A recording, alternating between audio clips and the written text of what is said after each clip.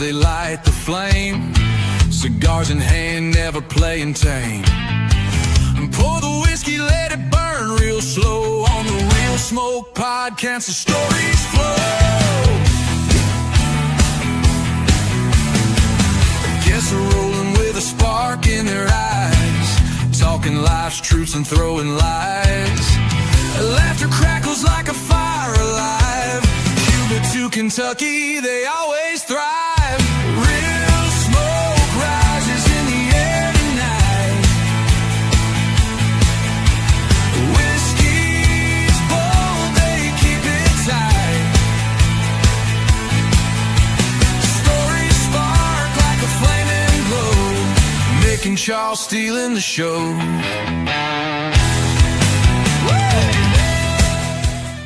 Welcome to the Real Smoke Podcast with your hosts, Mick and Charles, the podcast that's all about real people, real cigars, and real smoke. Coming to you live from the Real Smoke Virtual Cigar Lounge, bringing you the best of cigars, whiskey, and all the good times in between. It's more than just a podcast, it's a community of cigar lovers. So grab your favorite smoke, pour a drink, and join us as we dive into all things cigars, whiskey, and just having a damn good time. This is the Real Smoke Podcast. What's up, everybody? Welcome to episode 51. We are over the hump. I'm Charles, and that guy over there is Mick. We are the people that's going to be leading you through this journey of nonsense and chaos tonight. And if you don't believe it's nonsense and chaos, then you haven't been watching for a while, because that's about every week. That's what we do. Yeah. But before we get things started, let's go ahead and show some love to the people who show us love. Norman Miguel at the Cigar Vault. The Real Smoke Podcast is brought to you by the Cigar Vault Oakdale, your ultimate destination for premium cigars and unforgettable experiences. Whether you're a seasoned aficionado or just starting your cigar journey, they've got you covered. Find them on Instagram at Cigar Vault Oakdale or online at thecigarvault.com. Here's a treat for our listeners. Use promo code REALSMOKE to save 10% on your next order. Let the Cigar Vault Oakdale unlock your next great cigar.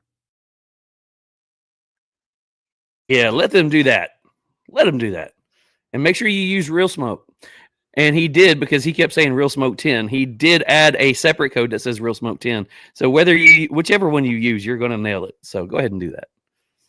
What's up, buddy? I took your line. You did. No, it's all right, man.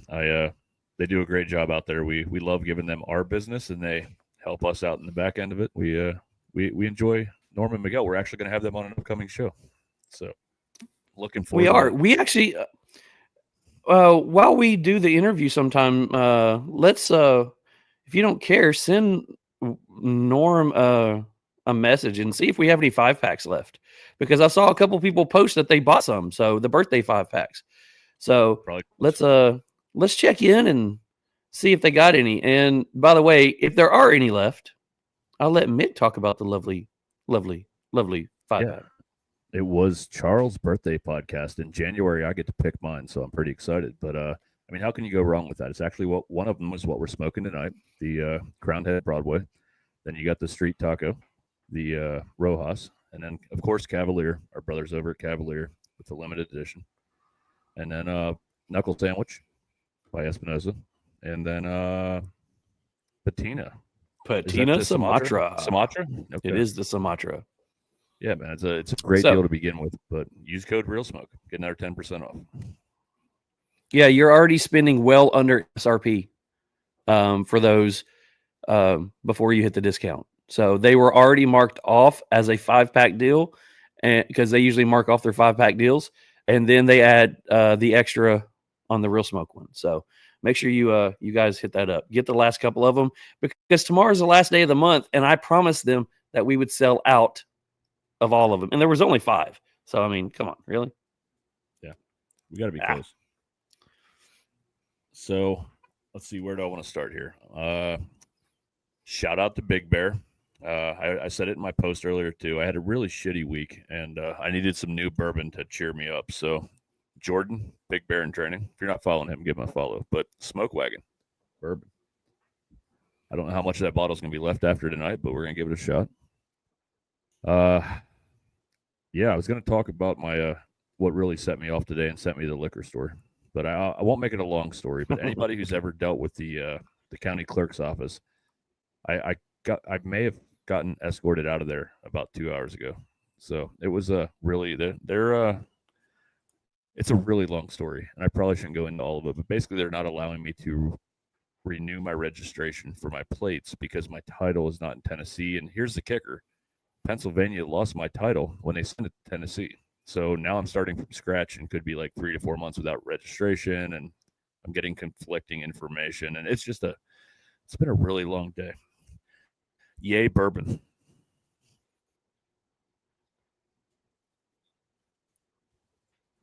It sounds like it's been a fantastic day.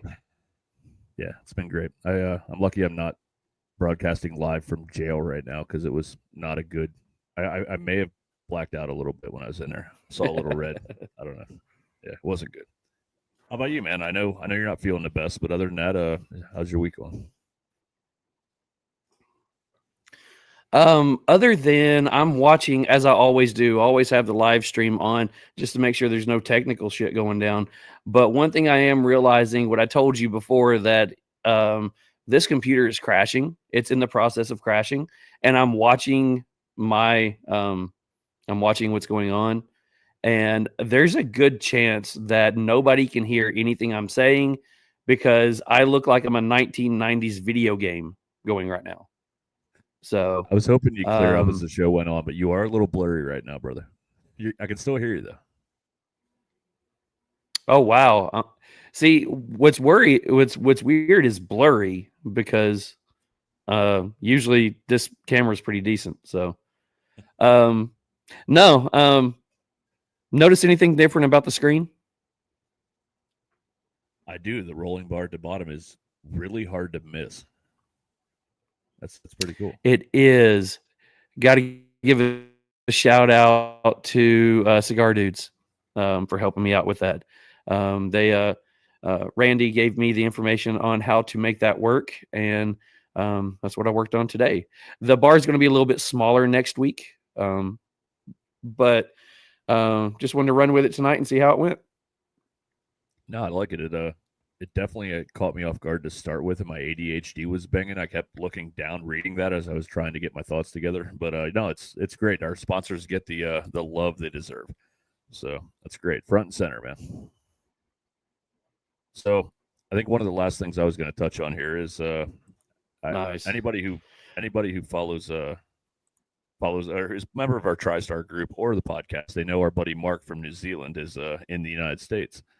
And he's had one hell of a trip so far. It looks awesome. But tomorrow's going to be the best day of his trip because he's coming to see me.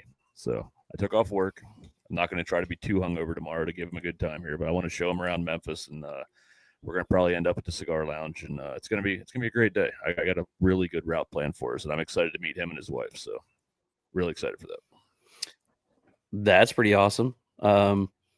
So what time is he supposed to be in? Do you know? It's supposed to be around noon. I took the whole day off. I got to go to the county clerk's office again in the morning.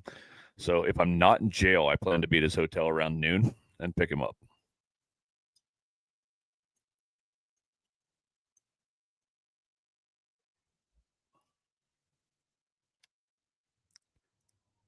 You still there, brother? I think I might have lost sound.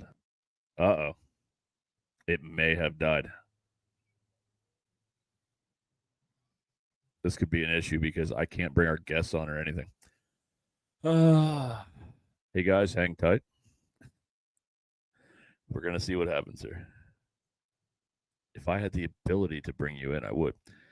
So, yeah, I had like one or two more things to talk about. I was going to talk about last week's show, but without getting Charles' feedback, that's kind of pointless. Yeah. You guys can sit here and just listen to me ramble for hopefully not too long until he gets logged back in here. If I could bring the guests on, I could keep rolling with this shit, but that could be a problem. Hmm.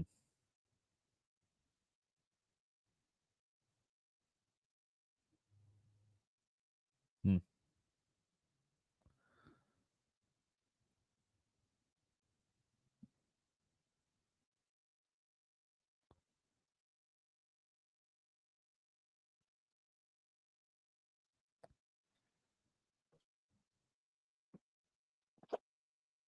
Hey, he's back. You on your phone, brother? Can you hear me?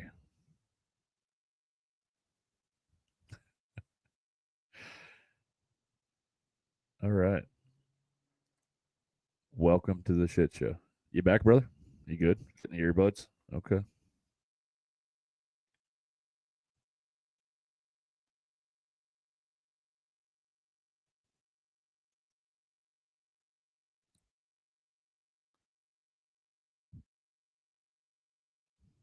Yeah, I was a little worried with that being a little blurry. You look a lot clearer if that makes you feel any better.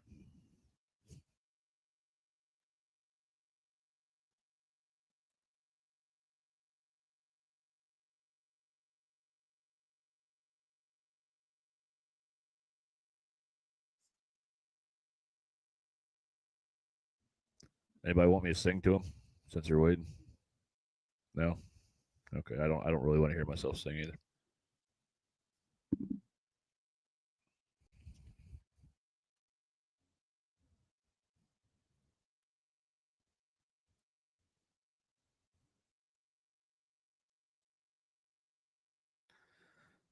Hey, what's up? Can you guys hear me? I don't know if Charles can hear anything yet, but we at least got you guys in. So I can hear you. We can hear you, Mick. I think we just all lost Charles.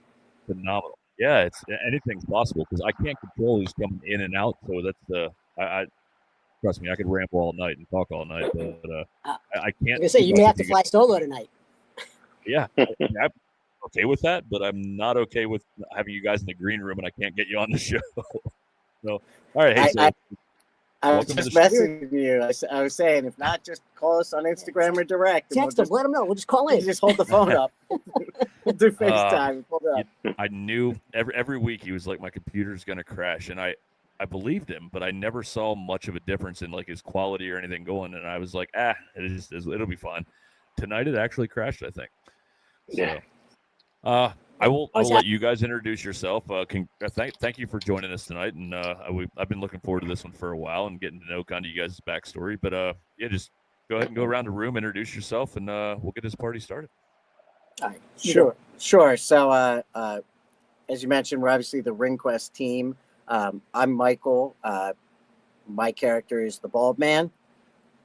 I'm Jason. I'm Michael's brother, and on Ring Quest, I'm Photo-esque. And I'm Ira. I'm Ira, and I'm the Dapper Dog, and I'm the long distant cousin from these two. Very nice, very nice. So we kind of talked in the green room a little bit about it, but I'd kind of like to hear about you guys growing up. I hear there's some overlap there. Obviously, you guys are related, and kind of want to hear about you guys growing up. And that's kind of what we do. We kind of try to take it back and kind of give. We feel that. A lot of cigar smokers, especially now, they like to connect to something. They like to connect to people's stories or latch on to something in their past or something that they can go with.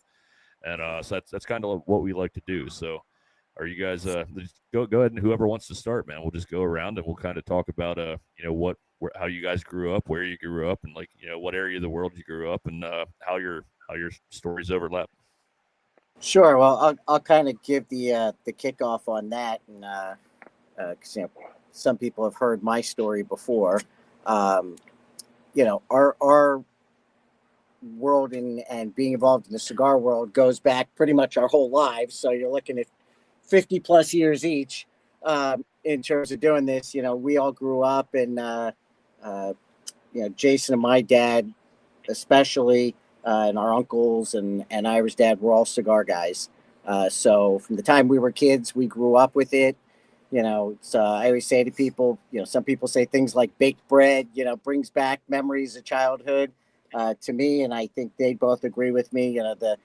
The smell of a fresh cigar, walking into, the humidor, when you first open that door and get hit with the smell and the steam is probably one of my favorite smells. In terms of doing that. And as we said, so we're all related. Jason is my older brother. Ira is our younger first cousin. We all on our father's side, his mother, our father's side of the family. We were the only boys, so we were very close, pretty much like three brothers from the time we were kids. You know, we were all born in the New York area, New York City area. When we were small, we moved down to DC, and that's where Jason and I grew up until we went off to college. And for a couple of years, Ira lived with us, and then his family actually moved to California. So, you know, as kids, we were, you know, personally very close, but we didn't see each other very often. Certainly back then, it wasn't like now where, you know, you could get cheap flights all the time. And Yeah, it's like a big deal to travel cross country. You know, probably, you know, about 30 years ago, Jason was off interviewing after school for some jobs in California, and managed to spend some time with Ira, and, you know, called me up one day and said, "Hey, you know, our annoying little cousin." He's not as lame as he used to be. He's actually all right now. Exactly. You know, so we kind of reconnected over that. And a few years later, Ira actually moved and went to school in Tampa. And Jason and I were out of school, and whenever we'd have time off from work or have an opportunity, it was like, you know, what better for two single guys than to jump on an airplane? We call Ira sometimes and be like, "We're coming to visit." He said, "When?" "Flight leaves in an hour. We just booked it." And so, you know, we kind of just became best friends again, and have been together ever since. And we used to always talk about doing something together business wise. We didn't know how we were going to make it happen because, you know, Mike was in business. I'm an attorney. I was, you know, in tech and sales and communications. So we're like, all right, but somehow, someday we're going to end up doing something together. We're going to make it happen. And this is going back probably, what, 25, 30 years, right, Ira? We said it? Probably, yeah, at least. Yep. So let's hear from your side, Ira. So we heard their side. So were you the annoying little cousin? I don't know. I'm asking. I gotta ask. You know, they say that from the safety of a couple hundred. We can miles hop in away the car from and be here there in a couple hours, Ira. Just remember this. Be careful what you say. What they forget to tell you is I'm about twice both their sizes. So that's true. That's probably true. So there's definitely a safety mile buffer here. But no, a little bit of screen warrior. exactly. That liquid courage. But no, I went over to moved to California, grew up there, and went to college. Actually left California after the big earthquake in '94, and went to Tampa. Went to college there, and was in Tampa for 28 years before work brought me to the Mid-Atlantic in Virginia. Which has been great. You know, it's been fruitful in its delivery here, but we had talked. I think we started the conversations a long time ago. We did, I'll say, solidify the conversations a couple of years ago in finding a way to go into business together, and where that would be or what that would be, which got us to the point we're at today. So I'll throw in with because we were just getting a text message while Ira was talking that we have two other cousins that are guys on this side of the family down in Florida, and one of them who probably has the biggest cigar collection out of all of us. He's got I think an entire guest room that he converted into his own humidor. Just proceeded to write in to remind us that 25, 30 years ago we all had hair too. So. You know, sorry, that was before the was bald.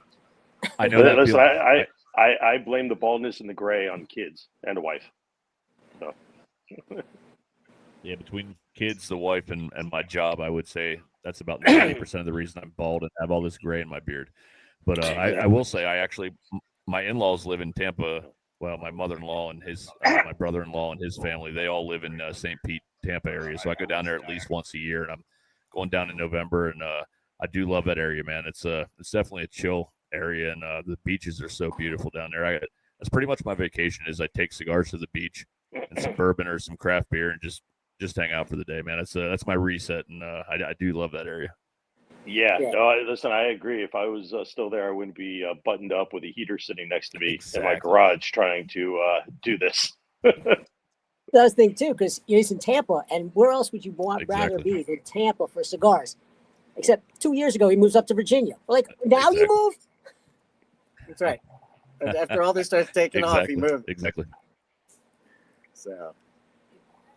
Yeah, Well, no, I Tampa's agree. always great. I lived in the Northeast for I lived in the Northeast for most of my life, and I recently moved down here for my work down to Memphis, Tennessee area, and we get like 2 months of winter here, a fairly hard winter. You know, up in Pennsylvania it was like 8 months, so I'm like, man, now I'm spoiled. I do not want to go back north for my next job move. So I don't know. Weather definitely. The older I get, man, I hate winter. I really do. Well, and you know the region. I mean, we're Mike and I are in New Jersey. If you look at this background here, this is an ice fishing tent. We put it up on our front deck for the winter so we can smoke outside. That's awesome. That is awesome. I need to invest in something for when it gets a little colder here. I'm on my deck as well. Got the But TV no, for football. so I saw that. That's very nice. So let's talked about your growing up and how everything kind of overlapped, and obviously how you know each other and through relation. But how about when did cigars come into play? And we don't promote underage smoking on this show, but when did cigars come into play for all of you guys? Well, so we Underage. yeah, underage. I mean, obviously, I think like many of us, it was a different day and age, back then. But our dads and uncles would let us have a puff here and there, and when you were kids, it was kind of tradition. When you became a teenager, usually on your birthday, they'd all sit down and let you have your own cigar, which of course you felt like you were so grown up, and you'd smoke the whole cigar and try not to turn green and throw up in front of everybody, right? And Absolutely. yeah, and then it was okay, back to you're not allowed to have it until you're 18, and I guess I started getting into them. I was actually living over in London back in the early 90s, and just got bored with, sort of going around to the tourist stuff and sitting in the regular pubs, and was looking for some stuff actually to get from my dad and my uncles, and wandered into to Davidoff, London. And, I don't think they get too many American 18-year-old Yankees walking through the door. Certainly ones that actually understand the difference in cigars and what they're talking about. And, it's kind of fun. The guys took me and my roommates under wing, and, it's kind of like every Saturday before we go out, that would be kind of our afternoon stop. And, it sort of took off from there. We got back and once we started working, and in the 90s, we were kind of into it. And, I'll be honest, when the big cigar boom of the late 90s hit, I think, every jerk off in New York City was, running around and spending, $50 for Garcia Vegas. And we kind of dropped off for quite a while. And, we'd have the occasional cigar when we'd all get together and see each other. And I guess probably about 8-9 years ago, I belonged to a great, group of guys, like, all fathers in town that did charity stuff for our kids' schools. And some of the guys wanted to do a cigar and whiskey night and couldn't figure out how to get everybody to approve it. As we all know, I mean, you can have moms dancing on poles and smoking weed and drinking alcohol, but God forbid you mention a cigar, we got to draw the line.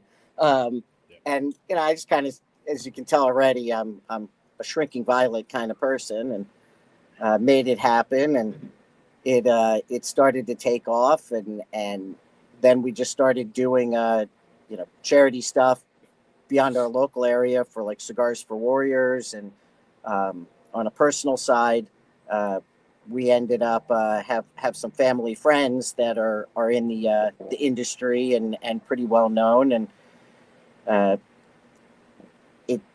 it just kind of snowballed. We were looking for some things to do, and I was in the DR and yelling at somebody for not getting us some cigars for Jason's birthday, and they were explaining to me. We were literally in the swimming pool in the Dominican Republic when this is going on. Good. He's laughing at me, and I'm yelling at him on the phone like, I don't care even if they're not here, but at least you can let me know I've left you all these. I'm like, chill out. We're on vacation. We're in the tropics. We got a pool. We got drinks. You're okay. And they're laughing, and they said, well, we'll be lucky if we ever get those voice messages. This is the Dominican. It's not the States. And this was before WhatsApp had really taken off. And I'm yelling, and I said, well, how the heck do you people communicate? And they said, Instagram. said, Instagram. They said, yeah, we'd use it for voice, for video, for communication. And the person's assistant says, well, I've been sending you messages. And I said, you couldn't be sending me messages. I'm like, look at me. I said, do I look like I Insta-snap anything? Like, I've never been on the damn apps in my life. I can't tell you one from the other. And the woman's arguing with me. I finally, Jason's sitting next to me just laughing his butt off, and he looks on and he sees there's an Instagram account. And I'm yelling, I'm like, there is a single picture of a Peking duck from 10 years ago. No followers, no following. Peking duck he made, by the way. He's a great cook. He's a great chef. And nothing else on there. I said, why would you think this is an active account? I'm like, I don't even know how to log into it. It was my 10, at the time, my daughter was like 10, and I don't believe in giving 10-year-olds cell phones. So, she was allowed to communicate with her cousins, over it on my iPad. So obviously, 10-year-old smarter than me with tech, figured out how to do it. So after we get off, Jason and I are sitting there, and I'm like, well, I guess I got to figure out how to do this. And as he mentioned, we're all kind of corporate background. I was in investment banking and VC for years. Jason's a national securities attorney. I was a tech, executive. And I thought, again, right, all I need is some uptight, stuffy jerk Googling me and seeing my cigar interest and on against me. So I thought, what can I put on here that people do? And I kind of x-rayed out a picture that somebody had just taken of me and wrote the bald man across it.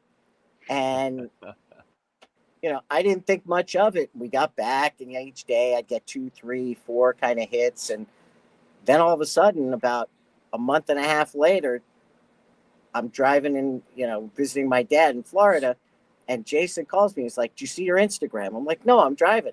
He's like, look at it. I'm like, I can't, I'm driving. He goes, pull over. And I pulled over, and I looked down, and I didn't have my glasses on. I'm like, my ring guy said, yeah, okay, whatever. And it was like, I'm thinking I had like 1,400, kind of people or something. I'm like, okay. It says like, 15 or, 1.5. I'm like, great. What's the big deal? So it went up 100. He goes, dude, put your glasses on. He's like, it doesn't say 1.5. It says 1500, 15,000. And, people just liked it. And I guess, it was a different view. It was, I wasn't trying to rate cigars and tell people what the best was. It was just, here's who I like, or messing with friends in the industry. And, it just started to go. And a couple months later, some folks at PCA reached out and invited me to PCA, and I laughed and said, I'd love to be a member. But come on, everybody wants to go to the convention, and I know it's only for industry. And they said, well, we could probably arrange that. And I said, okay. And I said, but look, I also know it's late. It says the hotels are sold out. Like, it's going to be 110 degrees, because this is back when it was in July in Vegas. And I'm like, if I don't have a room, I'm not going. So they said, well, if you could fill out the information. So I called some friends in the industry who, sent in some recs. And about 4 or 5 hours later, she gets back to me and says, congratulations, you've been accepted as a member of PCA. And, I was able to get you 4 passes for the show. And, I was reserved, two suites for you at the Venetian. That's about all we could pull, if that works for you. And, look forward to seeing you, like 2 months. So I got done, and I picked up the phone, and, Jason comes over for dinner that night. I'm saying to myself, okay, so apparently I now have 4 tickets for myself and my team. And I said to her, well, what's my team? So I said, I guess you're my team. And he looks and he says, and he's like, okay, well, and I guess, Ira will go. So he said, sure. And ironically, we're having Sunday dinner. Ira's good for that. If you're ever doing something, you need Ira. He's like, hey, Ira, we're doing this. You come in? He's like, yep, sure. He's very good for that. And of all people, we hear from the other room. So we go, yeah, so I'm 1, you're 2, Ira's 3, and we hear from the other room, 4. Like, what? 4. We go in the other room, and at the time, our 80-year-old mother, who's about 4'7" now, is sitting there like, what are you talking about? She goes, 4. And I said, no. Looking at her, I said, I'm 1, Jason's 2, Ira's 3. She goes, 4. She goes, listen, I haven't been to Vegas in 20 years. Who knows when I'll get there again if I've got an opportunity. And if my boys are going, this sounds like a hell of a lot of fun. I'm going. So I'm 3. He can be 4. That's awesome. So his aunt, pulled rank, and we all went off. And ironically, she was like the hit of the show that year. We got her little scooter and everything. We're all drinking after the show closed. I'm out at the bar at like 11:30 at night. Some dudes are coming up to me and like, so where's Joyce? I'm like, you seriously asking me where my mom is now? So, yeah, people got to know her. So the hit of the show, 3 years ago, was none of us. It was, people were calling her the bald man's mom. And I was about to ask, So did great. she have a name? well, The bald man's mom. she didn't, and she does have an Instagram account now, and she did insist that we log her into your show before we got on with you guys today, so she is watching. That's awesome. Hi, Mom. Hi, Mom. Hi, Mom. And she's been giving us a little bit of grief because as we've been adding people in on Ring Quest, she's like, well, at some point you get around and you want to turn me into a character. And we're like, how do you say no? Okay, so I'm going to ask this. Since you two are brothers, if you had to turn your mom into a character, what would it be? Oh, that's easy. But we used to joke, and you're going to get me killed after this, but That's awesome. You know this is true. It starts just with a W. which Starts is with a W. which and is you didn't if we discuss it. really wanted to do it, she would be a wombat. Mm-hmm. A wombat. Yes, your mom would be a wombat. I So- know, we said it. I can tell you, and we were all, Ira and I were football players and cross players, things. Jason was captain of his wrestling team.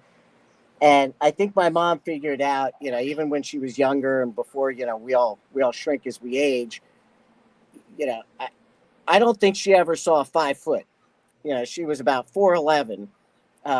She was an attorney, one of the, I think, 3 women in her entire law school back in the 60s. So she's no shrinking violet herself.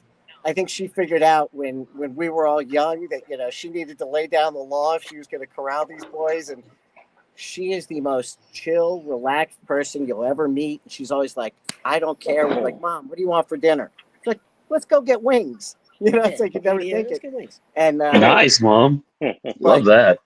But when we were kids and it was like she had enough, we used to joke and say, she would lose it. And it was like, the red demon eyes. And, we just said, it's like, Mom just turned into a wombat. It was like the vampire came out. She got pissed. She turned into a wombat. You That's told what we used the to say line, when we were so. little. So she'd be a wombat. Nice. That's phenomenal.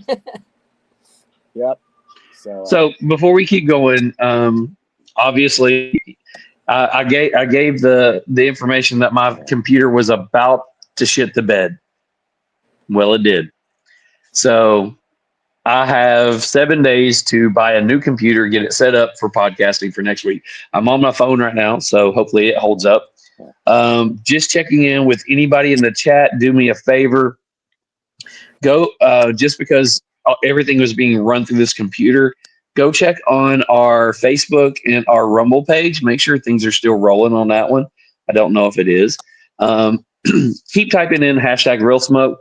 I'm going to try my best to be able to pull prizes out tonight. I know we do have a couple that we're giving away tonight. So go do those things for me. Put it in the chat and comments. I don't really know if I'm going to be able to pull up your comments tonight because, again, I'm running everything from a cell phone. And I have, in 51 episodes, I've never done this from a phone. It's all been from a big studio that of computers and phones and everything else. So anyways, I have a question. so I have a question to go add ahead. on to that. Are we gonna be able to run Yeah. sponsor ads? Because if not, we're just gonna have to give them a sponsorship read. Because I know we've it's not your fault, bro, but we need to figure that out too. So let's talk to Ring Quest guys real quick. Can we are actually behind 2 sponsor ads because of my mess up. This is I own everything. This is completely me. I knew about noon today that my computer was dying. I just was hoping I could get through this tonight, but obviously I didn't. Do you care if we go ahead and get these out of the way real quick? Gotta do. We don't care. Go Go for ahead. We're just having fun. All right, Mick, we are smoking the Crown Heads Broadway, and our cigar tonight is brought to you by our family over at 13 Knives. Hey boys and girls, I wanted to read you a story about the three little cutters. Once upon a time there were three little cutters. Daddy Cutter, Mama Cutter, and Badass Bulldog Cutter. The Daddy Cutter came out in 2020, and some people thought it looked too much like other cutters. A year later, Mama Cutter came out, and some people thought it looked like Daddy Cutter. Given the times, oh well, let's be original. So in late 22, Badass Bulldog Cutter was born. Badass Bulldog Cutter is a cleaver style cutter with a bottle opener made from 1095 high carbon steel that I get right here in the US of A with US source materials. And those who have bought the Badass Bulldog Cutter have lived happily ever after. So quit looking for your glass slipper and buy yourself a Bulldog Cutter. And a huge thanks to 13 Knives for being that sponsor. And Mick, let's talk about the cigar that we are enjoying. Tonight we're smoking the Crown Heads Broadway. Wrapper is Connecticut broadleaf. Binder, Nicaraguan Jalapa. Filler, Nicaraguan Esteli, Jalapa, and Ometempe. And you can see the price right there that we paid for it. A very good price for a very good cigar. Brought to you again by 13 Knives. 100%. I will say that I am a huge fan of the cigar, and I don't know why it keeps popping up, but oh well. The lovely thing of working on your phone. But we do have some awesome guests, and they've been telling, one of the things that I was worried about going into this is that it was three separate people. I know you knew more about them than I did, but I did not realize they were related. So the whole idea of being able to do our normal, let's go back in time and talk about how they grew up, it's actually rolling quite well. So I do want to thank our guest on here, because usually during this time when we brought our guest on, I would usually say, I appreciate you guys jumping on here. It's a pleasure for you guys to be on here.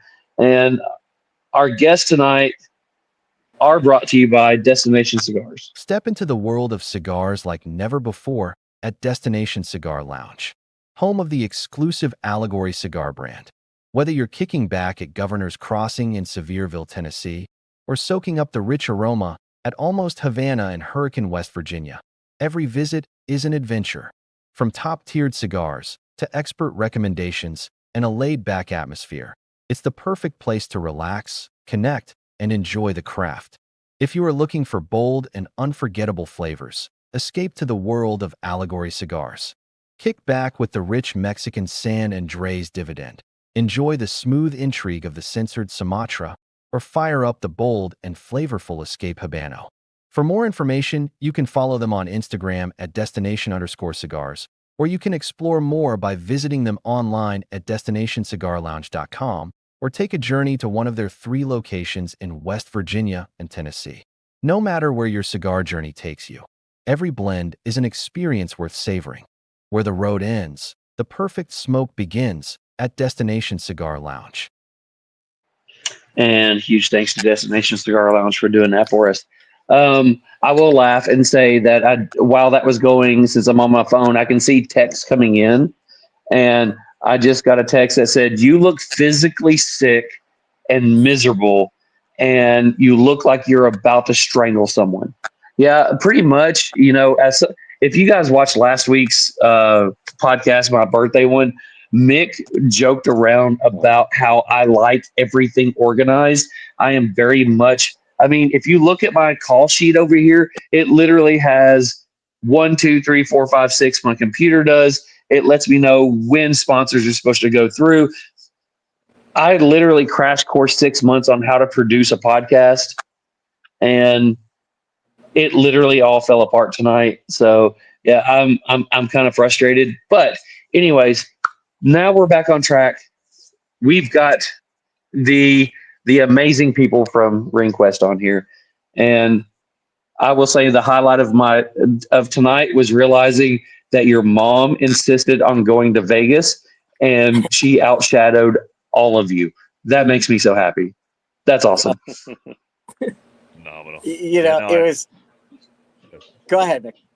No. I was just gonna say that was one of my highlights as well, and I also do apologize. I know it was Charles's computer, but like we're usually pretty damn organized on this show, so thank you for bearing with us, and we're back on track now. Let's keep this thing rolling. But yeah, tell us, guys. tell us a bit more. I appreciate you guys for hanging in with us. This has turned into a shit show on our part, not yours.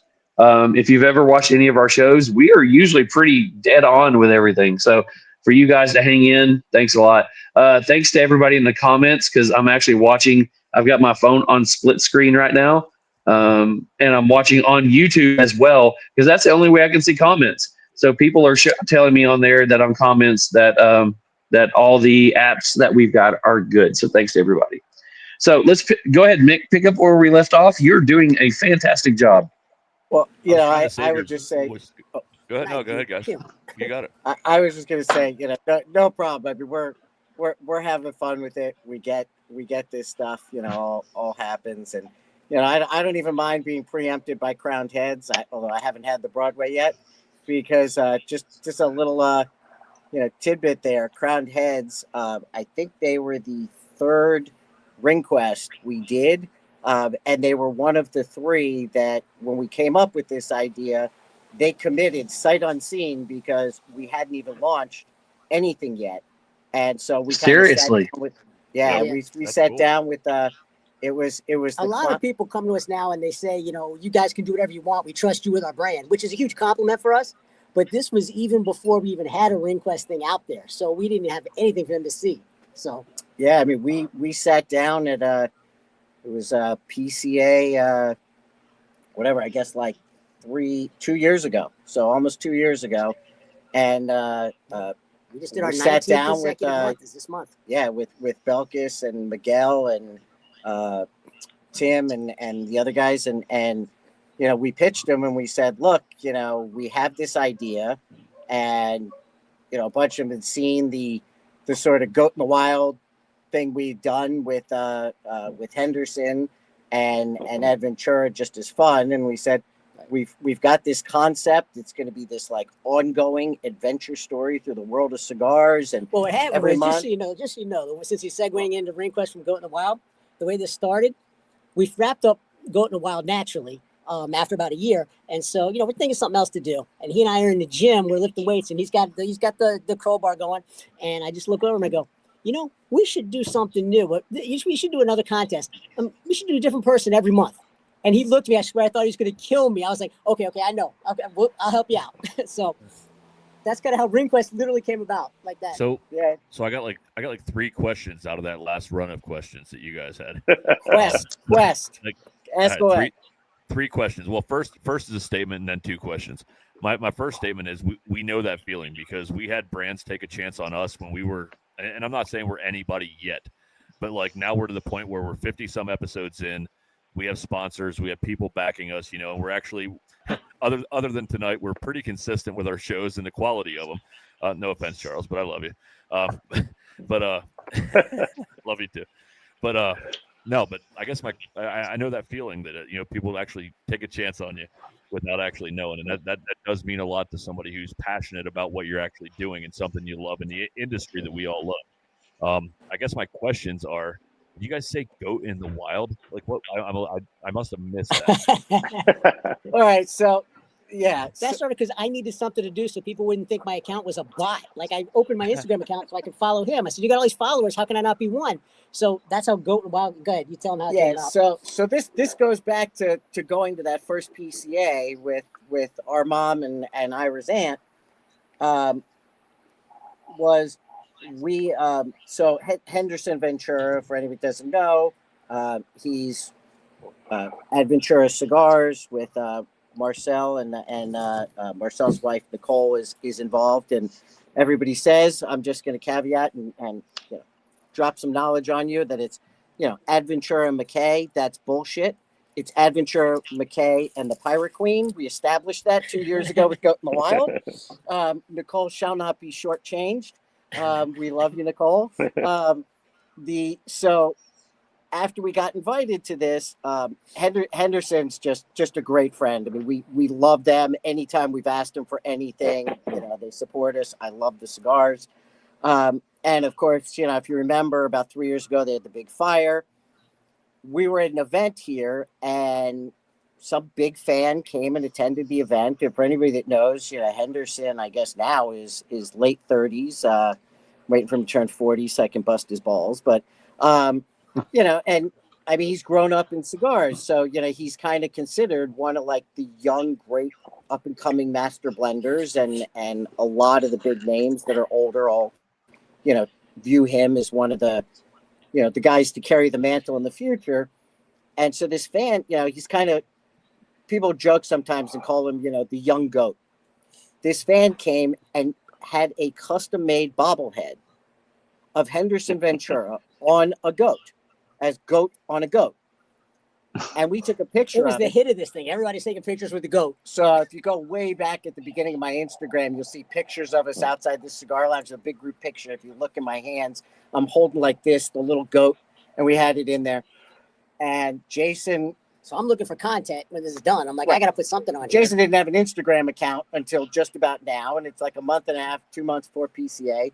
And so he's just starting up, and he's thinking, what can he do? So I start photoshopping the goat into things. I mean, I don't Photoshop, but I have other stuff. So I'm putting the goat in different scenes. So he puts the goat in, on a picture of a farm, and, uses the little Instagram music of old McDonald. And he comes to me and he goes, what do you think? He goes, do you think Henderson will be okay with this? I'm like, beats the shit out of me, but, hey, it's old McDonald, post it. So we did it, and Henderson thought it was funny. And the following week, we're actually in the DR, and I was going to go see him up at the factory, and Jason and I are in La Romana, and we're just bored. And it's pouring rain, and we're sitting out there on the balcony smoking cigars, nothing to do, stay at the rain all day, and we're just screwing out the Instagram, and we just start taking this little goat statue and superimposing it into pictures all over La Romana. I mean, I got him by the pool, one of the dancing girls by the pool, the Dominican costumes and all, So we're just busting his chops, and Jason looked at me going, listen, Henderson better. You sure he's okay with this? And I said, well, shit, I don't know if he is or isn't. I said, but too late now. I said, I guess if he doesn't have a sense of humor, we're giving him one. And the following week, I get up to the factory, and we're laughing, and Henderson thought it was hysterical. His dad thought it was hysterical. And Nicole happens to call, and she's making fun of him over the posts. And she and Marcel start basically being three brothers. Anybody that's got brothers knows, we can mock each other mercilessly. Yeah, I was closer than a cousin. We'll give him that. He's our brother. And, but you know how it is, right? Somebody else turns around and cracks that same joke. And it's like, oh, no, you can't go there, man.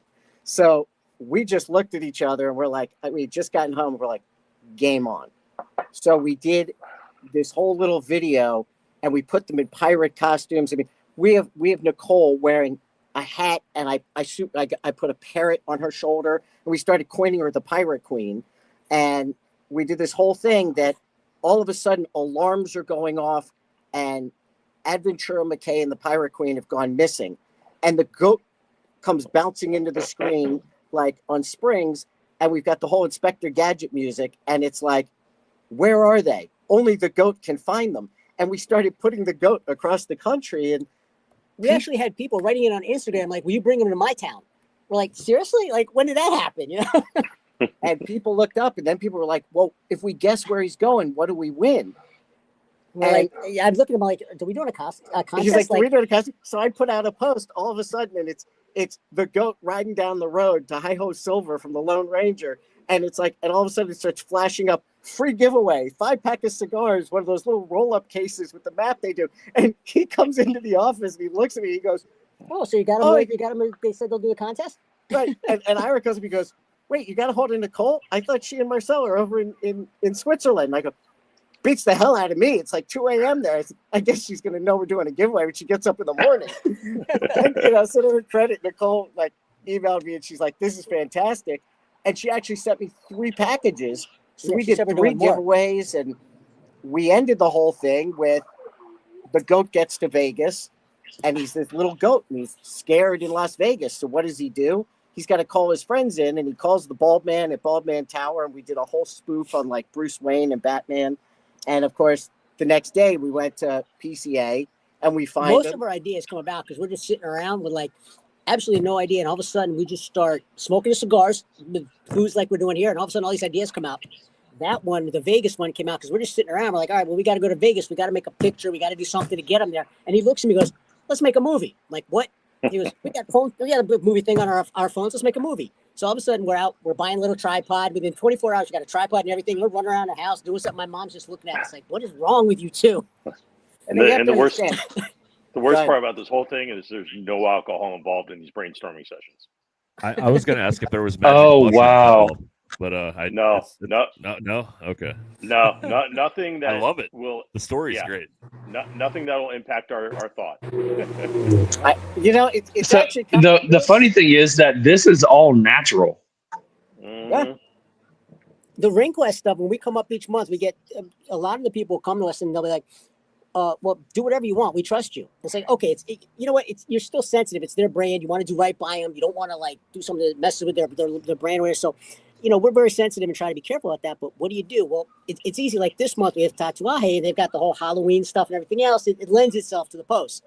But sometimes you get people who they don't have any characters. They don't have any theme. It's just kind of a traditional, like a logo, like a crest. What do you do?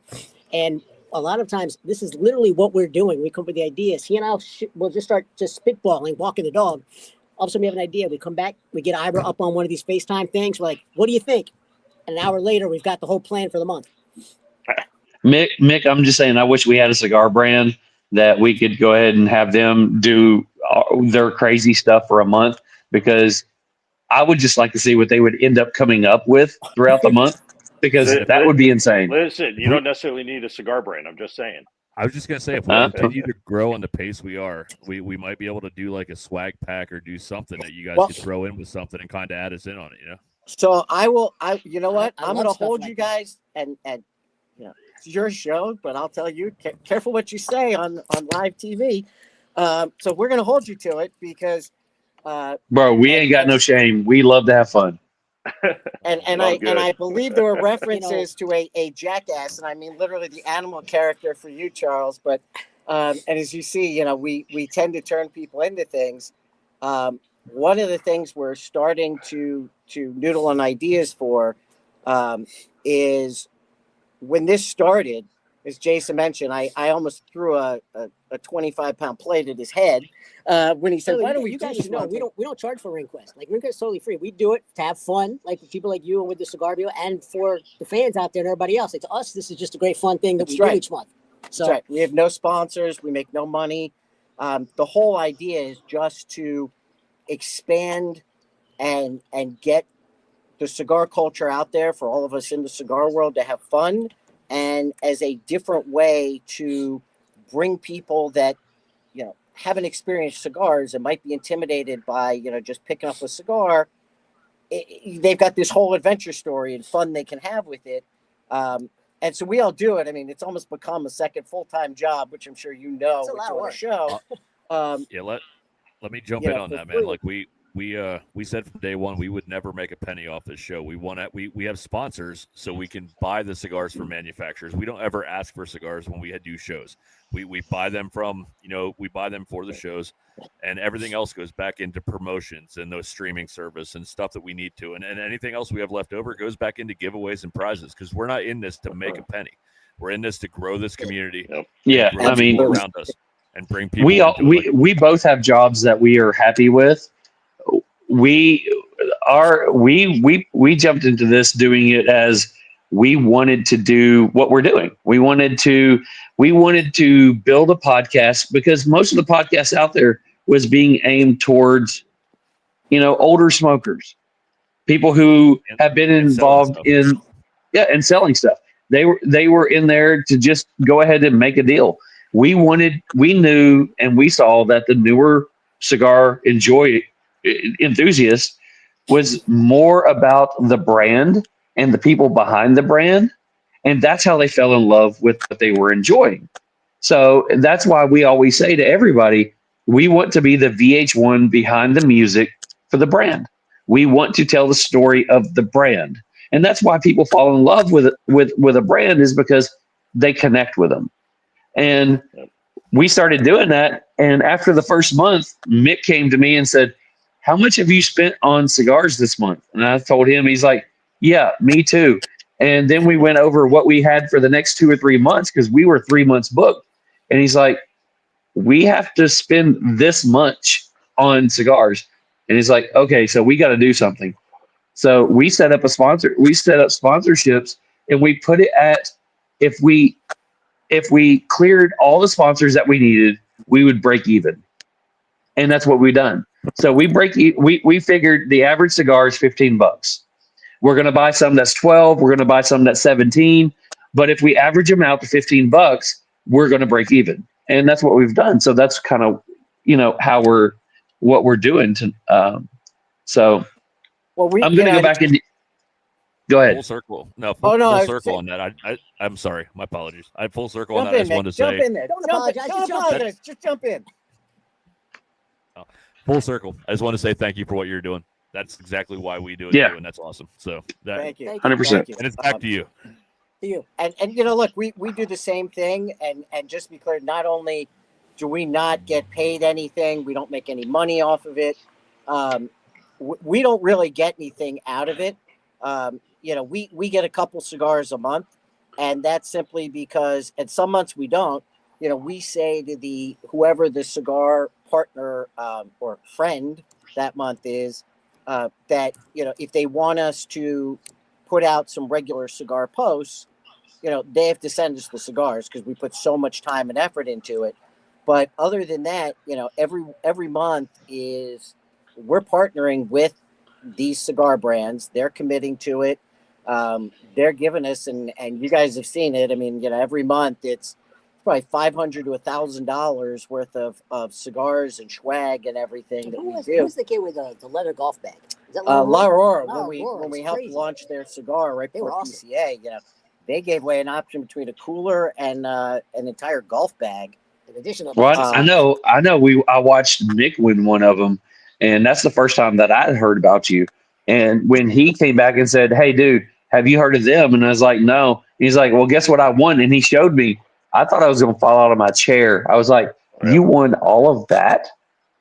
Well, That was and listen, Charles, I'll bust your biscuits on that a little bit, since I am smoking the Tatuaje cojones on this. But that's because you guys, like, I think a couple of years ago, pinged Ira and me about getting involved with TriStar, Herf Crew, and everything else, and we said, yeah, sure, and never heard back. So otherwise you would have heard from us. So you got to get us in the club. But That'll work. We'll move on from that. But That'll work. That's right. But I'm yeah, now the the whole vice audience looking president, to see so now, right? that's right. I'm now the vice president. Hit me up. I got you.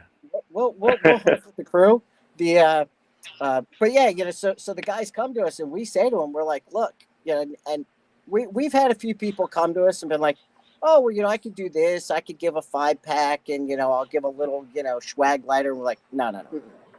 You got to give away a whole box. It's got to be a good box. And if it's not, a limited edition special thing, whatever, you got to throw swag on top of it. And that's why you see, every month it's lighters, cutters, ashtrays, golf bags. I mean, God, if you look this month at what Pete did, I mean, But it's because it's all about showing love to like the fans and the smokers out there and the community, and also it's like, come on, show the appreciation for the whole culture. Like that's what it's Right. about. Yeah. and we give it Well, all we've away. also, and we've also set ourselves up on that one, right? So from the beginning, the offerings were pretty good giveaways, and the fan base has kind of come to demand that, right? They want when they think about the Ring Quest SSL, that's what they come to expect, right?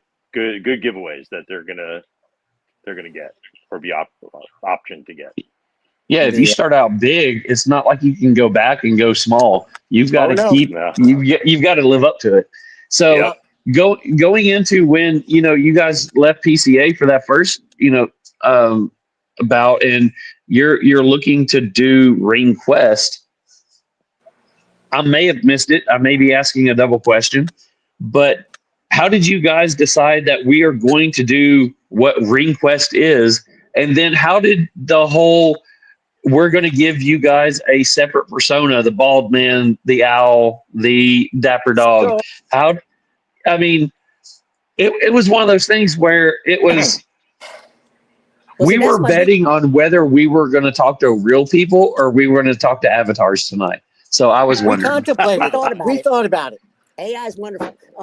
That's the one thing that burns our chops, because our mom runs around with dapper dog swag, not the owl stuff, not the bowman stuff. She's wearing Ira stuff. And I'm not even joking. That's awesome. Listen, I might be the young one, but I'm the smart one. I know what people want. She loves the dog. we also have she loves the dog. So we got about a year ago. For my mom, and she had been sick for a while, so we had, and she looked up and she said, hey, can we get a dog?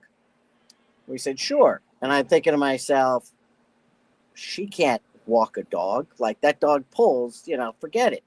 She's 80 plus now. And at her size, well, I've done some work with Cigars for Warriors, with Dogs Inc., which, by the way, amazing organization, one of the best organizations there is, doing all sorts of service dogs for veterans. And I thought, if we get a dog, we got to get a fully trained service dog, voice command and everything.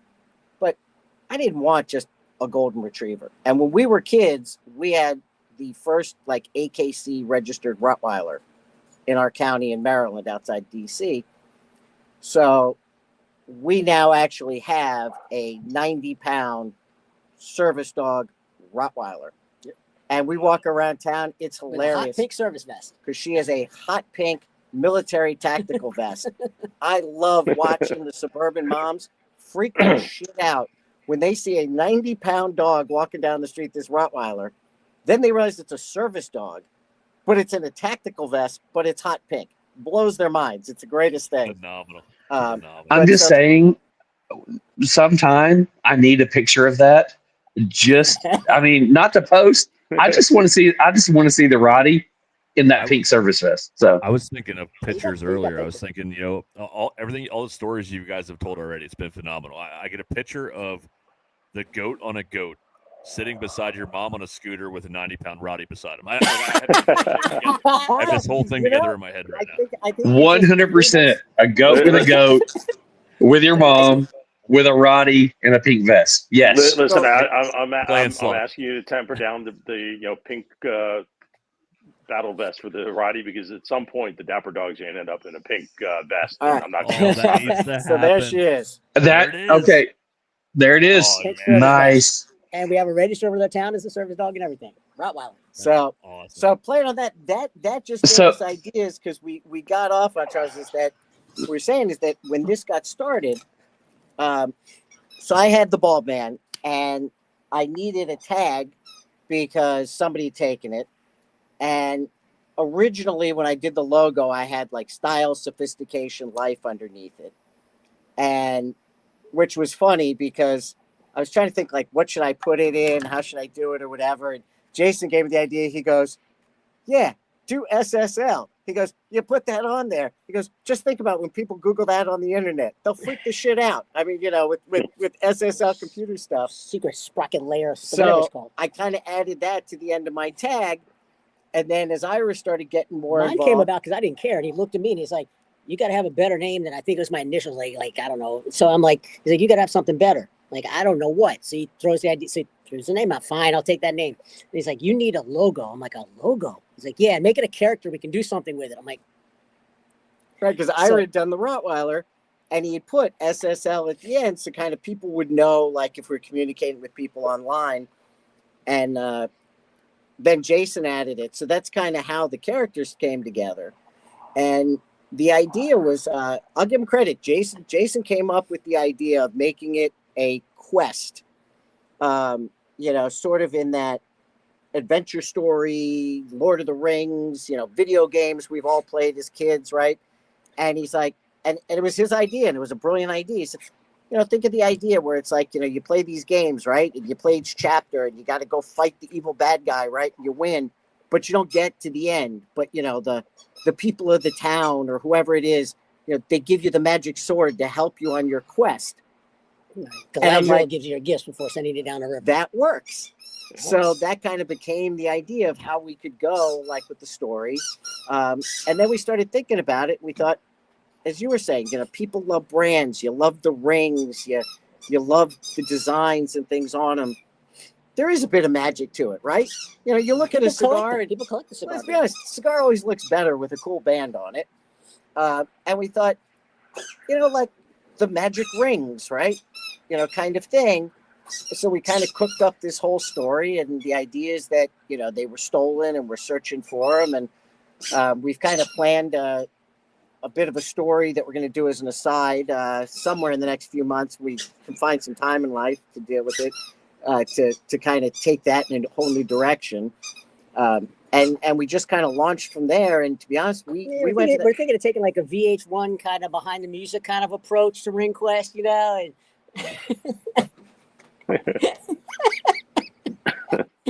sorry, go ahead. Yeah. I think you should really do that because nobody else has done anything like that. So, I mean, it's a great idea. I think you should follow it up. I think we'll create our avatars and we'll have them host a podcast like weekly. It'd be great. And then you guys could be guests. Yeah. That works. I'm good with that. So, yeah, we went off and we literally were sitting here like this, just as if the two of you guys weren't on the sides of the screen in videos. And Jason's saying this to Ira, and Ira's looking and going, hey, that sounds cool. Let's do this. And they cook up this whole idea. We're smoking cigars, and I'm not kidding. I said it to him in the gym, and he almost killed me. Like his face, the heat on it. Like we had just finished a goat in a while, and he's like, "Oh hell no!" I'm like, "Relax, we'll do it. We'll call Ira. He'll help us out." So of course, Ira looks. You have to understand, Ira's dangerous. He's got like the secret mask on. He looks all big and friendly and happy, and then he throws out these little zingers that just send everything off kilter. And of course, they go through the whole thing, and then Ira looks up and turns Jason. He goes, "Okay, so how are we going to get people to do this?" And I'm not even paying attention. All of a sudden, I hear, "Oh, Michael just called some people," and I'm like, "Okay." So I reached out to one or two people. I reached out to the guys at Blackbird, Jonas and Miyagi, and they said, yeah. Jonas and Miyagi are two of my favorite people. Fantastic. They were awesome. And reached out to the Cigar Clowns, who were some friends locally in this area. So they agreed to do it. And as we said, walked into PCA, and I said, we got to get at least a couple months lead time. And so the Adventura folks agreed to do it, but they wanted to do like July because they were coming out with Blue Eyed Jack. And we just went in. I grabbed Belkis and Miguel and pitched them. And that was it. When we started, we knew we were good until July. And we said, well, I guess we're going to have to figure this out and do a good job. Because, most people didn't want to commit because it's like, what is this thing? What are you talking about? You're going to do this whole We're booked now through what, like March? So Yeah, that's what I was going to ask is, you've got this idea. I mean, if you tell this to somebody who's a sane person, they're going to look at you and go, "What the hell are you talking about?" Yes. Mm-hmm. But you take this idea that I'm not quite sure that it's not the idea that most people would think of. But you say, I've got this idea. This is what we're going to do. This is what our plans are. How do you take this to the first person and lay that out? Okay, so you just mentioned with a lot of trepidation. So yeah, I mean, if you came to me, if I was a brand owner with my personality and you gave me this idea, I'm like, I'm all in. This is the craziest, most insane thing that I've ever heard. Let's do it. But there's not, I mean, when you go into the cigar industry, if you stay inside the boutique industry, they're all for this kind of stuff. But a lot of the heritage brands would look at you and go, no, you got some screws loose. This is a little weird. And our idea was to try to bring both in. Like, we don't want to just have the big brands. We don't want to just have the boutiques. Everybody. Like, let's get them all in here. I have a lot of cool cigars out there, a lot of cool products. So anyway, go ahead, Mike. Sorry. Yeah, so that's exactly what it was. And literally I was sitting there and I sent a text message to Miyagi and I said, listen, brother, we got this idea. So we're going to create you saw what we did with Goat in the Wild.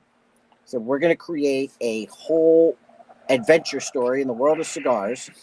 And each month we're going to have a different company. And I'll just say a friend. And that's all I can say about it at the moment because we hadn't debuted it. So, and we're going to do it. And trust me, we're taking it to a whole new level in terms of quality and everything. And he's like, okay, and what else? And I said, that's it. We want to launch with you guys, and you need to give us a whole cigar pack and swag and commit to do it because the first one launches like the day after PCA, and we don't have time to show you anything before we get there, kind of thing. And he writes back and he goes, okay, and he starts having questions, and I just text him back and I said, nope, that's it. I said, and you guys are going to give us stuff. You're going to be the first one. And he goes, and he writes me back. There's a long pause. I think he's going to think I'm nuts. And I get this message back, and he goes, and I had just met Jonas for the first time in person at TPE about a month before. And he writes me back. He goes, all right, we're in. And I said, did you flirt with Jonas? He goes, I'll talk to him tomorrow. He's like, but I love you. He goes, and I know if you're doing something, it's going to be good. He goes, so count me in, and we'll touch base tomorrow. I call him the next day, and I said, did you talk to Jonas? He said, yeah. I said, what did Jonas say? He goes, exactly what you just said. He said, I gave him a little bit. He started his questions. I said, that's all I've got. He looks and he goes, I have no fucking idea what these guys are talking about. He goes, but all I know is, he goes, I love Mike, and he's crazy. He goes, so if you think it's a good idea, we'll do it. And literally, they did it blind. Crowned Heads pretty much committed to it. Adventura knew it, so they did it. And that was about all we had. And we're looking at this, and I'm looking at the guys. This is month 19 consecutive months of giveaways. And I said to them, well, guys, we got 4 months, and we're either going down in flames looking like fools, or we got 4 months to figure out how we're going to add people. That. Who the hell are we going to get? In the beginning, it was like, there were a couple of months there where it was like, we're halfway through a month, and almost like now, like almost at the first, and we didn't know who was coming up the next month, and reached out to people. But the first year went great. As a PCA, we booked out most of this year, and as Jason said, we're like March, right? This is month 19, and I believe, depending on whether we rotate somebody out or not, we are booked solid for until our 2-year anniversary, which will be a PCA this year. That April. Nice. Wow. So we're actually thinking for April this year, since it literally falls right while PCA is going on, that we may do like we do our holiday edition, where we're going to do a 2-year celebration. Because who would ever thought we would have hit 24 months? So that'll be the 25th. I didn't think we get one. Consecutive month. And I think we're going to do a huge birthday celebration, and we're going to bring in all our friends that aren't regular cigar manufacturers. That have helped us along the way. So, guys like you, retailers, anybody that wants to participate, and do a huge giveaway for the month. And I promise I will make you into a jackass. Literally. So I do want to say this. So you were talking about what, brands got to give away.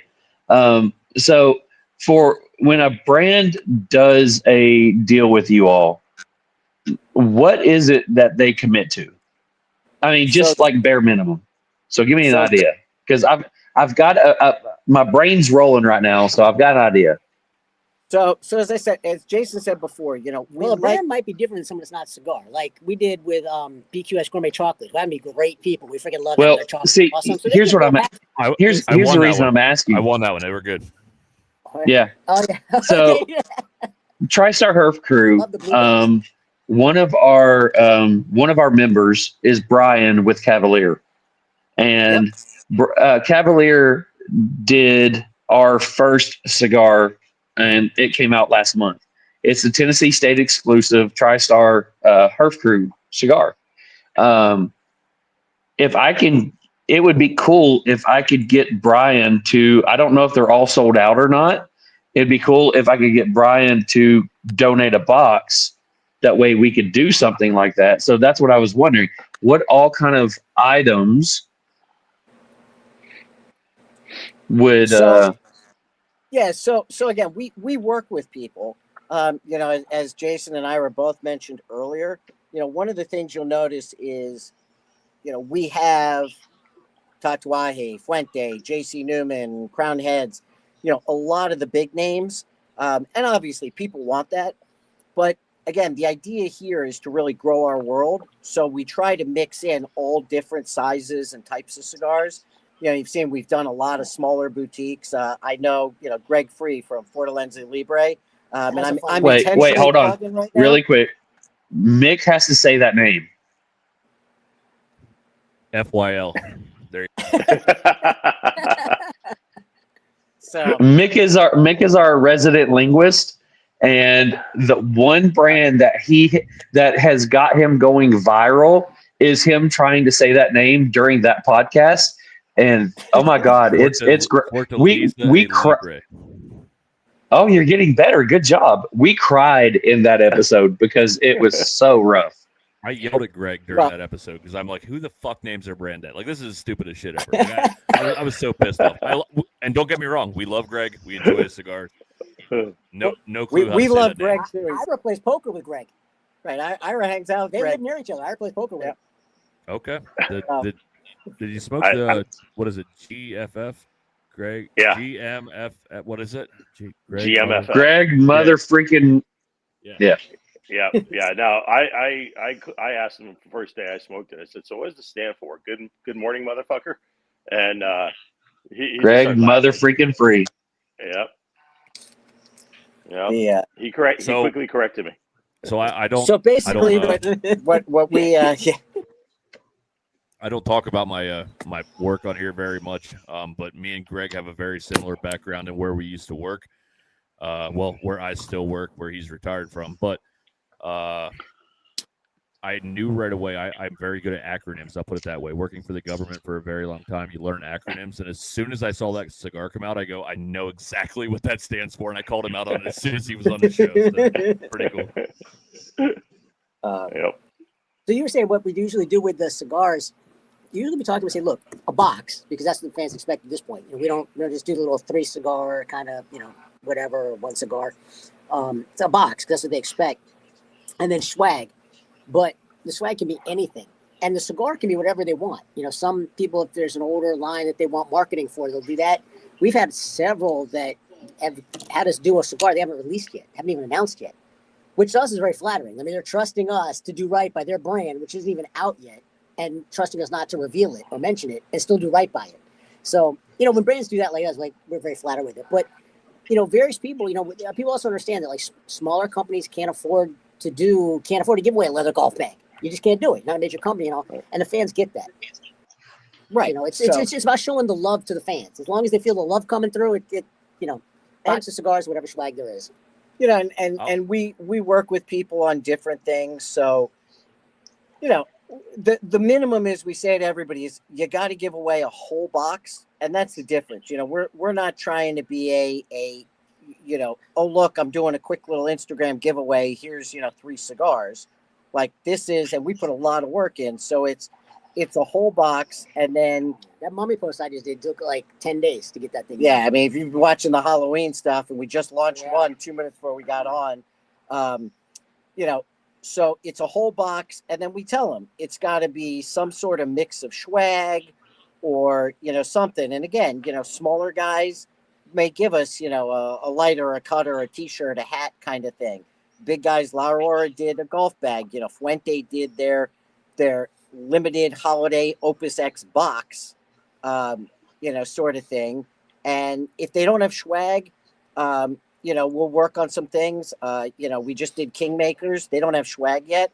So, great guys. Small company out of Wisconsin. We love those guys. Those guys are awesome. I don't know if you ever met those guys.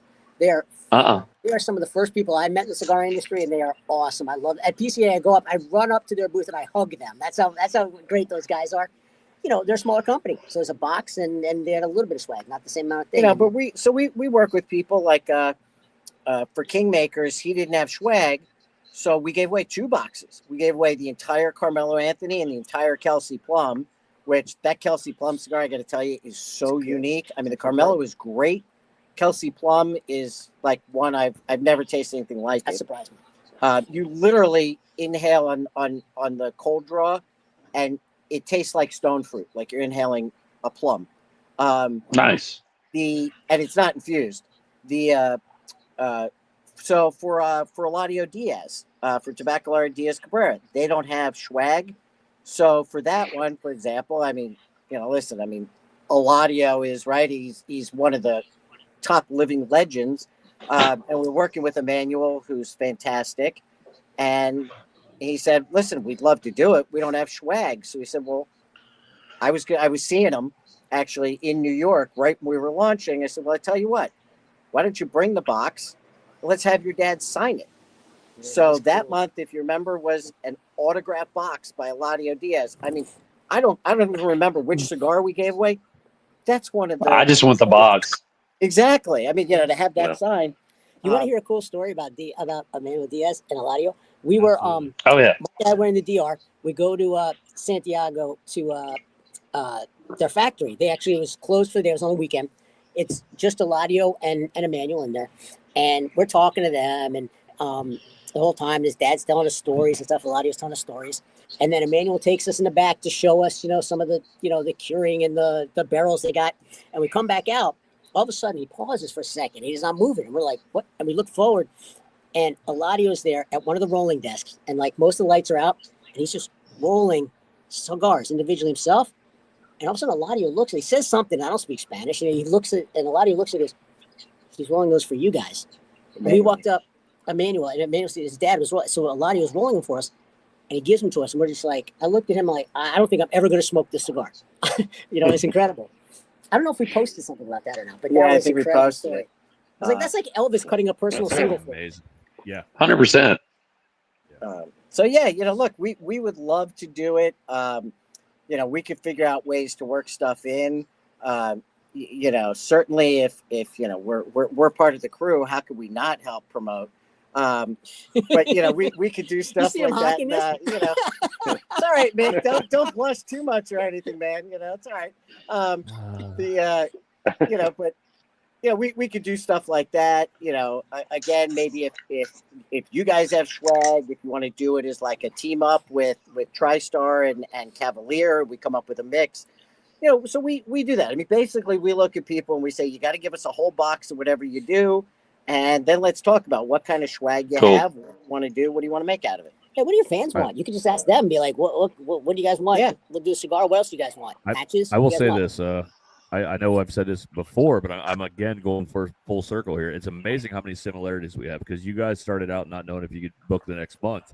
That's kind of where we were at. And now we're out to like freaking the end of February, beginning of March.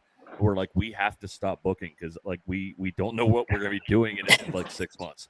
So like we're at that point now where people are reaching out to us to book. There are people that love the show and they want to book, and they're like it's really cool. But we're still doing it for the love of this community and what we do. So like I came into the show open-minded that it would be a fun show because I know you guys are all about having fun, and I love what you guys are doing. You're out there promoting love and cigars and what we do as well. But I didn't expect to have this many similarities in where we are because we're only at the year point too. We're just over a year. So I mean we're not that far behind you, and it's like I thought you guys were older than that. You guys are crushing about it. a year. Congratulations. Thank you. Yeah, we just hit Thanks. a year. What, about a month ago? Yeah. So It's it's a lot of fun, and we just we keep coming up with ideas. I think adding more things to our head. And I keep saying, at some point I got it. I'd say I have to find new friends. Unfortunately, I'm related to these guys. I can't get rid of them. So they just keep giving me more stuff to do. After we launched this one and we barely had it going, as Jason said, growing up as kids, our dream was always to have do something together in business. And I'll say, we always thought of having a hybrid, as we said, we were going to have a sports bar, and I'll just leave the blank for what three young men would want to have on the beach. And now we've gotten older, it's changed to a sports bar and cigar lounge on the beach. And as we mentioned, Ira lived in Tampa for about 30 years, and right as all this started taking off a few years ago for work, he ended up moving to Northern Virginia. We looked at him and said, "Really? Now you move?" But one of the things that we noticed in that area is that you got a lot of great things in Washington D.C. and then just kind of outside the city. But once you start getting a little ways out, there's not a whole lot of good cigar lounges, good options and things. They're really spread out, but you have all these wineries and breweries and different things and everything. And we thought, he came to us and was like, we should do something. And I said to him, I said, look, the last thing you want to do at the level, and as you can see, what we do, it's always over the top. I don't know that we would want to just open a cigar lounge. Plus, that ties us just to one thing, and we're kind of about the whole community. And so probably about a year ago, last December, Ira kind of came out with the idea, and we looked at people doing like mobile cigar lounges, pop-up things, and we came up with the idea. We unofficially just launched about a month ago, called the Cigar Concierge. And the idea to that is it's kind of everything, and exactly how it sounds. We are your cigar concierge. If people are looking for stuff, if they want help building out a humidor, if they want somebody to help them as like a concierge, go and curate a collection for them. They're looking for stuff. You want to do an event, you tell us, and we'll figure out how to do it. You want it for a wedding, you want it for a corporate event. We're talking to some folks now, a big private equity firm that said, can you guys make up, private labeled cigars and boxes and everything for an event that, we can invite people for. And we are doing it. But I read done one or two events at like some country club or something down there already. Yeah. We've done a couple different events down here. We've actually, the one we just did last week, we had the folks from Jefferson Bourbon come out for Jefferson's Ocean. Yep. So they did a bourbon tasting with their base bourbon, their reserve bourbon, and 2 voyages. And nice. We actually curated a cigar pairing for those. So it was kind of a fun, unique event. Down here you don't get all the big brands necessarily. You definitely don't get some of the smaller brands. So we were able to bring in a couple of things that people really hadn't seen before, as well as get some things that I'll say are harder to find in this area. So we did that. We've got stuff coming now, and for Black Friday, we've got a brewery that's doing what they're calling their Back in Black event. So it'll be on Black Friday. It's all the stouts and porters they did for the year. They're tapping all 15 of them, and we're gonna pull out the mobile lounge and do some beer and stogies. By the way, these guys put together this mobile lounge, a cigar concierge. This is the mobile lounge, and I'm like, all right, you're doing a cigar truck. Like, what is this? Like a hot dog truck, but for cigars? They showed me the pictures of what, because they've been taking a lead on that, what they put together. And I took one look at this, and it's like marble floors, marble walls, leather couches and chairs made by the same people who make them for like the suites at the stadiums for the professional ball clubs. I took a look at this thing. I said, if you show me this picture, I wouldn't believe you. I say, I want to see this truck because I can't believe this is inside a truck.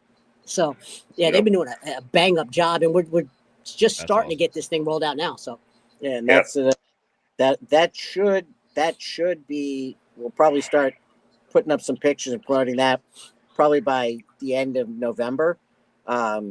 We had a little delay. I'll give Ira credit on it. We actually had it custom made by one of the companies that does, the big car haulers for like NASCAR. And they came to us and they said, "Oh, we love this. We're going to make you. You're going to have the first 2026. We haven't even put them in full production, and we're going to do one, and we're going to get it to you." And we said, "Great. We've got some events coming up. We'd love to roll it out, October." And they said, "We'll get it for you." And they got the whole thing done. And the guy called us and he said, 30 years with this company, it's never happened. He said, "We built the whole thing out. We sent it over to options, and they put in all the options and brought it back to us to have it delivered to you." He goes, "And they put in all the options from a different order." So they had to just Someone else got our truck and we got theirs. So Yeah. Oh, wow. I think actually, Irish, what they're supposed So to your be computer driving in glitch is tomorrow. like tiny compared to that, right? Oh, yeah. Yeah. No Yeah. joke. So the Hey, you good know what? the The good sign news of talent is not being able to make a great broadcast when everything's going right. It's when things go to hell and being able to still pull it off. And So it's still great content. Absolutely. that's Yep. right. And so the good news to the end of that story is the trailer is actually en route to my house right now. Nice. Should be here first thing in the morning to park in my driveway, which my wife is not very happy about. So that we can get it built out and ready to go for our first November 19th event. So Well, That's what she doesn't know is that she knows now. She knows now. She knows that the trailer is arriving tomorrow morning. What she doesn't know is that between 10 and 2 tomorrow, she's got 4 custom-made couches and 6 swivel like leather bar stools, as Jason said, that are like the same leather chairs you see in the club seats at the big football stadiums and everything with logos and everything on them. Those are all being delivered. And somewhere between 12 and 5 tomorrow, we've got an entire pallet that's coming in, including a double door humidor that's going to go in there. So, she's probably going to kill all 3 of us tomorrow. Oh no, Nice. she knows already, and you're on the target list. Don't worry. That's Yeah. Okay. That's So, awesome. You guys are gonna kill it in that area. My brother-in-law lives in Fredericksburg. We also visit there quite a bit. So Mhm. if you guys have events going on out there, like let me know. And again, I'll probably say this later in the show as well, but we'll tag us in stuff. Like we'll repost it. I mean, if you guys got pictures of the lounge going out, whatever, like tag us in it. We'll put it on our story. We'll put it out for you. And I mean, we have different audiences, so it's good to help each other cross mingle and get things out there. And so like definitely tag us in stuff, man. Let us know, and we're excited to see what you guys have going on. You're obviously doing great with it. Yeah, no, absolutely, and we'll have the event page. So the Cigar Concierge website will actually have the event page up of where we'll be. So I'm adding a couple of new events now as we speak, but all the events are up there and will be available. And hey, if you're up in Virginia or something and you're doing a podcast, hey, broadcast from the lounge. We'll hook it up. We'll do it. Broadcast right from the lounge. Absolutely. Yeah, I'm up there a couple times a year to see my brother-in-law. We usually actually incorporate it into a flight because so we're originally from Pennsylvania. We whenever we do an all-inclusive with all of our friends from Pennsylvania, we make a trip to Virginia to see the wife's brother, to see my brother-in-law. We love their family. And then we drive up to Philadelphia to fly out for our all-inclusive. So at least once or twice a year, we're driving to Virginia, and then we fly out from Philly. So I'm in that area quite a bit. So if something works out, absolutely, I'd at least love to check out the lounge, have a cigar with you guys, and we'll figure it out. Yeah, listen, if you're whenever you're down, let me know. It doesn't take much to hook it to the back of the truck and pull it out. So are you an Eagles fan, or did you get converted to being a Titans fan? Oh man, you wanna know this whole story? Charles, I love this. There you go. So I grew up in central Pennsylvania. I'm a diehard Penn State fan. I have them all tattooed on my arm. If I was wearing short sleeves, you'd see it. Linebacker, yes. I'm a diehard Penn State fan. I'm a diehard Penguins fan. I'm a diehard Phillies fan because of my dad. We grew up listening to Harry Callis and Whitey Ashburn on AM radio, and wherever the game came in, we pulled over and we listened to it. And I hate the city of Philadelphia other than the Phillies. I am an Atlanta Falcons fan because my dad hated football. My dad hated pro football. So when Deion Sanders came in the league, I was like 5 or 6 years old, and a buddy of mine goes, "Man, you got to watch this kid play." And I started watching the Falcons. Next thing I know, I got a hat. It was the worst decision I've ever made in sports, but I am still to this day, 40 plus years later, an Atlanta Falcons fan. All right. Everything You know, else we is from suffered through 30 years of the Washington of the Redskins. I mean, it was painful. After Joe Gibbs era ended and Snyder came in, oh my God. So, we can commiserate. Now I am a diehard Pennsylvania sports team fan, except for pro football. I'm a diehard Falcons fan, and I regret it every fucking Sunday. But it's You do the dirty bird? You do the dirty bird? Oh yeah. oh yeah, that was. Why do I keep seeing something fly by me? Anyway, So that Dirty is the Bird. only, like, Falcons is the only thing that Mick and I line up on. We are both Falcons fans, but we are in baseball. We are dead rivals. He's a Phillies fan. I'm a Braves fan. So it's when it comes to football season, we're both cussing out the entire management of our football team. But when it comes to baseball season, we're yelling at each other because, you know, whose team's better. So as of the last couple of years, his team's been better. It's funny, when we were kids, we were born in New York, and I guess I was like 5 when we moved to Maryland, the DC area, and Mike was like 2. Ira, crap, you weren't even born, or you just born. I don't even remember. And so before then, I was a spark in someone's eye. He'd taken us to Yankees games, and he'd taken us to Knicks games. So we stayed fans of Yankees and Knicks when we went down to DC, but he hadn't taken us to any Giants or Jets games or any hockey games. So we became Capitals and Redskins fans when we moved down there. Like Commanders now. I can't even say Commanders. Jesus. I can't. So hard. I can't either. I mean, I'm not Yeah. political, but I can't either. No. It's tough, man. Even the Native Americans voted to keep. I was about to say, stop. It's like I'm not an Indians fan, and I'll never say Guardians. Yeah. You know, I see that on TV still, and I have to stop and think, who is that? I'm sorry. Yeah. It may be me, Well, but every time I hear them talk about the Guardians are on tonight, I keep thinking it's a Badgersill ad. I mean, it's just me, but you know, it's like horrendous. And on that note, you know, Yeah. but Well, Nice. and for the Falcons fans, I spent 30 years in Tampa, so yeah, I got still got to say go Bucks. but Nick, I got to tell you, my biggest issue, and Jason's with me on this, is I don't have anything against them. I cannot get behind the Falcons because they have those damn black helmets. Because when we were kids, we grew up when they had those cherry red helmets. Yes, with the red ones. Yep. And 4 words, and Jason knows what they are. It was like the greatest thing when you were a kid. Billy White Shoes Johnson. Watching that man take kickoffs back, and that was most people were still wearing black cleats, and he had those smooth white cleats. And when we were kids, everybody wanted to get those in those red helmets. And then Jerry Glanville came in and made them black, and I was like, nah. That's like the Bucks. I used to like the Bucks even before I moved there, because when I was a little kid, I had this like one of those Topps football trading cards, and it was Leroy Selman in that creamsicle uniform, and he was rearing up over the offensive line. That's what I was about to say. The creamsicle uniform. Yep. One of my favorite retro uniforms. Great. Yeah. I've never seen a man who was that huge, and then with that creamsicle uniform, it was like I used to just look at that card all the time. That was like my favorite card. Yeah. See, that's like looking at the old Oilers uniform when they became the Titans. The Oilers uniforms were amazing. Oh, they were great even when they were in Houston, when they were the Oilers, and they had that baby blue and all. They had like Earl Campbell and what was the quarterback's name? I just blanked on it. Warren Moon.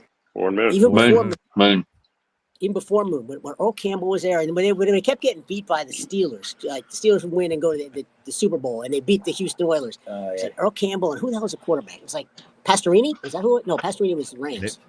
Maybe. But yeah, I don't understand with Tennessee. It was like those old Oilers uniforms with the like metallic baby blue were the best. And they moved and they made this big deal about coming out with things. And sometimes you wonder what people are thinking. And I looked at this thing and I went, okay, this looks like they looked up and said, let's find the worst Arena Football League uniform and cross it with a 1970s WAC conference like University of Wyoming outfit. And somebody thinks this looks good. And then after like 15 years, they went, we're going to revamp the entire uniform and it's going to look awesome. And they made the helmet blue. Like, come on, guys. You can do better. But they did have one of the most thrilling Super Bowl finishes ever. I will. Yeah, they did. That was very close. But I will say, so I moved to Memphis about 2.5 years ago. I lived in Pennsylvania my whole life before that, and I've never been a basketball fan, at least pro basketball. I like college basketball. I've always liked college basketball because I grew up in a big college basketball community with Bucknell and Penn State. And there's a lot of colleges close to us that we went to saw games. Moved down here, I went to my first Grizzlies game. So by proxy, I am always going to be a Memphis Grizzlies fan. I am. I mean, do I still like pro basketball? Not really, but I'm a Memphis Grizzlies fan. So it is what it is. You know, the thing with pro basketball is it goes with me. It goes in like waves. Like there's time periods like in the 80s when they had like every team, like the number 8 seeds were stocked with like 2-3 all pros on them. You know, you had like Golden State with like Mullen or whatever, and they couldn't get out of the wild card of the first round because everybody was loaded. Those are great years. Then you get years where there's like 1 or 2 teams and they've got every player and it's always and so it kind of goes down, and then that dwindles off and you start getting, you know, where the league's got like real parity going on, and then it's fun again. Yep. Yeah, I definitely I enjoyed my first NBA experience down here. It's not something I'm going to spend $200 a game on probably ever again. If I can get some free tickets or discounted tickets, maybe. But it was a cool experience, and I'm taking that with me. You know, when I leave here, I will always be a Grizzlies fan. I'm very fucking loyal to my teams, and I don't love pro basketball. I'd much rather watch hockey. I'd much rather watch football. But you know, it's something I'll take with me from this experience. But no, so I guess we'll move on here. We got a little off subject, and that's what we do in this show. Charles, we had Charles a subject. Charles, subject? See, Charles, I had a question from about 20 minutes ago that I was going to ask, but we got into some good conversation. So just jump in, Charles. No, I'm just chilling, listening, because that's when it comes to something that I don't know much about, I want to listen because I'm sucking up all the information. So you guys, what you said you're in month 19 of doing this? Yep. 19, yeah. Okay, so what out of the months that you've been doing this, what was the one brand that when you put up absolutely blew up that you wasn't expecting? And then what was the brand that you expected to blow up that you were like, okay, it got mediocre response? Because we talk about this all the time, that we have somebody coming on and it's like, this is going to do amazing. And somehow the views flop. And then we'll pull up somebody that we're like, okay, this is just going to be it's going to be just an average show. And then all of a sudden, everything that we get is going to be amazing. Well, there's no one brand that I would say, flop, whatever. We found that the brands that support the campaign and they post and they repost and they get the word out to their reps and say, look, this is actually something we are part of. This isn't just a random thing. Those do better. And there's been some of the brands where for whatever reason they didn't get their reps on board. And so they didn't really push it. It was just us trying to push it. So, we got our normal results, but we expected more. There have been several that blew our minds where we didn't think they were going to do nearly as good, and they really ended up being popular. Now, do you guys have a one that jumps to mind? Or? Well, I know there was one that blew up a server. Which is that?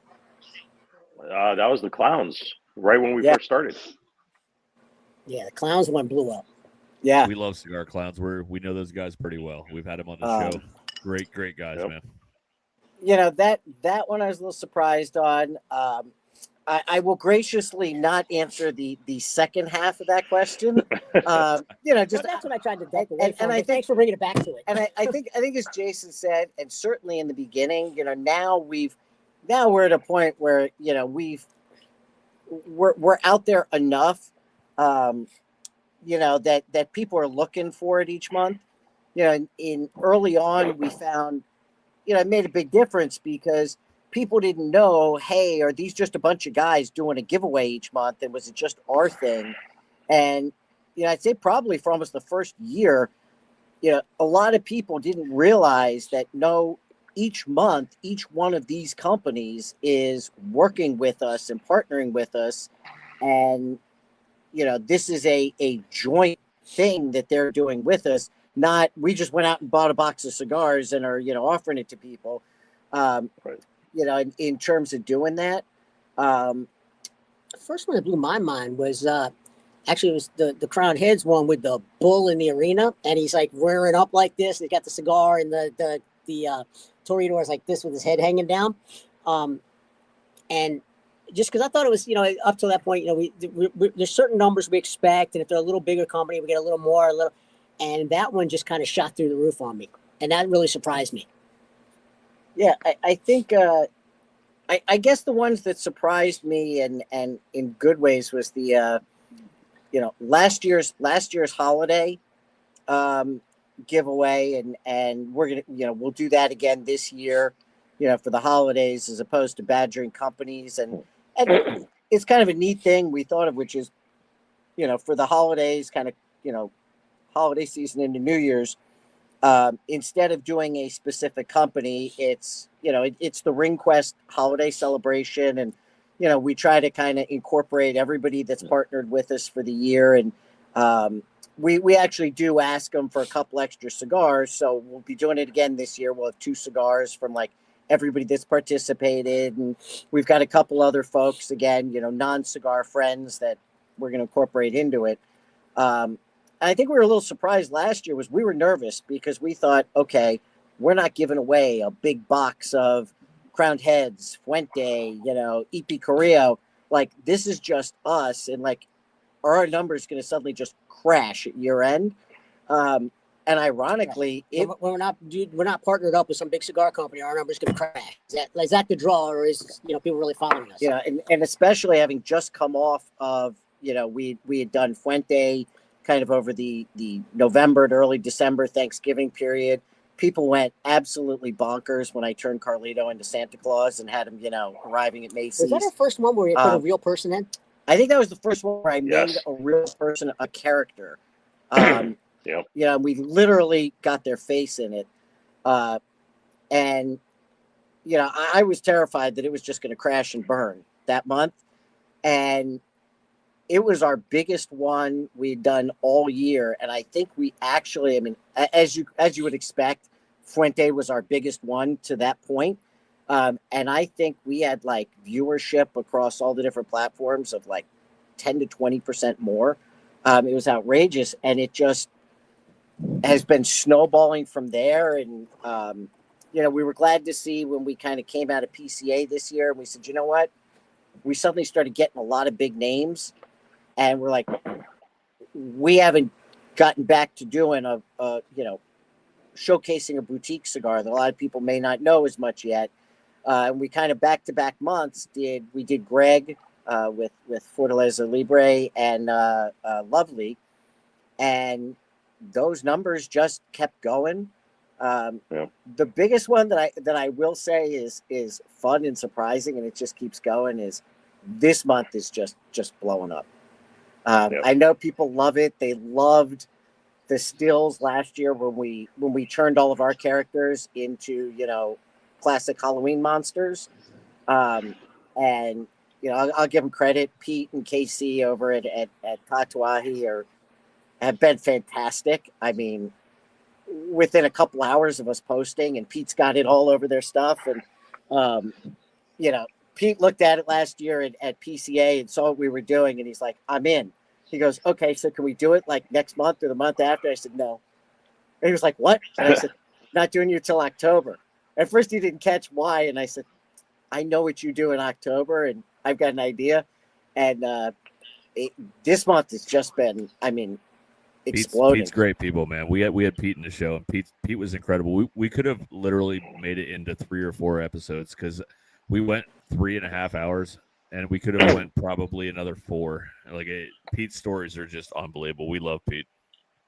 They're great guys, and that was a fun one too, because as Jason said, it's funny. I think there's only been maybe 2 or 3 people that have had an idea, and even then, really, we've just done it all. Most of the folks we deal with, it's like maybe they'll say, hey, can you incorporate this or this idea, or with Greg, his partner, we wanted to include. So if you actually go back, I'll call him out on that. If you go back and look at Greg's from April, and you enlarge it and zoom in, you'll actually see him as like a rodeo clown in the back of the first one, and on the winner post, his head's popping out of the barrel that's getting kicked by the bull. But most people, it's just kind of like, it's gotten to a point, we get on with people and we say, well, give us ideas, tell us what you want, what themes would you like us to go with? And they just look and they're like, what are we going to tell you? We're like, that your minds are crazy, like just go. What? And I think it's a big honor when people say that, because this is their brand that they've spent all this time building up, and it's so important. And then when they just look at you and go, here, you take this, we trust you with it. So we take that very seriously. That's I was going to say, I think the one that comes to mind on that one, which I thought was great, was we had met with Aladino. I was just going there. You nailed it. Yep. And Mike and I met with them at TPE, and then we met back with them at PCA, and they were launching their new cigar, and it was all around the 80th anniversary of the old yellow car, and Mike did a great job of actually animating the car to make it look like something out of Cars, and I mean, it was just awesome. So By the way, have you had them on yet? Have you had the Aladino family? We have not. No, not yet. They're great family. They're nice people. Here, I'll give you a plug here. So Vivi, Adriana, and Ariana, you three come on with the guys and do it. You'll have a blast. Obviously, if anybody doesn't know what we're talking about, Justo obviously is the father who runs it. Those are his three daughters, and they are just fantastic. Become fast friends. Love them to death. You should definitely have them on. And they were a good one. We got on with them, and we had ideas, and they know that I love Cameroon and Sumatra tobaccos done right. And they gave me the Cameroon. Sumatra is some of my favorite tobacco. Yep. I love it. They do a great, they do a great Sumatra. They do a great Crojo wrap cigar as well.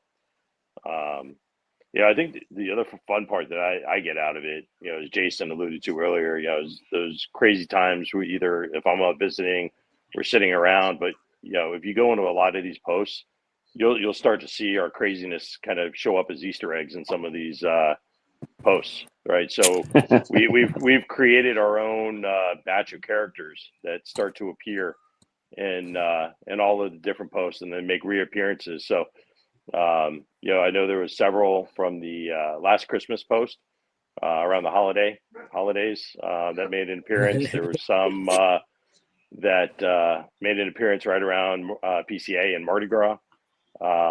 So coming up with those ideas and just bringing those things to life are a lot of fun as well. That's awesome. All right, so I was about to say, usually about this time, we go ahead and start into hot box questions. So there's three of you on here, and we're going to go, I guess, round table style. You can take these as serious as you want them or as short as you want them. Have fun with them. Some of them are serious. Some of them get serious today. Have we been serious? Well, I mean, I gotta go inside. Let me open my next beer for this thing. Okay. We just killed an entire 6-pack while we're talking. So you ask whatever you want. I'm impressed. That's awesome. What are you drinking? Negro Modelo. Okay, cool. So at least you don't have a Presidente. I've got. I thought about that, but I thought people might be like, "Oh, you're just trying to play Dominican card," even though Ira and I have a lot of good stories around Presidente. But I've got good stuff. I've got a little bit stronger. I've got some Taiwanese whiskey. Oh wow! Ooh. So you guys are drinking Modelo. You're drinking whiskey. Mick is drinking whiskey. I'm drinking not sponsored. Trying to get them sponsored, but trying not sponsored. I'm drinking straight up just Liquid Death because I've got blood work that's got to get done tomorrow. So I'm on all just plain water. I So thought you were going to say you're a fan of Angry Runs. Angry Runs. NFL Network, Angry Runs. That's You see great. one of No. Angry Runs, you're gonna love it. So, all right, hit us. Go ahead. Questions. no, usually if I'm drinking this one, it's loaded with tequila in it. So it's you get the Liquid Death lime and you put tequila in it. It's an unsalted margarita and it's great. So It's one of anyway, those kidding. island in West He's a Virginia big that have, like, Santos fan. maple moonshine whiskey. Oh man, I love that. Oh yeah, yes.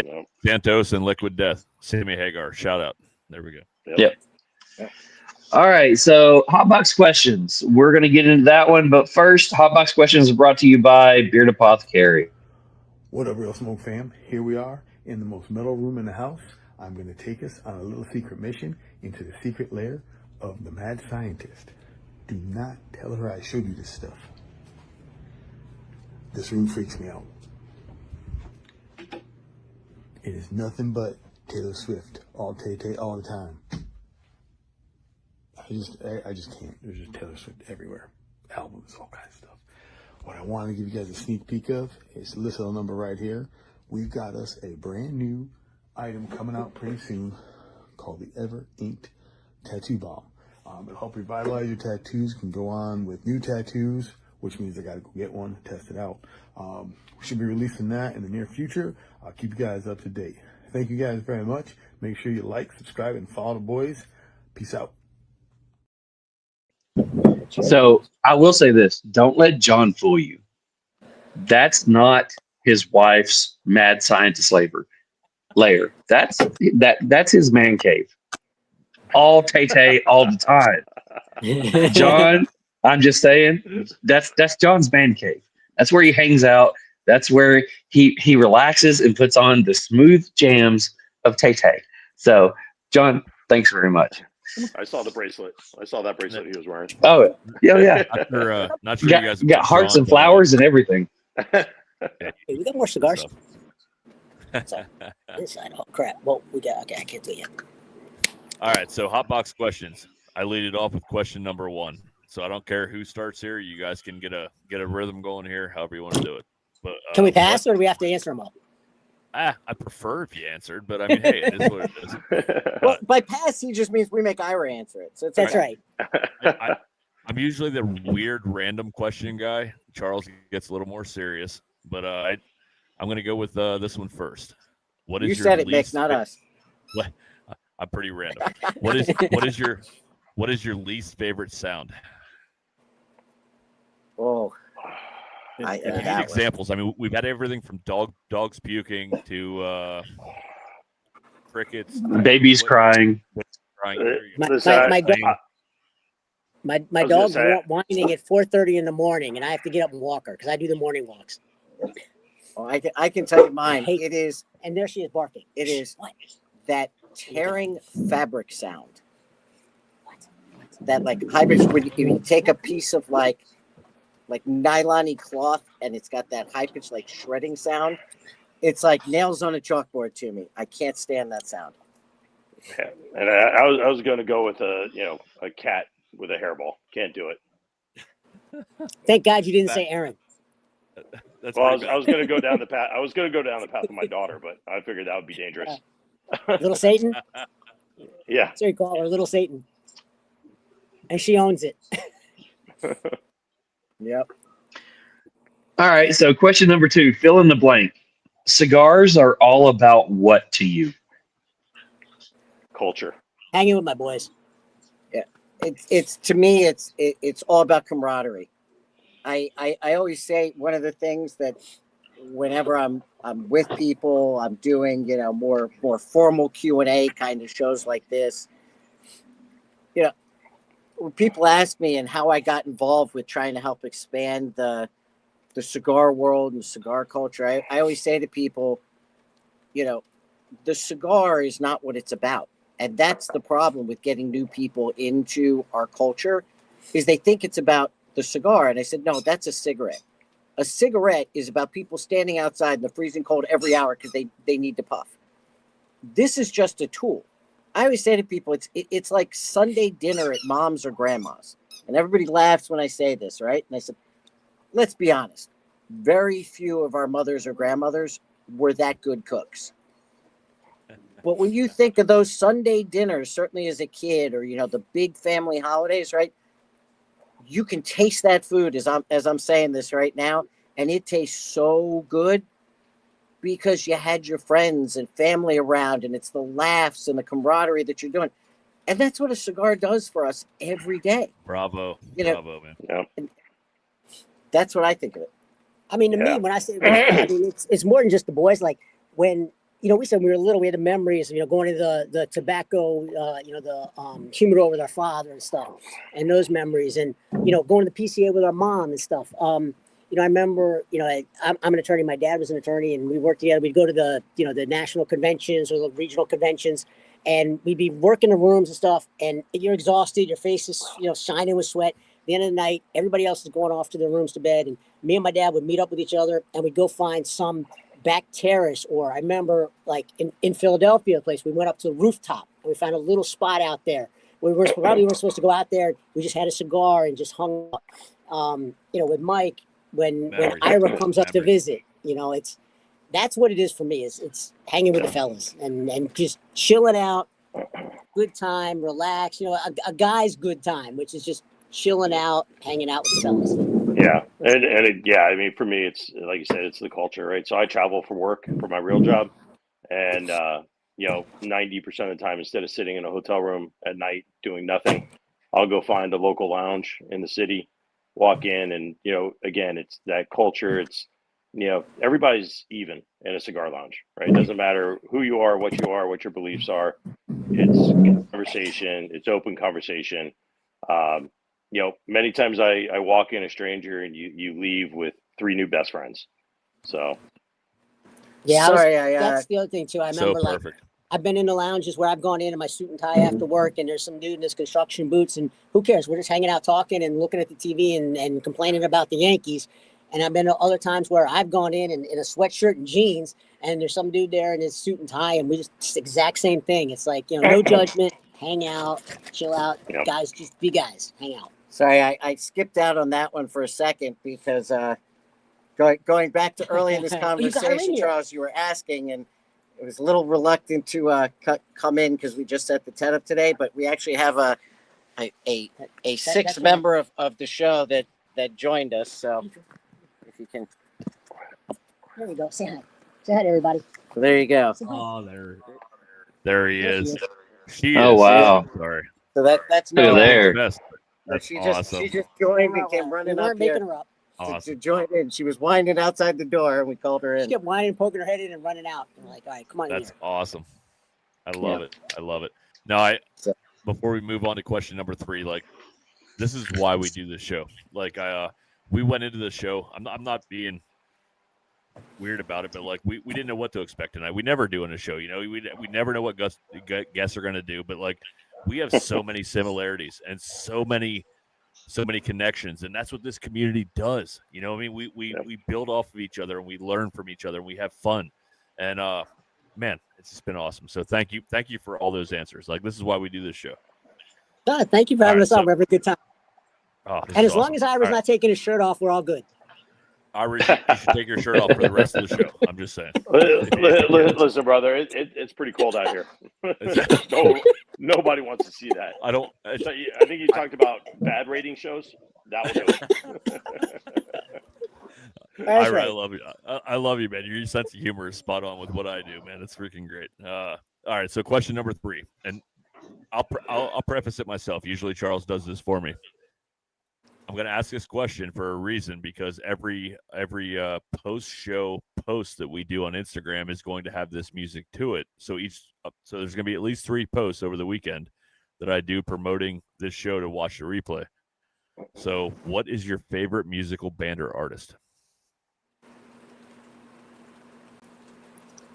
My favorite musical band or artist?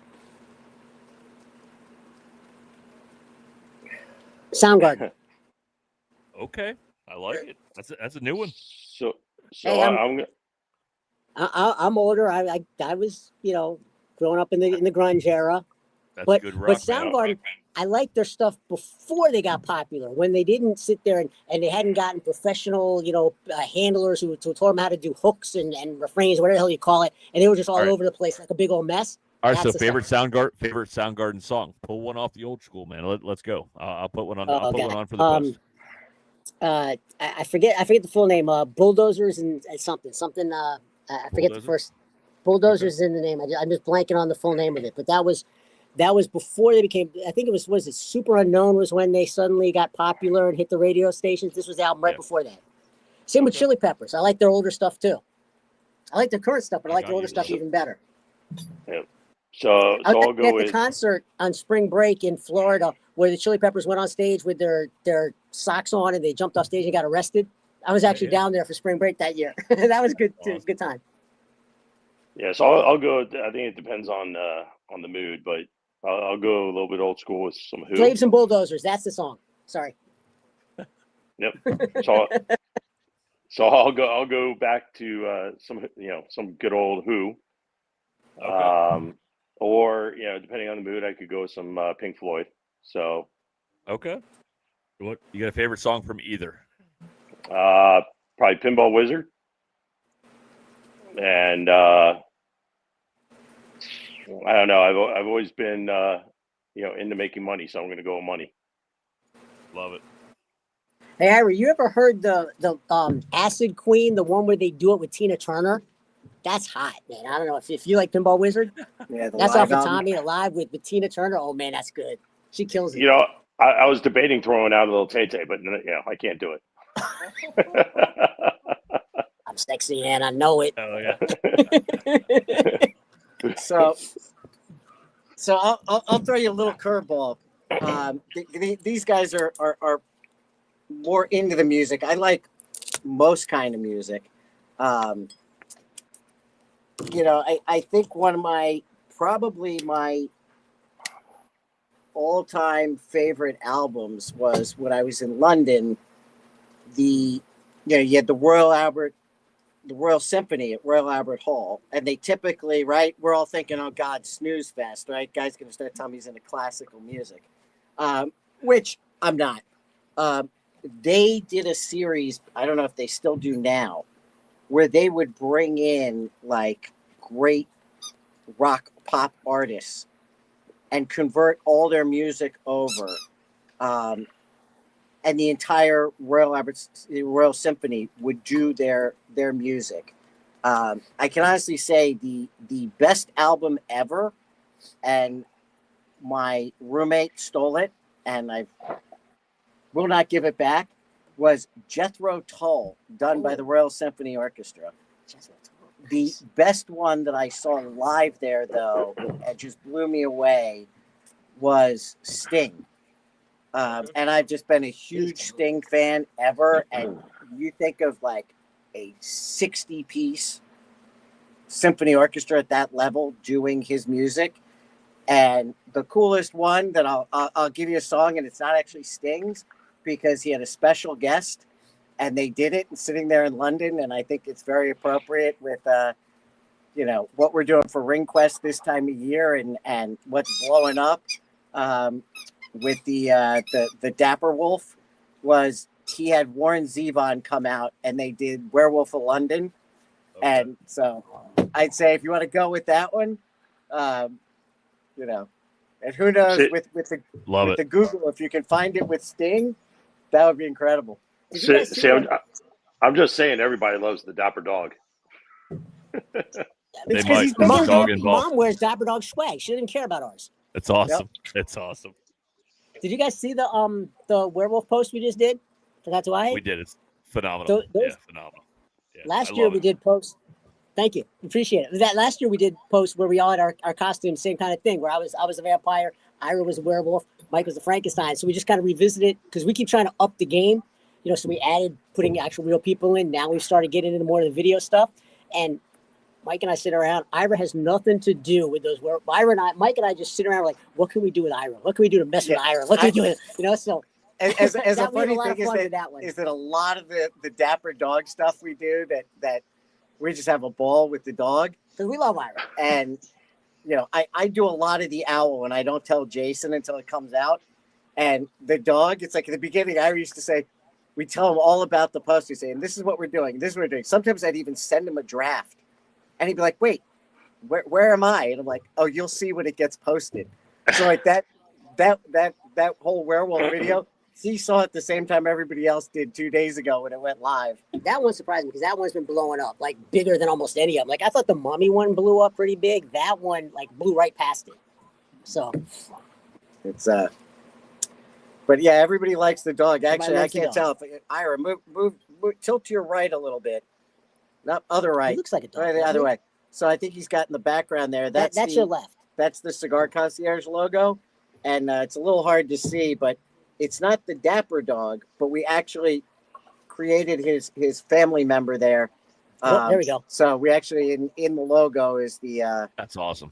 That is awesome. Is the Rottweiler, and that will be on. We're working on a cigar. I need that on a shirt. We can make that happen. We got shirts and hats. We got swag. We'll trade you because I'm looking. Swag. I like that sweatshirt. I've been eyeing what you've been wearing. So those are good colors. I like that. Mm-hmm. Waffle House. I got sneakers that are match that color. We'll do a trade. We'll do a trade after. We'll send you guys some stuff. Absolutely. That'll work. We got you. All right. So question number 4: what is your favorite guilty pleasures? Other than this? Yes. Age appropriate? Oh, sorry. Not really. No, it's after hours. Go for it. Actually, mine's kind of lame. I like playing video games and modding video games and stuff. It doesn't matter if it's on the phone, on the Xbox, modding, computer. Like to me, like that's what I'll do in my free time if I'm not doing this or I'm not doing work, like just to chill out.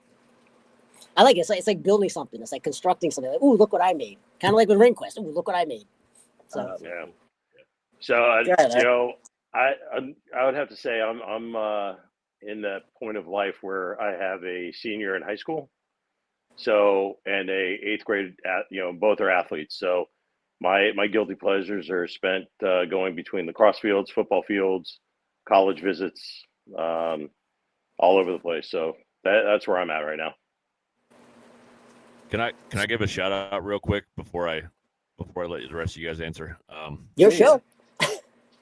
So when I was back in Pennsylvania, I was the head coach of a soccer team, and I spent my time growing it was a high school soccer team. I also helped with the college team a little bit, and coaching was my life when I was in Pennsylvania.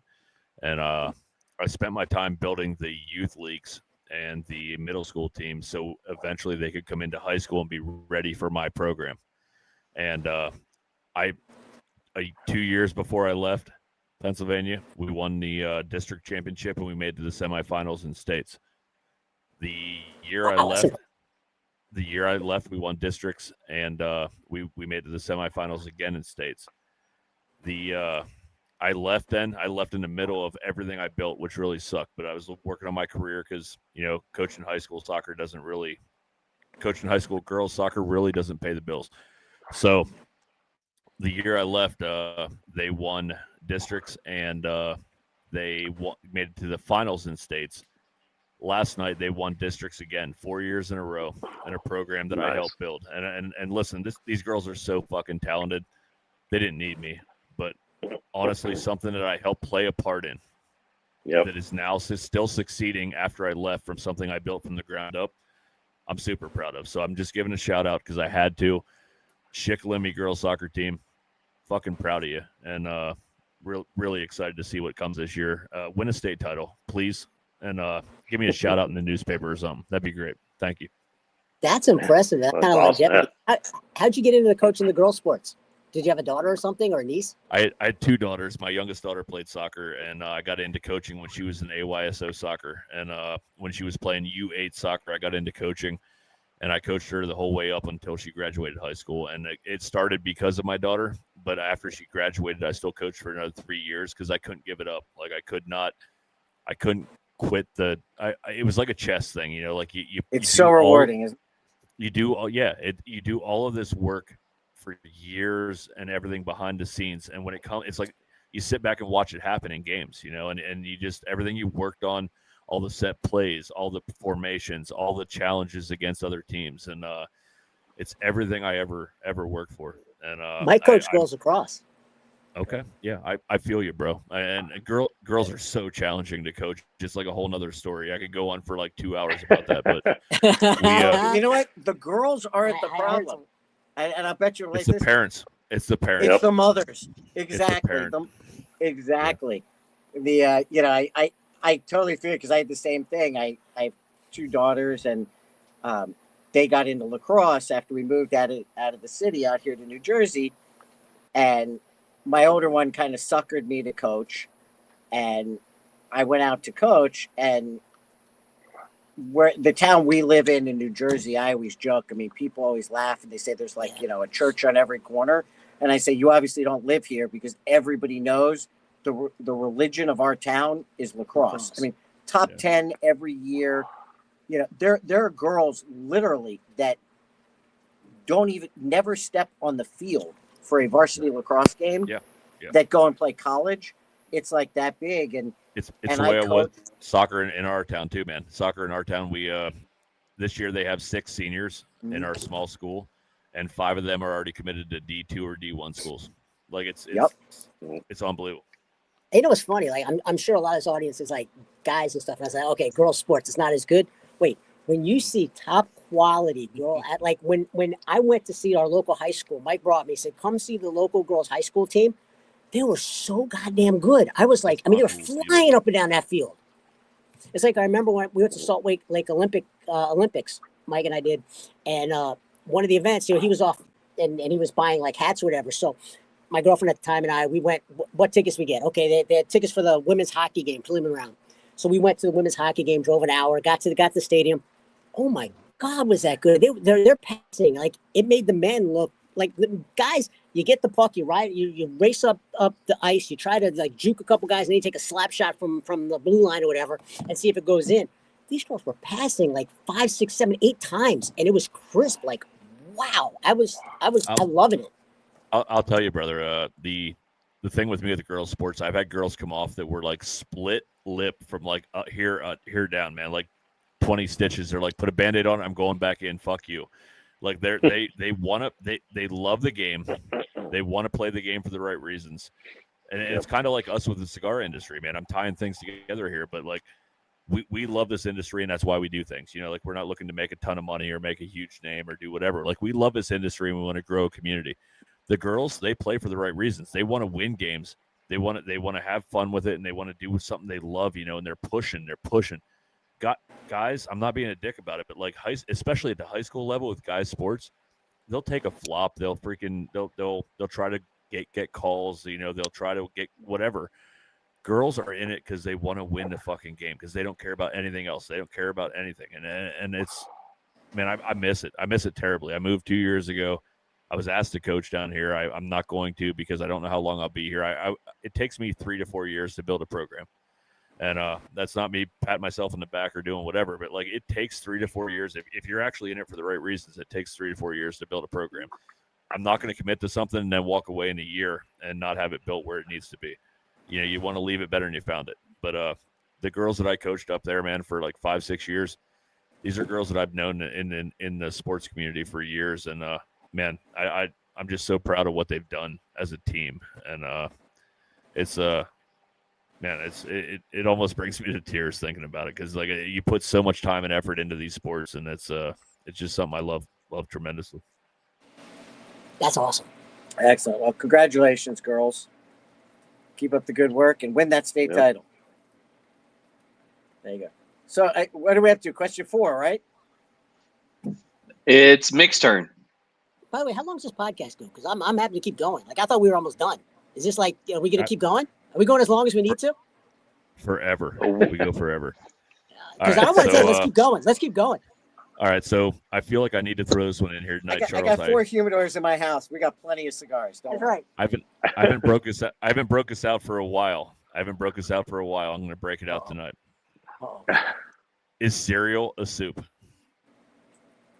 Cereal a soup? Cereal a soup. It's protein and liquid. I'm just saying. Is cereal a soup? Well, my answer is no, but that falls in the same category as when people want to argue with you about when somebody wants to look at me and say, like, McDonald's are crappy burgers. No, they're not burgers. They're not They're burgers. McDonald's. They're McDonald's. Is cereal a soup? No. It's cereal. Cereal is its own food group. It's like the Captain Crunch. The Captain is back. The Captain is back. I mean, come on. You know, it's like you learn, you know, when you're a kid, you believe everything your teachers tell you in elementary school. And then you get older and you realize they don't know everything. And then you get to be our age and you realize you may know more than your teachers that were teaching you. Like, there are more than 4 food groups. Like there's the cigar food group, there's the ice cream food group, and there's the cereal food group. I mean, those are 3 right there. Cereal is its own food group. It's like it's food all Yes. Listen, I'll just throw it out there and just say there's no soups that I know of that have tasty little marshmallows in them. So, thank you. Thank you. There you go. Ira got it. That's right. Or crunch berries. Crunch berries. I've only had 3 people answer to that ever that said absolutely yes. Everybody else has been like, "What is wrong with you?" Out of 50-something. So, there you go. Oh, all right. So he said 40-some say, "What's wrong with you?" He's had 3 or 4 say yes, and he's had 1 literally cuss him for 15 minutes about why he would even ask that. Matt Booth. I love that question. That's the best question you've asked all night. That's like Revenge of the Nerds. What if CAT spelled dog? I mean, what a great question. Right. Matt Booth looked at me right away and said, "You are a fucking asshole. Fuck you." And then he went into a 10-minute tangent about why it is not soup. So if I ever see Matt Booth again in person, which I plan to at PCA or whenever we make our first real big public appearance, my first question is going to be is cereal or soup, and I'm going to run. So, hey, Mick, I'll make you a deal right now. You should be running out of loop. I'll make you a deal right now. You have to understand that, you know, like we said, I mean, I spent most of my career in M&A and VC. I mean, I debate and argue with people for a living, and he's a securities litigator. So we used to... Which means I'm boring. I'll tell you want to know what about us debating? When we were kids, you know, and you're a kid, right? You got the day off from school, so your parents like, will take you into work, or we'd coming back to New York for a family event, so we'd drive in with our parents. My parents would drive in sometimes to DC to go to work, and you know, they were both attorneys. And when we were younger, sometimes, you know, they'd carpool in with other friends, and you'd be driving on like the 45 minutes to an hour with traffic to get into the city, and they bring up some topic, whatever it is, right? I mean, like we were saying earlier, you know, should the Falcons helmets be black or red? We grew up learning that they would sit there and one person would argue red, one person would argue black. And somewhere when you got to around Canal Road, halfway on the trip, they would switch sides. Oh, LA law. And literally argue the exact opposite position they were doing before. So I will promise you right now, we will be at PCA this year. Not only would I do the show with you, but if Matt Booth wants to come on and debate with Jason and I whether or not cereal is do it. I'll do it. First of Set all, it up. Get a we table. will twist him in knots for 30 minutes over the fact that it's its own fucking food group. And then we'll get into the fact, and Set it up. and we will debate with him that it falls into that category or that it's better than soup. And the funny thing is, we never finished your last question, which was guilty pleasure. My personal guilty pleasure is I love to cook. And I don't. He's a great cook. He busts my balls because he jokes, and you know, I got divorced about 8 years ago, and he'll say to me all the time, "You're a bachelor, don't you understand? It's like, dude, 2 dishes, no dinner, more." Right? Dinner is a fork and a dish, and whatever you can mix together in one dish and throw in a microwave. I come downstairs, it's like chopped in my house. I'll go in the kitchen and whip stuff up. I have an entire wall that's a metal shelves of like every contraption. So I not only will do that, I will come up with something to prove that I can literally make an entire dinner meal out of cereal. He's a great cook. Just for you, Mick. Love it. All right, what's the next question? That was a good. All right. I like that one. Revenge of the Nerds. All right. Love it. So, question number 6. What is the one thing in your life that you're most proud of? Most proud of.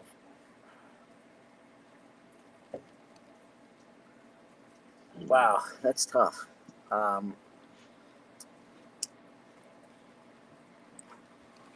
guess, you know, I guess maybe not most proud, but one of the things I'm definitely proud of that happened more recently was, and I've been dating this woman for a long time, and her son, who I've known since he was a little tiny kid, called up to wish me a happy Father's Day. To me, that just like meant everything. Like, you know, I mean, this kid on his own did that. We never put pressure on him. Never said he had to like me, whatever. Bravo. And the fact that he said that to me, said to me, okay, I must be doing something right. Bravo, man. That's awesome.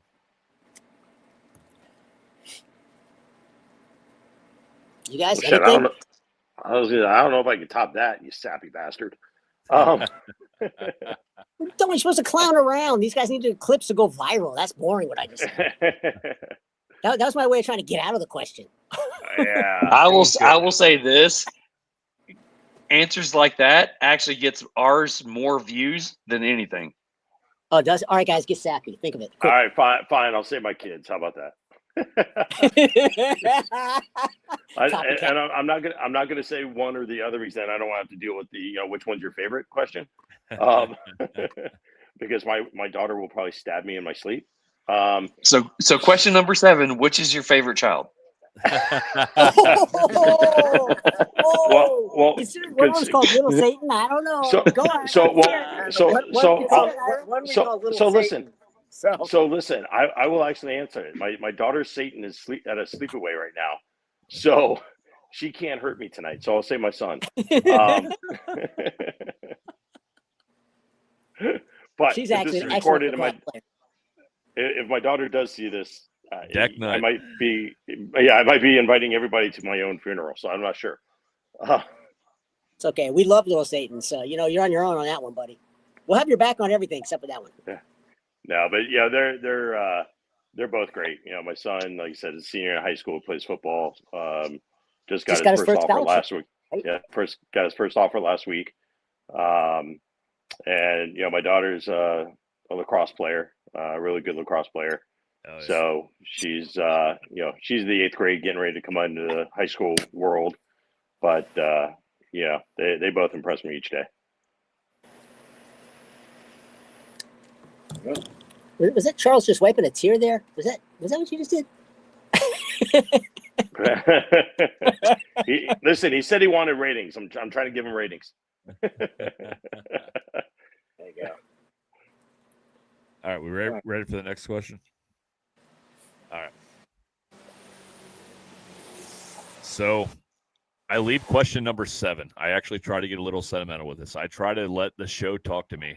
I'm pulling a little bit from Charles here. I try to let the show talk to me, and I ask a question. Cereal is not soup. So I would say tonight was based on connection, community, and we love what we do. What do you guys see in the future for what you guys are going to do that is also going to continue to bring this community together? Oh God, that's like everything we're doing up here. So I'll start with the preface of a little bit light, on the light side. So I was actually talking to Michael the other night, and he, we were joking, and I said to him, as everything was starting to come together, I said, so what are we going to do tonight, Brain? And the response is, we're going to take over the world. Right, so so who's Pinky? He's definitely Pinky. I am the taller one, so I'll be Pinky this time. Pinky and the brain. Yep. So I'll start it on a light mood for you.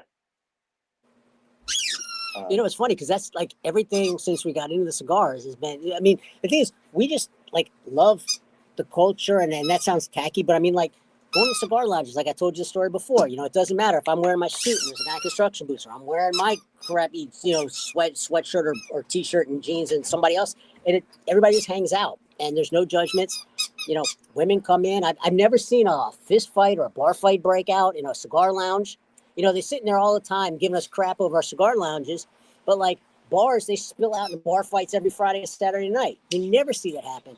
Women complaining about, always, guys all over them or whatever it may be.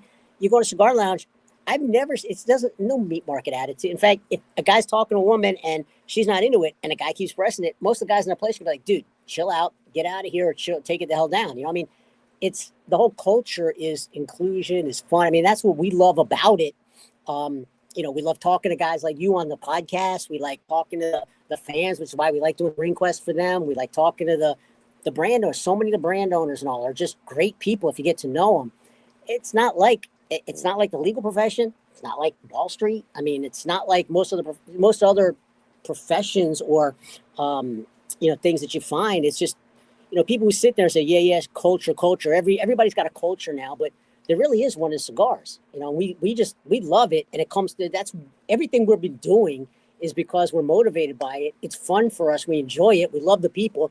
So whatever comes next, we're going to jump all over it. Yeah, I think it's not really, I mean, it's not what are we going to do next? It's where are we going to go next?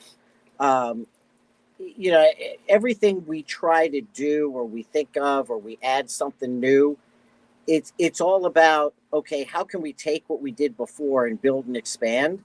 And it all goes back to when we started doing a bunch of these things and you know, promoting the cigar industry, and it actually came from a conversation that I had with I was in Santiago. I was actually at the Fuente factory, and I was in sitting with Carlito having coffee and a cigar in his office, and he still won't tell me which one of the Fuente Padrones I smoked that day because he wouldn't give it to me with a band.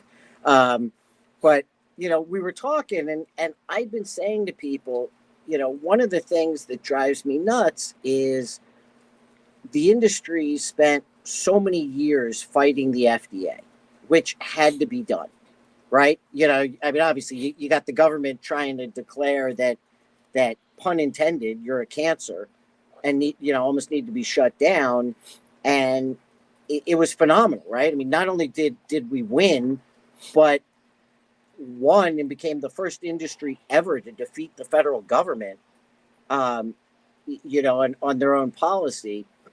And I say to people, and what I kept saying to people is, the problem is that for 15 years that we had to do that, you know, it's kind of like being tucked in a corner while the other guy's out there on the field. They said, you know, the anti-smoke people have been out there convincing the whole world that smoke is smoke, which we all know it's not. You know, we all know a cigar is nowhere close to cigarettes and vapes and things like that. And I said, you know, now the problem is we have a cigar industry where, you know, I know so many reps and people in the industry, right? And they're constantly trying to get that shop to put one more box on the shelf this month. And I say to them all the time, I'm like, look, you're looking in the wrong direction. I said, if you keep focusing on getting one more face on the shelf in the cigar shop, I said, everybody's going to lose. It's like, I'd rather give up. If I had 10 faces, I'd rather give up 3. And they look at me like I'm nuts. And I say, you didn't let me finish. I said, I will gladly give up 3 to allow a whole bunch of new companies to come into the industry, you know, and brands to start up. I said, if everybody can work together to expand the community so that I have 7 faces instead of 10, but now I have it in 3 shops because 2 more opened up in that town. You know, I said, that's what it has to go with. It's, you know, it's like if you think back 20, 25 years, the sneaker industry, the video game industry, you know, think about superheroes and comic books, right? Up until about 15 years ago, if you said superheroes and comic books, everybody's image was of a nerd wiping his nose on his sleeve in his basement, right? Reading comic books. And now the only movies anybody wants to make are these movies, right? Because you had somebody that finally brought it to a wider audience, showed people the great stories and the characters and things involved, and everybody suddenly embraces it. And so I think, you know, where we're trying to go with it, it's why we said we didn't want to just open another cigar lounge.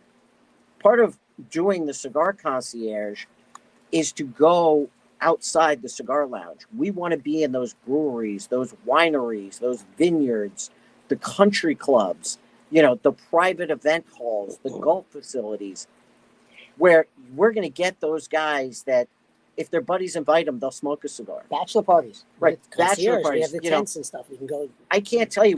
We just hello. we're doing an event, and because of the glitch with with the mobile lounge, we're going to postpone it. We wanted to do it for Veterans Day. We're going to do a huge event, and we're going to do it to support Cigars for Warriors, and it is at a cidery that does hard cider. And the cidery, more importantly, is the people that do it, they have their cidery business that they're starting. They have this gorgeous farm, and the orchards and this old farmhouse they converted. Their main business is it's booked almost every weekend with private events and weddings and bar mitzvahs and 50th anniversaries and all these kind of things. And it's a woman who runs it. And we met with her, and we started showing her what we were doing and explaining cigars and the culture and, what it's all about.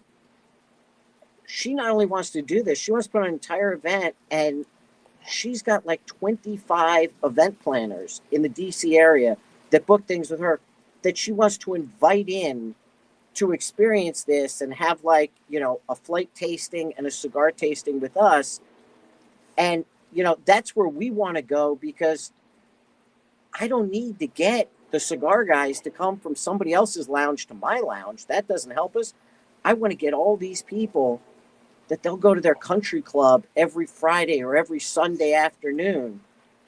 And if we can convince that country club to suddenly have cigar day on the balcony every Sunday, we'll have 50 to 100 new cigar people. I mean, as I always said, we weren't even supposed to launch, and he was talking to somebody he knows who's the manager of a high-end country club by him. The guy called him up and said, "Hey, we've got a members tournament, golf tournament. I was wondering, could you show up and set up a display and bring cigars and put it on the putting green and, have cigars for all the golfers?" And I said, "Well, how many are you thinking?" He goes, "Well, at least 150. And I'll give a great shout out to, because he was in Toronto. This was Wednesday night. And I said, "Dude, Ira kills it." I said, "We can do it. When's the event?" He goes, "Friday." I said, "Well, we can do it if you're going to be back." He said, "I'm going to be back." I said, "What's your problem?" And then I realized, I said, "Oh, now I know why you're calling me. You need cigars." He goes, "Yeah, we don't even have our cigars." we had no contracts with anybody yet, to purchase cigars or order things. And shout out to our friend we mentioned before. I reached out to Greg, and Greg said, "When do you need them?" "Sure, I can get them for you." We said, "Tomorrow?" So he called up Ira. He goes, "Where are you going to be?" He's like, "I'll drive over." And Greg actually drove over and got us a couple hundred cigars for the event. I can't tell you. I mean, we've done 3 or 4 events, and we haven't even officially launched yet. 2 of them and 2 more we have lined up this month are from non-cigar people that were at that event and saw this and, were listening to us and were like, this is amazing. I want to add this and bring it to my event. And so I think that's where we want to go with it, is through Ring Quest, through cigars, through the lounge and everything is as Ira said, okay, brain, what are we going to do? We're going to take over the world. We want to make everybody cigar fans. Absolutely. That's what we all do. That's amazing. Amazing backstory, man. That's what we do. Nice. So we're on number 8, right? All right. So as a group that started out not really doing your own brand, real quick, Deck Night on the Rocks. If you guys are whiskey and bourbon drinkers, go check out Deck Night on the Rocks. They are some of our biggest supporters. He's been posting in here most of the night. He said, bedtime. Good night, y'all. Go check them out. Go look them up on YouTube. Good night, brother. So as a brand that didn't get into this to actually, start your own brand, you got in supporting other brands. When you look at the new boutique brands that are coming up, because there's so many of them, from what you have learned from working with heritage brands as well as boutique brands, do you guys have any advice that, whether it's in the marketing aspect or whether it's in social media or anything like that, do you have any advice that you would like to give to them that would help bring up their brand? Well, Mike will know more about that than but before he does that, one thing I just want to say is, a lot of guys say, okay, they're all into the spicy cigar. I got to make a spicy cigar. I got to make this cigar. I got to make that cigar. And, one of the things Mike and I have always talked about and that Mike says quite frequently is, Baskin Robbins, it's 31 wonderful flavors, not one wonderful flavor. Right. They don't call it Baskin Robbins one flavor for a reason. And, I may have certain favorite cigars that are my go-tos that I, will default to if I go to the store and I'm, whatever, we're just smoking. But that doesn't mean that I'm not going to go try some brand new cigar or some boutique brand. So, make your cigar, do your cigar. Don't worry about what the flavor of the month is. 1 month it might be spicy. Next year it might be more creamy. I mean, don't worry about that stuff. Make your cigar, make it a good cigar. Make sure that the construction is good. And other than that, believe in yourself, put it out there. As long as if it's a good cigar, people are going to find it. They're going to smoke it. And you can always expand and add things on. But don't sit there and say, just because someone says this is how you make it or this is the kind of cigar, go make that. Because, it's like saying, well, Michael Jordan's the best basketball player, so I'm going to go copy Michael Jordan. Well, you're never going to be as good as Michael Jordan because Michael Jordan was Michael Jordan. You're always a knockoff. Learn from what they did, but then go do your own thing. There's a lot of great boutique cigars out there. I mean, we've put some of them on Ring Quest. That's well said, man. Well said. Well said. Thank you. I mean, there's a lot of great, some of the things when I go into a cigar lounge, I don't say to the guy, where's your, Fuente? Where's your Padron? Where's your Davidoff? I know where those are, and I know those are great cigars, and I know I'm going to enjoy them. What I want to go, when I go to the guy says, okay, what's something that I don't know, that I haven't had yet? And that's what I'm looking for in my cigar sommelier. I don't want the guy who's going to give me, I know that myself.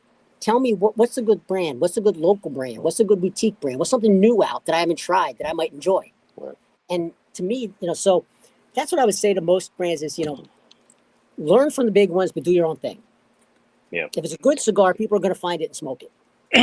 Yeah. And I mean, I'd piggyback on that. And, we all have walked into humidors and there's, 30 facings, 50 different vitolas. And,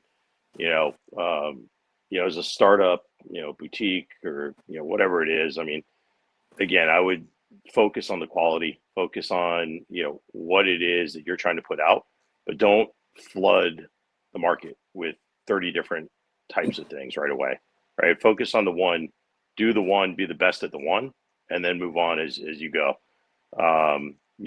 This industry, you can get lost very quickly.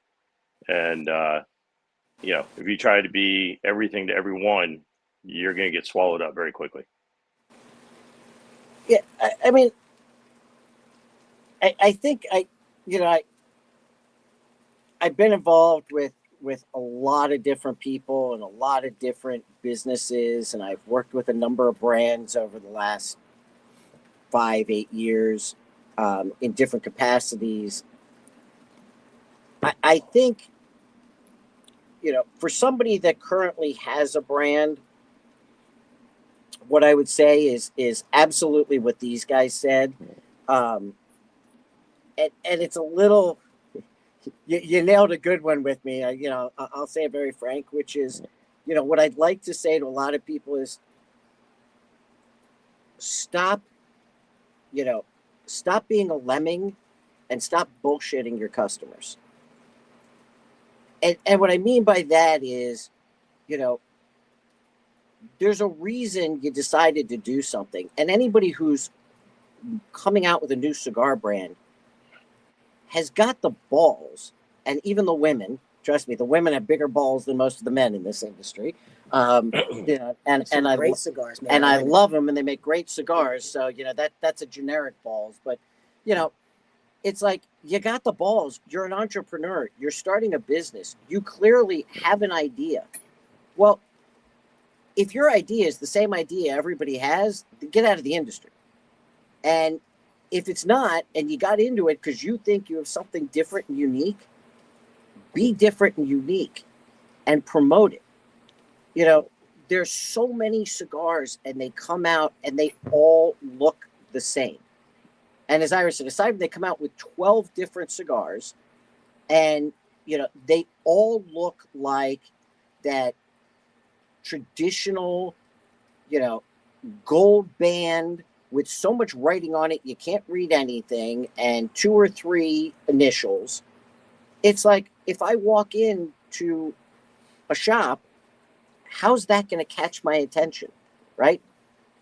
If do what you know what makes you stand out, believe in what you stand out, and then you know go to your customer and tell them, why'd you make that cigar?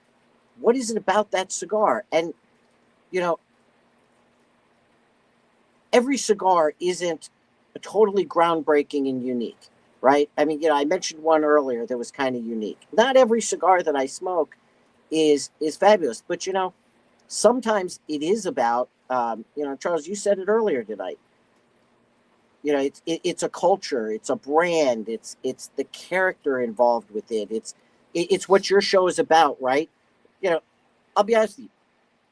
There are cigars that taste better to me simply because they're made by my friends. I'll admit it. There's no question. And there are cigars that I've smoked that I'm like, yeah, this is okay. And let's be honest, we all can't smoke every cigar that's out there. And I'm like, it's an okay cigar. I'm never going to pick it up and smoke it again because it's fine. But I got 5 other people's cigars that I'm going to pick up and smoke. And then I meet that person. I get to know that person in the industry. I see them on shows like this.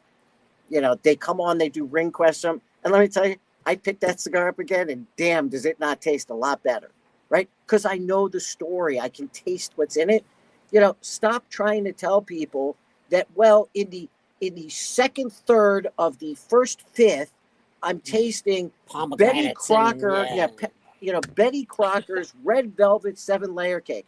Okay, they don't fucking grow 7-layer cake in the dirt in Nicaragua and the Dominican. Nobody is tasting red velvet cake in a cigar, and nobody can tell the difference as to whether or not it's Heinz or Betty Crocker in the second third of that Robusto you're smoking.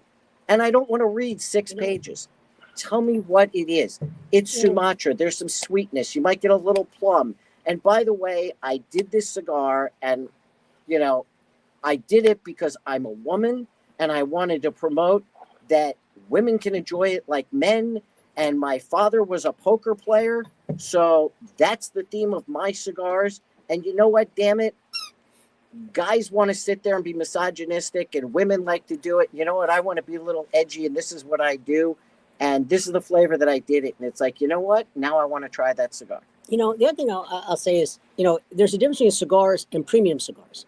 I mean, these are premium cigars, all right? Premium cigars, they are hand-rolled individually. I remember the first time I went to a factory in Dominican, and I saw them not only every step of the process, hand-rolling, there's people at desks hand-rolling, even down to doing the artwork on the boxes. There's an individual person there, spray painting, and everything. It's art. And when you think about art, yeah, there's some people who, you know, a Taylor Swift, who I've never even listened to a song of hers, or I wouldn't recognize it, but, you know, superstar, okay? But then there's other artists like, I'm just blanking on a name, people make art and they get, you know, they make songs that maybe they have a cult following, and, you know, if they have a handful of people who like their song or their painting or whatever, there's value there. You just made a connection with somebody, and that had some kind of meaning to them. You know, cigars are part of people's lives, whether they're chilling out or they're celebrating the birth of a child, or whatever it may be. And if you make a cigar and you're new in the industry, you're not going to become Fuente or Padron or Davidoff overnight.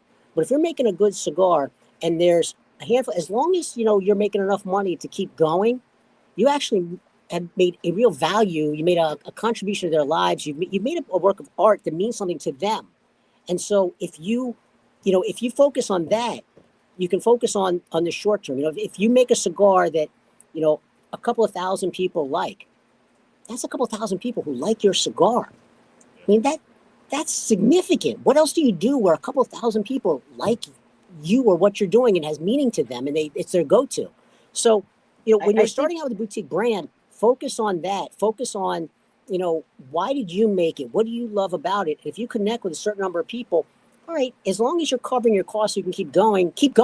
Don't stop. Because obviously enough people like it, and at a certain point, maybe more people will catch on. I think the other, just to finish up with that is, and I've said this to a number of people either getting into the industry or thinking about getting in the industry. This industry is unique because, as Jason said, it's a hybrid. We call it an industry, but it's not an industry. It's an industry, but it's also a culture. It's also a hobby.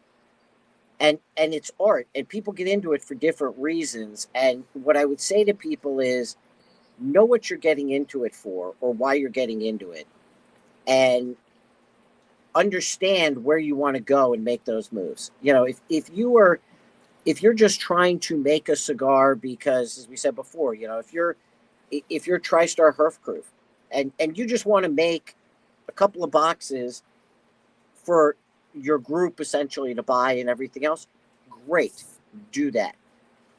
If you want to make a little boutique cigar and come out with, a few here and a few there for, people and I call it your friends kind of thing, that's great.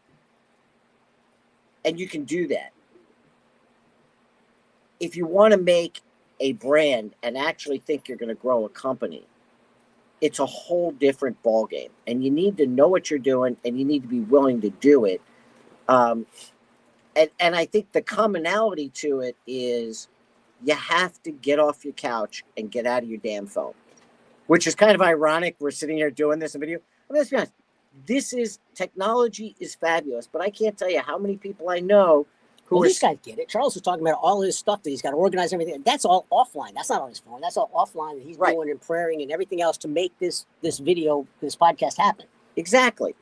I can't tell you how many new brands I know that they come out with a cigar, and even if it's a really good cigar and they know their stuff, they come out with a cigar and they jump on Instagram and Facebook, and they're putting out their pictures every day. First of all, they're following the crowd with the same generic stuff, but they're doing that every day, and they're like, why can't I get it? And it's like, again, this is a personal business. You're not going to grow into a full company with, you got 5-10 grand, 20 grand even, and you go, yeah, you can get cigars made, you can put your band on it, you can get them in some boxes done. You're not growing a brand that way. It takes a lot of money, a lot of time. It's going to take years to build it, and very few people can do it themselves as well. If you really want to do that, understand you got to go and find people in the industry who know how to grow a company, or even out of the industry. I say this to companies I work with, and even now I advise, and like growth companies in VC. It's no different with the tech companies I work with or things like that. I look at a guy and I say, you created something great. You had a great idea. You can't sit on your couch or in your garage and grow this as a company. You got, and I appreciate sometimes they'll come to me and they'll say, will you work with me? Will you help me? Do you know people that can work with me or help me? And understand that's what you have to do. And you're going to have to give up some. You're going to have to bring in partners. You're going to have to work with people. But even then, you've got to get out there and meet people. It's funny because to bring this back to Ring Quest, it was technically you guys promoted this as the Ring Quest crew. It's I say to people, because Ring Quest, you think about it, I told you like the mummy thing took like 10 days to put together. I'm an attorney. I'm on a billable hour. Every hour I spend doing on Ring Quest is an hour I'm not doing billable work. So I'm not making money. I'm actually, it's taking away from that. And I can't get that hour back. Once it's gone, it's gone. And people say to me, like, what are you doing with this? Why are you doing this? How long are you going to keep doing this? And I keep saying to them, you understand, this is something that I do because, I love it. I mean, that's what art is. I say, how long are you going to do it? There's a handful of people on Instagram who every time we come out with a contest, they are waiting for the contest to come out, and immediately, boom, they're in there, they're entering, they're following the post. I say, as long as there's that handful of people who are doing it, I'm going to keep doing it, because that means what I'm doing is something I love, and it's making some kind of a connection to them, and it means something to them. That's what art's about. That's what some of the stuff's about. So if you're doing a boutique cigar and you've got a handful of smokers who are enjoying your cigar, liking your cigar, waiting for your next release, that's meaningful. That's actually a meaningful thing.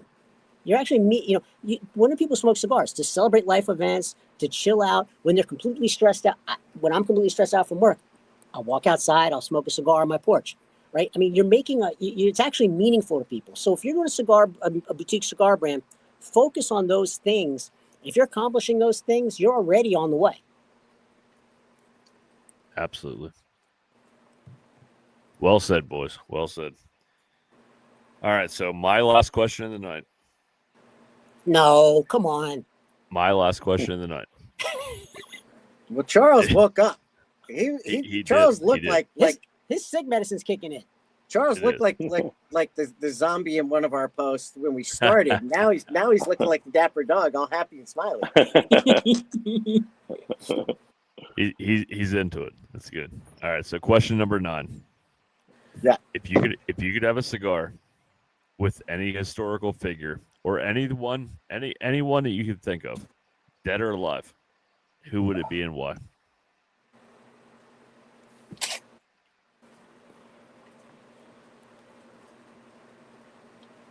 So now you got me in deep thought here, and that's not all right. Well, here we go. I'll start with at least 2 that come to mind. Define historical.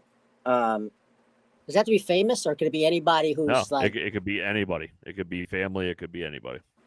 I mean, on one side, I can give you an easy one, which is I would love to sit down and have a cigar with Winston Churchill, just because if I could do it like Bill and Ted's and bring them to today, I'd like to sit down and look at him and say, so Churchill, what do you think of the Churchill? I mean, the guy just smoked what he liked, and now we have an entire industry, and naming cigars. I think it's great. You've got somebody that, when you think about what that guy did and what he accomplished, and the fact that here he was, the prime minister, as he would say, of this small island, in Europe, working in politics, and he smoked cigars because he liked it. And we now have, the Churchill is probably the most famous name of any cigar out there and everything, and just brilliant. It also so happens that Jason and our high school was named after him, and I think they named a second one in Texas, but when we were growing up, it was the only high school in the United States that was named after somebody that was not an American. Oh, wow. And the Churchill Bulldogs. The other one, I'll help you boost your ratings a little bit. I would like to sit down and smoke a cigar with our grandfather, Ira's mom and our dad's father, who unfortunately died of a heart attack on Christmas Day before any of us were born. And I'm actually named for him. Yeah, and just, the stories we've heard growing up in Lower Manhattan, knowing all the famous, mobsters and bootleggers. And, we found out when we got older that Lower East Side in the early 1900s. Yeah. So, Bugsy Siegel and Murder, all these guys. And of course, we found out when we, later on after we got older that he and my grandmother got married later. And part of that was because she told him that she would not marry somebody who got their face punched in for a living because she wanted to have children, not take care of one in her old age, with no brains. And we found out that he was 7-0 as a professional boxer and undefeated as a barefist boxer in the clubs before then. Yeah, and undefeated as a barefist boxer before then. And the promoters were coming to him because they thought they could get him championship fights. And of course, our grandmother looked at him and said, well, I guess you can have two choices. You can have a ring or a belt. Which do you want? You know, and I think of that day in those cultures and stuff. And I would just, you know, I'm sure given my dad and uncles, everybody being into cigars, it would just be great to sit around with cigars and listen to him tell us stories of those times. For me, I thought Mike was going to steal mine. There's two. One is the family one would be my grandmother, but on the other side of the family, because my dad was an attorney and he was actually had a national reputation. People knew him as one of the top guys to represent. If you're an individual and you need a representation in these white collar cases, but my mom's side of the family goes deeper. Her mom went to law school at an age. First, she traveled the world when women didn't travel alone. Then she was went to law school when women didn't go to college or law school, and became a lawyer. And she was the first female bureau chief in the Bronx DA's office. And one of the guys who worked for her, I was talking to him, he said he thinks she may have been the first female bureau chief in all of New York State. You know, when I was younger, and now that I'm an attorney, it's like when I was younger, okay, it's grandma. She's a little old grandma, whatever, you know, and she gives little crappy candies and, you know, okay, hugs and kisses. But now that I'm older, I can appreciate even more what she did. And what she was never one of these, you know, I'm woman, hear me roar, banging her. She just went and did her stuff. I would love to sit down and just talk to her and pick her brain on what it was like. For a historical figure, for me, it would probably be like John Adams, because not only is he a founding father and brilliant, and you know, people don't know this. When people always say to me, you know, lawyer, you know, well, you know, always this lawyer, like he's never lost a case. And I always say to people, when a lawyer's says he's never lost a case, I know one or two things about him. You know, either he's lying to you, or he's gutless and has never taken on a difficult case. Because lawyers can only deal with the facts they're dealt with. John Adams made his rep because he lost his most famous case. He was representing the Redcoats. And, you know, there's no question. No one would represent him because they knew they were going to get hung. There's no question. And he said, I'll do it.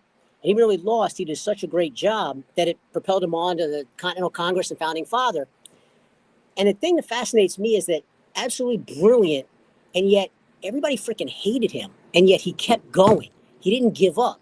And to me, it's like, you know, people always complain like everything's against me or this person doesn't like. How do you sit there and have everybody pretty much hate you and you keep going because you see a vision? I would just love to pick his, or sit down and have a cigar and pick his brain about what that was about. I think that would be fascinating. All right, Ira, All right, what do you well, got? I don't know. You guys kind of stole some. So I'll go the other side. You know, so Mike talked about our grandfather. You know, I would sit down with my grandmother, who gave him the ultimatum. Right. So growing up, I mean, she would tell stories. You know, and certainly in her older age, she wouldn't smoke a cigar. But I guarantee you, if you gave her a cigar back when she was younger, she would have smoked it and told you even more stories. Oh, she would have smoked the So cigar. She was a flapper in her youth. I mean, you know. exactly. So you know, she kind of along the same lines, right? She just kind of did her thing, and you know, if you think you know, women's lib and everything else, you know, she kind of was doing it way before. But you know, some of her stories are just absolutely amazing. You know, and the stories of her and, you know, my grandfather and growing up at that time. You know, I think that would just be fascinating. From a historical figure, you You know, know, Ira, real quick on her side, you know, it's funny. She was a flapper growing up, and we talk about this, but you know, we talked about the other grandparents who were, you know, sort of, you know, white collar. She was a flapper, and then when they opened a mattress business where they sold, you know, mattresses and bedding and stuff, and you know, as a woman, they closed the shop each day and they have to make deliveries. And back then, they didn't have the big delivery trucks and all. They put the box springs on their backs, the guys, and lugged them to the customers' houses. She'd throw the box springs on her back and go do it the same thing. So it's like, you know, for talk about women's lib. I mean, she did it, the physical stuff. Yep. Anyway, go ahead. Sorry. Yep. So yeah, no. But I think the other part, which would be fascinating to me, and living in you know, Tampa for for as long as I did. And my wife is a huge Disney fan. And of course you've seen the caricature of Dapper Dog, and I would love to sit down and have a conversation with Walt Disney and just kind of get into his head and pick that brain, right? And understand, what really brought you to drawing a mouse, right? And animating a mouse, and building an empire based off of that, and pushing the envelope there. So that to me would be an interesting conversation as well. On that lines, Ira, I would love to sit down with Mick and have an interview with Dr. Seuss and a cigar. That guy's brain was cracked. Mick, we would have fun with him, wouldn't we? My brain's pretty cracked too, brother. So I think that'd be an amazing interview. An amazing interview. I think that's what he was implying, Mick. I think that's what he was implying, buddy. It's getting late. I'm pretty fucked too, so let's go. All right, so my final question Charles, of the night is: who would you smoke with, Charles? I answered that the other night. I would smoke with my grandfather. My dad's dad would be somebody that I would smoke with, because I would love to get to know him better. He passed when I was in 4th grade, and my mom's dad passed when she was a young kid. So the only thing that I have to know anything about him was when he was serving over in Germany during World War II, during the occupation era. He sent letters to my grandmother. So we have all of the letters back and forth. So that's the only thing that I got to remember him by.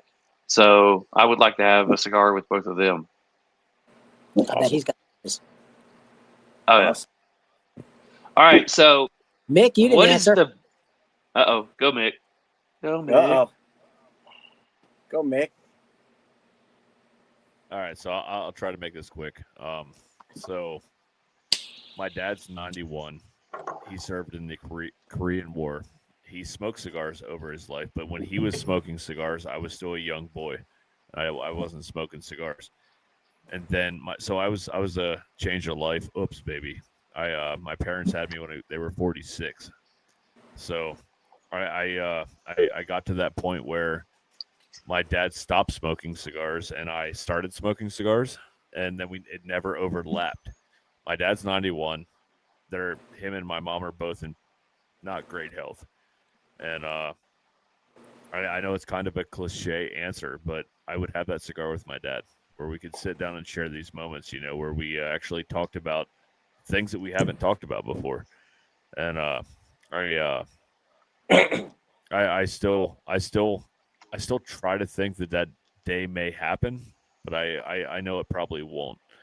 I now live 14 hours from him, and it sucks that it may not happen, but I don't know. We've had a lot more real moments over the past 5 to 10 years that I never thought would happen. Who knows? I mean, maybe it will happen, but I would say my dad is that answer, because I still have questions. He lived a crazy life, but he's still a very religious, overly crazy religious guy, and which is not a bad thing. But I think we're a little bit separate. We're so much alike, and I'd like to have that moment with him over a cigar, and kind of hash those moments out. That's not cliche at all, man. Make it happen, brother. That's right. Do it. And listen, I got to tell you, in that way, I'm jealous of you, because I wish we were in that position, because our father's been retired now and he's down in Florida.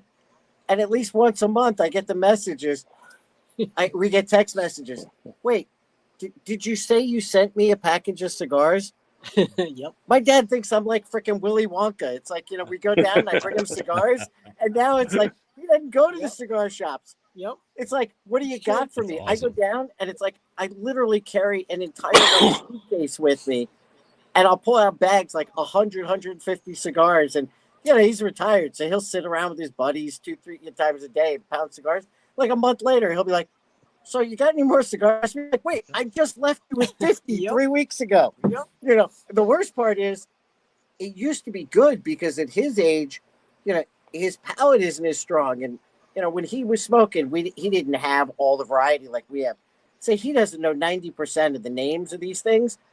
So, to some ways I could get away with it, right? Where it's like, okay, like I said, not kidding. I've got about 4 towers and about 7 humidors in our house that I have loaded with cigars, probably thousands. So I always have a humidor full of cigars that are great sticks. Friends come, and then it's like Halloween tomorrow. We live in a house that used to be the old schoolmaster's house and the school's across the street. It's now a bunch of apartment buildings, but from like 100 years ago, right? So we got this whole sitting room. He's got the whole thing lined with just humidors, like refrigerator size around the room. It's crazy.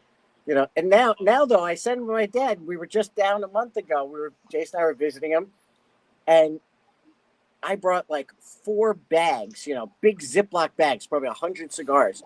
And we go outside to smoke a cigar, and I pull a couple cigars out, and I'm like, here. And I hand him over a cigar, and I'm thinking he'll like this. He looks down the cigar. He goes, got anything else? He goes, yeah, I'm not a big fan of that one. I like this other one. I'm like, Dad, that was a $30 cigar. He goes, yeah, can you send me a bag of those? I'm like, come on.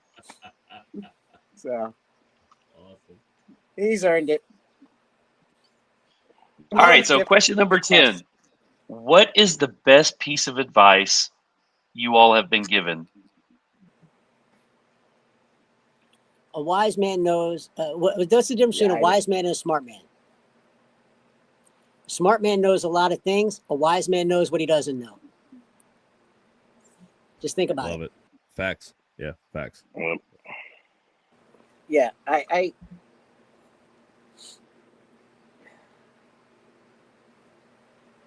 mean, you could come up with so many philosophies, right? I mean, the amazing thing about life is, I remember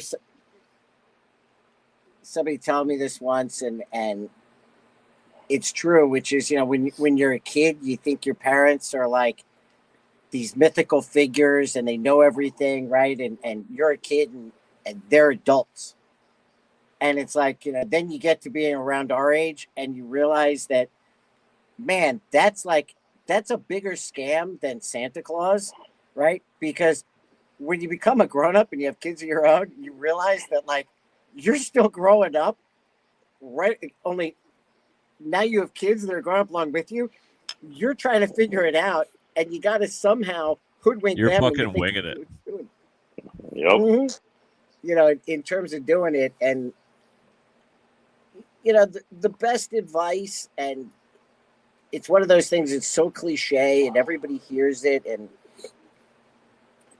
I spent a career, right, where it's, you got to do this and work hard and keep your head down and do your homework and then get good grades to go to good college. And then you get out of college and it's like, just, work hard, be the best what you can do. And I worked 7 days a week, 90-hour weeks in investment banking. And, you get to a point where you're constantly thinking about, okay, how is this perceived? How is that perceived? How is something else perceived? Which is the best advice I got from somebody is, I never really believed it when people would compliment me on stuff. And somebody finally said to me, the truth is none of us have the answers. And there's a reason you're you, and there's a reason you've achieved what you achieve, or you succeed at what you succeed, and just be you. Like, if you believe in it, the world is huge, and there are more people out there that are going to see things your way or appreciate what you do, and the entire world doesn't have to agree. And I think it's a dangerous area we live in with the internet now, right? Because 3 people can go on a chat board and make you think that the entire world thinks you're an idiot or you shouldn't do something. And, as we said, you go out there and you suddenly realize, you know what? There are hundreds, thousands, millions of people out there that like what I do, and I'm not wrong for doing it. Just because the other guy, just using our ice cream analogy, just because he likes chocolate doesn't mean I can't like vanilla. And what's that song? You guys know it. It's there ain't no good guys, there ain't no bad guys, there's only you and me, and we just disagree. What's that song? You know it, Mick, right? You know what I'm saying? Here's to you, here's to me. Hope we shouldn't disagree. If we should disagree, fuck you, and here's to me. That's a toast. There you go. That's something like that. Yeah. Well, Ira, what do you got? You didn't answer this question. You keep ducking, trying to hide behind us. Let's go. Speak up, man. You got this dark lighting and all this. You can hide. Get up there in the camera, man. These guys have a podcast. Come on, sell it for them. Yeah, so I think the best advice I had is being the youngest of all three. The one thing that always just stuck with me is do what you love and love what you do. Right. I couldn't say it any better. Right. I've spent several years. I guess we're into decades now. I can't hide at my age that much. But it finally it took a while to hit. But after so many years in the corporate world of doing what I had to do to, I'll say, make a living, and doing what I thought was right, turning it around and really kind of jumping full bore into the cigar industry and doing what I love makes every day so much better. And it makes it, it's just fun. Right. So do what you love what you do, have fun with it. And, I think the biggest part of that is, it doesn't matter what you're going to do, just be the best at it. That's a good one. I like it. All right, let's go back to Man. you guys. You know how this works. You guys got to answer it now, too. Let's go. Go ahead, Mick. I mean, we're interviewing you too. you- We're trying to decide if we want to put you on Ring Quest or not. Come on, show us something. It's not really I would say that the reason that the name behind your Instagram is what it is, that's probably one of the best pieces of advice that I would say you've been given. I appreciate the setup because honestly, I was going that direction anyway. So it's almost like we've worked together for over a year. It's crazy. No, so I was at a cigar lounge in actually Johns Pass. Yeah, Ira, you may know this place, Johns Pass, Florida. Yep. It was at the Cuban Paradise, and know it. I walked in there with so my mother-in-law, my wife, my kids. It was a few years ago. I walk in there and so I go into every cigar lounge with the same open mind. I try to feel what everybody's feeling, the local flow, whatever. So I walk in there and I was like, I saw this old guy smoking a cigar. I said, "Hey brother, what are you smoking?" He said, "Son, it's not always about what you're smoking. It's who you're smoking it with and the real minutes you share along the way." And that's what my podcast, my original podcast with my brother Jeremy in Pennsylvania. We started a podcast called Real Minutes, and it didn't last, but it turned into this. It turned into what we're doing now, and hopefully someday Jeremy can join us on this show. But the long and short of the story is, what that guy told me that day is, it's never about the cigar. It's about the real minutes we share along the way. It's about who you are with at that moment and the moment you're sharing at that time. And it's probably the best advice I've ever been given. It's why that podcast started. It's why Charles and I started this. It means everything to me. And I really feel. All right, Mick, you win. I love it, and I got to tell you, Charles, you teed it up, and I agree with you. It's the first time that I think you and I connected over something or on some somebody posted, well over a year or 2 years ago before we got to know each other, and then when you started following Ring Quest and stuff, and I saw it pop up again, and everybody comes up with fun names. And it was one of those names just kind of hit me. And I'm like, it's so subtle and simple. And but it's got so much to it. And, it's funny when you say starting that podcast, kind of going back to, some of the advice and stuff, which is, I guess, the other thing for people is, what we've all been saying, which is do what you love and don't be afraid to fail. One of the biggest things we see and our whole world is about marketing, right? I mean, we're on social media now, right? Nobody posts, "I got fired from my job." Well, some crazy people do, right? I got fired from my job today. I turned in a project. My boss told me it sucked, right? And nobody posts their spaghetti and meat sauce that they make for dinner. You go online and you think that everybody is wildly successful. Everybody's always out there having the party of their life and traveling the world and whatever. And nobody fails. And, going back to our football conversations, one of the interesting things growing up as a Washington, back then Redskins fan, I think of Jack Kent Cooke, the Squire, who, when we were growing up, it was a joke around D.C., was that the president is the most powerful man in the world, but only the second most powerful man in Washington, because Jack Kent Cooke was the most powerful man. It was like to get that invite to the games back in the 80s.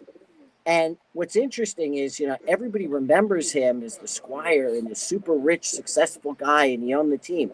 What people don't realize is that Jack Kent Cooke acquired the Redskins as a failure. Jack Kent Cooke was originally the owner of the Los Angeles Lakers in the late 60s, early 70s, and he went bankrupt. I can't remember how many times, but I think it was like around 7 times with different businesses. Some were successful, some weren't. And the way he ended up owning the Redskins, the story that he used to sleep out of his station wagon at one point. Yeah, was that he had a business and it failed. And he had owned the Lakers and he had to sell the Lakers. I mean, could you imagine having to sell the Lakers? And he had to sell them because he was bankrupt. He had no choice. He sold the Lakers, and at the time, remember, Washington was a dog crap team, and he sold the Lakers. Washington as a town was a backwater outside of Washington itself. Yeah, and he had to sell them, leave L.A., and the whole Showtime before it was termed Showtime and everything else, and ended up rebuilding his business. And he bought the Redskins because they were a garbage franchise that nobody really wanted, and they were a bunch of losers and everything else in terms of doing it. And look at what it turned into. But nobody tells the story about how many times he failed. And that's the big thing, right? If you hadn't done that podcast years ago, you wouldn't be on your 51st episode today. We've got a number of different projects and things we've done in the cigar industry, over the last number of years that either, they fizzled out, we moved on, they failed. And now we're sitting here with Ring Quest 19 months in and we're booked. Right? We said we're planning our 2-year anniversary because we're booked out, and we've had we actually have not had a single cigar company that has said no that we've asked to do Ring Quest, and we only have one cigar company that we've asked that we haven't gotten a commitment from. So these guys are going to laugh because I love them, and I tell them all the time I'm going to call them out on every episode, and I almost forgot. But, so I'll say, using Ira's joke line, which is I'm going to look up and go, "Fuck you, Saka. Return my phone call." 4 times, Steve and his wife and the crew we've met with, and they've said they're going to do it, and we get back to them, and then they get busy, and I get it. He's so busy with all his cigars, and we haven't been able to get him lined up for it, but I always joke with him. So for everybody on here that's listening, if you want to see Steve Saka turned into a Ring Quest character, send him a message and tell him he's got to do it and to get back to us and we'll get it done. I'm not going to say the name of the person, but we have one of those as well that has committed and decommitted 30 times. So I'm not going to say the name, but no. No, I can say now we're going on to 3.5 hours now. I mean, come on, get on the show. It's fun. It's This is officially the longest podcast that we have run. Well, we got another it took us an hour and a half to get you to wake up, buddy. Right, to get it all going. So we got 37 more minutes until midnight. Come on, let's go. We needed that NyQuil liquid death to kick in. Now you're rolling. Are we gonna keep going? Because I'm gonna go get some more beers. Come on. So I'm gonna say, you guys in the green room talked about giving away a 3-pack. Yep. So we are down to, I think we've dropped down to about 14 people watching. So those are good odds. Then. Yeah, they got some good odds. So we'll go ahead and let everybody know. Go ahead and type in on Facebook. Well, you can't do Facebook because Facebook actually Facebook canceled us this evening. Really? Today? Yeah, in the middle of a podcast. Are you serious? Yep. They actually You're not blaming canceled, us, are you? No, they canceled the live. So, but go ahead and type in hashtag Real Smoke on Rumble and YouTube, and go ahead and tell everybody what the 3-pack is. Sure. So we, as we mentioned before, as part of launching the Cigar Concierge, but let's make it a 5-pack. Come on, make it a 5. Well, we're gonna get we're gonna make it a 5. Yeah. Come on. So I have, as I said, going back to those early '90s cigars that everybody's gotten away from. I have wanted to make a blend of my own for years. That kind of I really don't think anybody really makes it now. It's very, very creamy, mild, not mild, but very creamy, subtle flavors, lots of cocoa and chocolate sort of thing. That Cubans and old school Davidoffs and things used to be made back in the early '90s. It sounds delicious. Yeah. Thank you. And over the summer, I transitioned from another project we were working on, and before Ira convinced me to fast forward the Cigar Concierge, I said, everybody, you know what? I don't think I want to jump in anything new before the end of the year. I think I want to just make this cigar. I'm not sure we're going to sell it, put it out there, or anything. And I'm going to take some time to do that. And ironically, that's what we wanted to smoke. Yeah. And what we wanted to smoke, which, back to your cigar question, I would say to new brands as well is don't make what everybody's making. Make what you like. Make what you think is missing from the market. And trust me, a hell of a lot of people out there will agree with you. As Jason said, about a year ago, we were in the Dominican with Emmanuel and Eladio Diaz and talking about this. And of course, as you can imagine, so I ran into Emmanuel over the summer and I told him what I was doing. And we were at an event, and about 5 minutes later, all of a sudden we're talking like this, and there's a phone right here in my face. And I turn and look, and Emmanuel's holding up the phone, and his dad is on FaceTime, and he's talking to him. And he's telling him, you remember we were talking about this a year ago. And so, of course, Eladio said, well, I made those cigars, right? As everybody knows. He's like, so if you're going to make this cigar and you're looking for somebody to make it for you and work with you on it, you're not working with anybody but me. So I'm working on that. And then we decided people want it. So we decided, you know what, we're going to roll out some very limited cigars through Cigar Concierge, and there'll be Cigar Concierge cigars. I was actually just working on the band today before we got on. And that one's still in the works. It'll probably be 6 months, a year before we have it. But we have another cigar that is going to be an interesting blend. I'll say it's got Corojo. It's got Sumatra.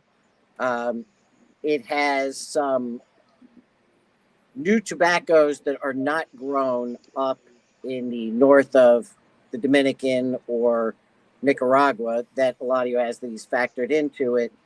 And we're probably by the end of the month going to be rolling that cigar out only through Cigar Concierge. And so we will, as the guy said, forget a 3-pack. We will do a 5-pack for whoever wins tonight. And it's funny because we've been having such fun rolling. And I was thinking about that going, yeah, we're probably getting, the handful of hardcore guys. So we're going to give them a 5-pack for staying with us. And then what I'll say is we will give you guys another 5-pack for your next show or another show, let's say between now and the holidays. And you guys choose when you want to do it. Just you'll let us know.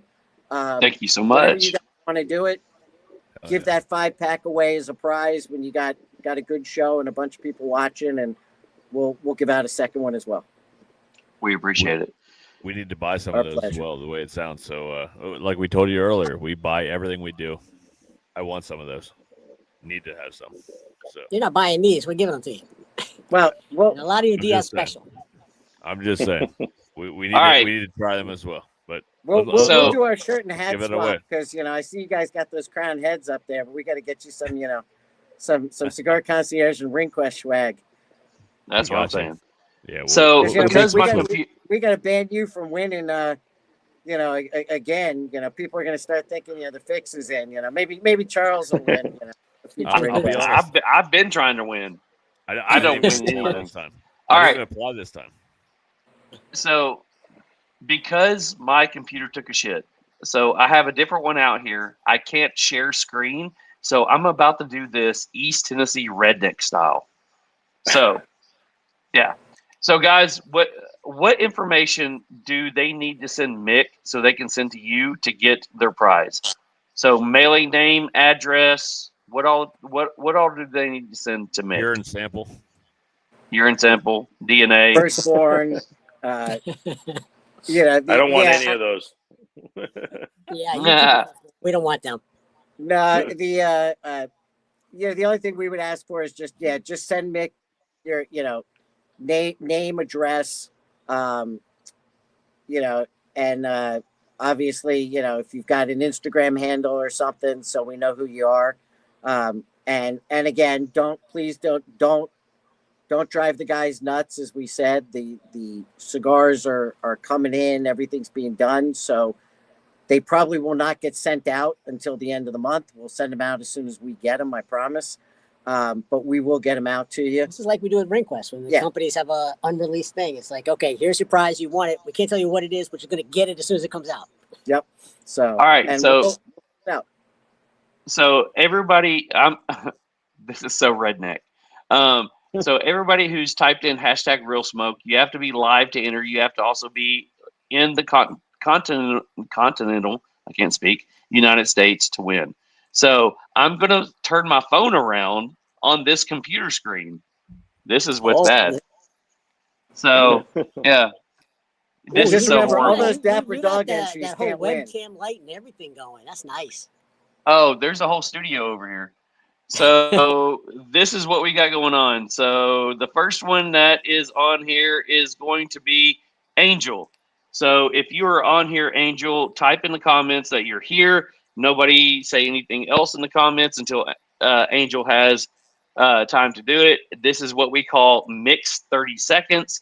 Mixed 30 seconds ranges from either 15 seconds to whatever.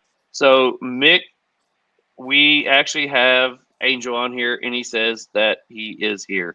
So, Angel, what we need you to do, because you win every freaking thing that's imagined, send Mick your information that you got on your clipboard on your phone, and just go ahead and send it to him. That way we can go ahead and send that out. So, Angel. Hey, I to love Angel you. and everybody else that's still on there, thank you very much for tuning in. We appreciate it. You guys are the reason we do Ring Quest and everything else. So thank you guys.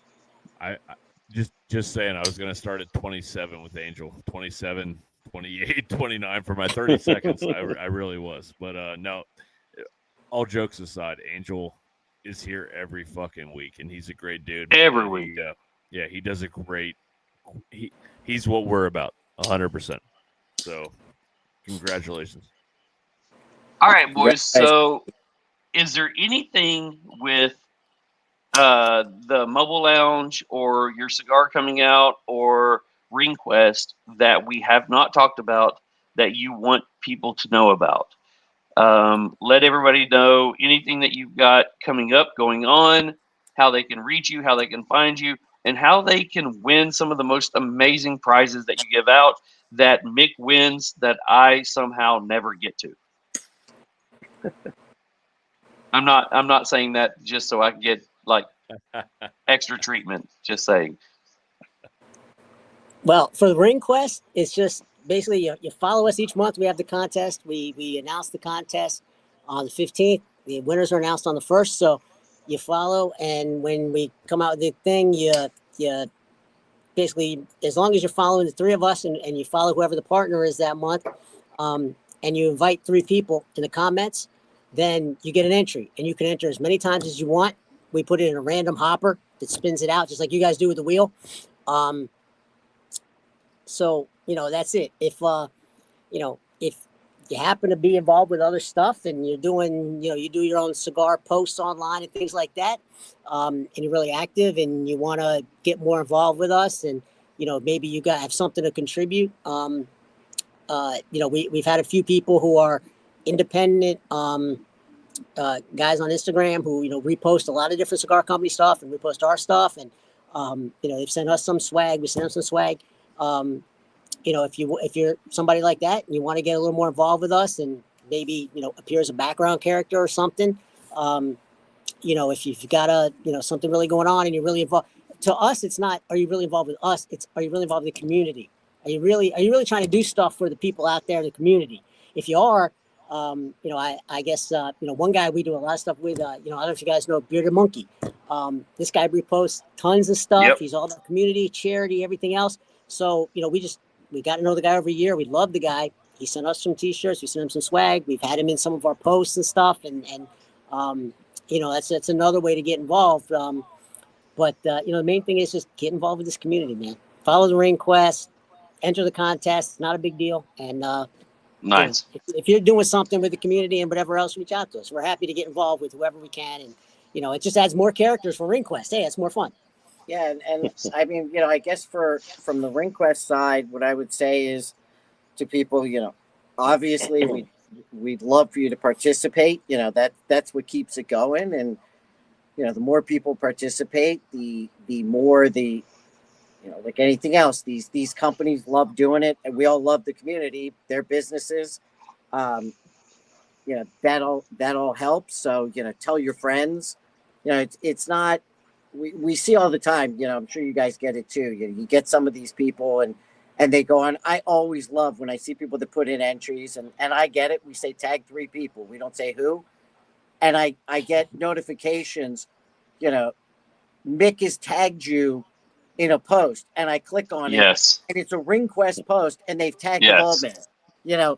We get that all the time when we do like our Hat Palooza, because one of the things which we need to get back to, because we got 2 hats to give away, but we do a Hat Palooza every year, and it's different brands send us hats and we give them out as prizes. As long as the brand sends us the hats, we will mail them out to other people, and they tag us in it. And it's like,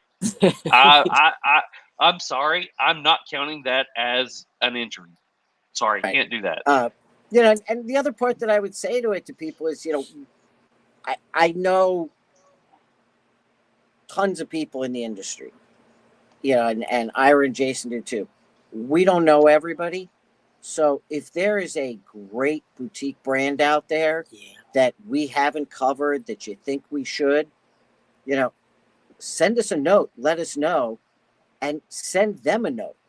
And again, we say it and I say it again, I want to make sure to say it with love, we, busting, Steve's cojones a little bit there. And that's, that's not because we're mad at him. It's because we really want to do it.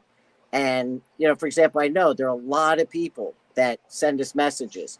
I mean, I would say probably, after we did, Fuente, probably 2 of the biggest ones that we've gotten people asking us, oh, you got to get them, blah, blah. And we laughed was, Dunbarton and Tatuaje. And of course, we had to keep our lips sealed because we knew all the way back in early April. We don't announce in advance. That we were doing Tatuaje this month. I say to people all the time, like, great, don't just send me a message.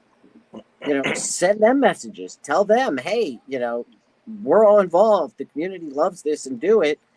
And if I get messages from people, since I'm usually the one that reaches out to do it, I got no shame. I mean, I'll pick up a phone and call anybody, and I'll call them up and say, listen,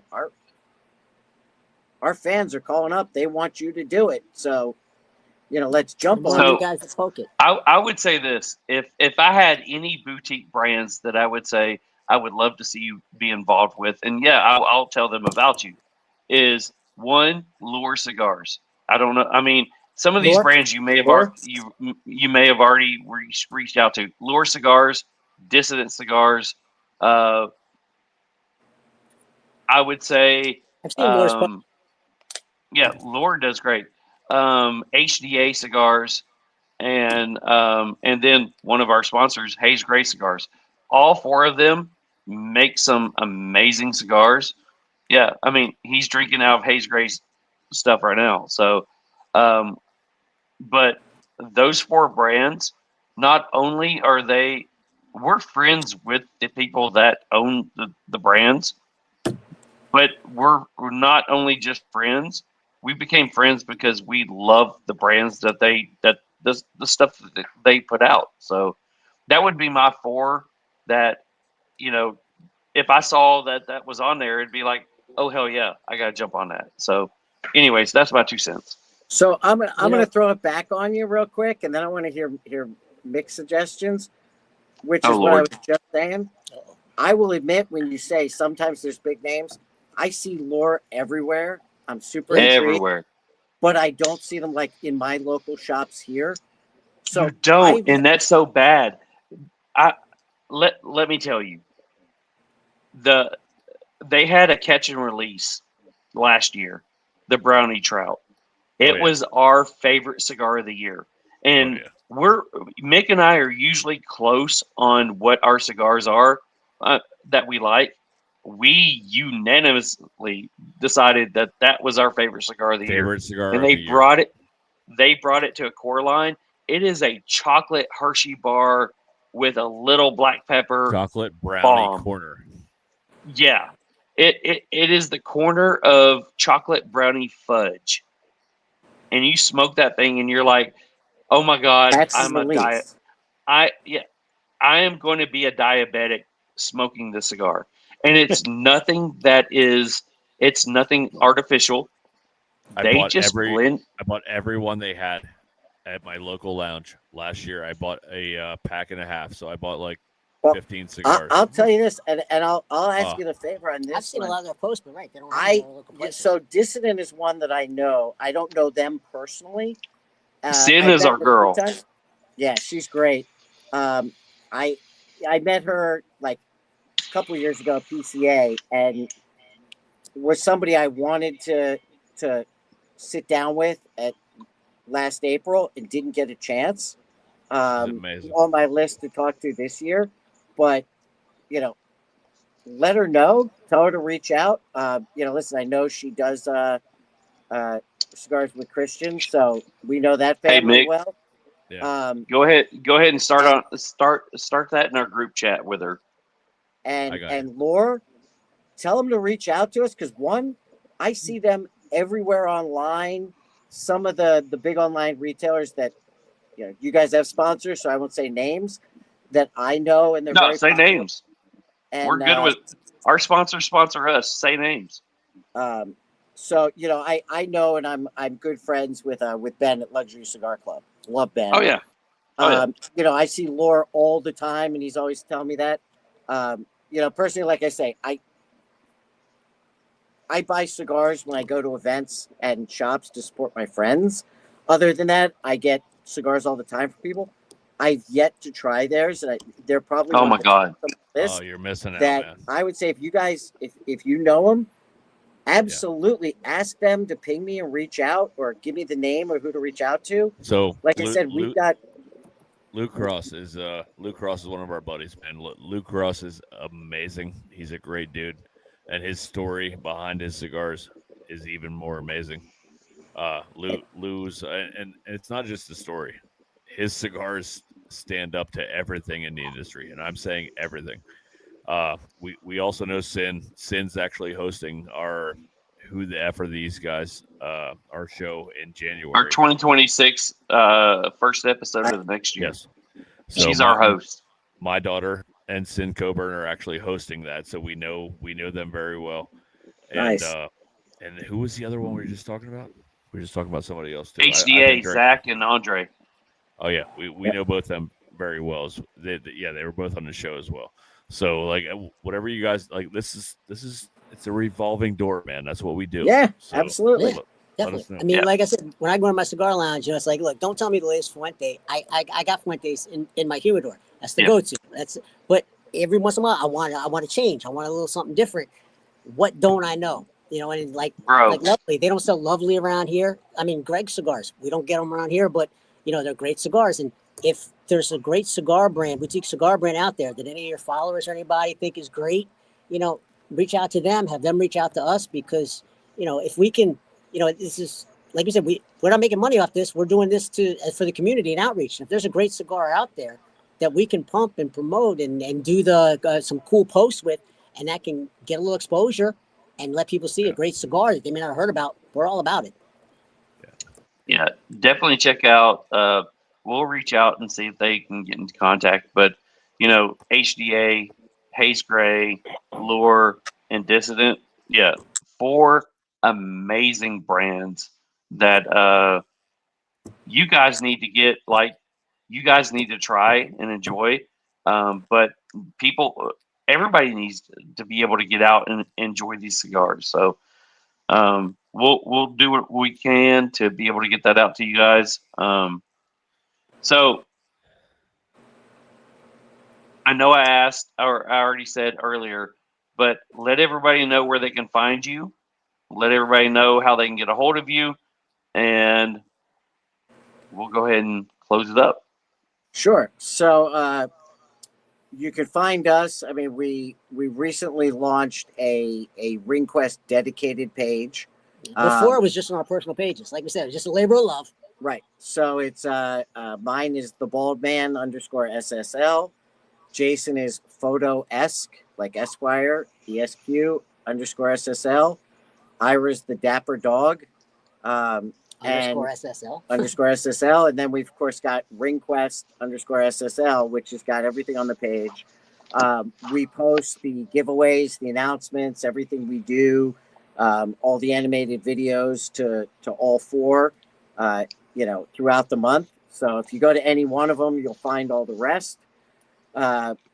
We just launched an Instagram page for Cigar Concierge. That's it's called the Cigar Concierge Lounge, and that's how you can find us. We do have a YouTube page we're setting up at the moment. Right now, we're just getting it going, kind of as we're adding more video. That'll probably launch in the new year. In terms of that, and if you're interested in any of the events or concierge business, primarily we're in DC, Northern Virginia. Northern Virginia, the DC area, but we can do events all over, and like we said, we'll, if you want to do an event, we can make it happen as long as you're willing to do it.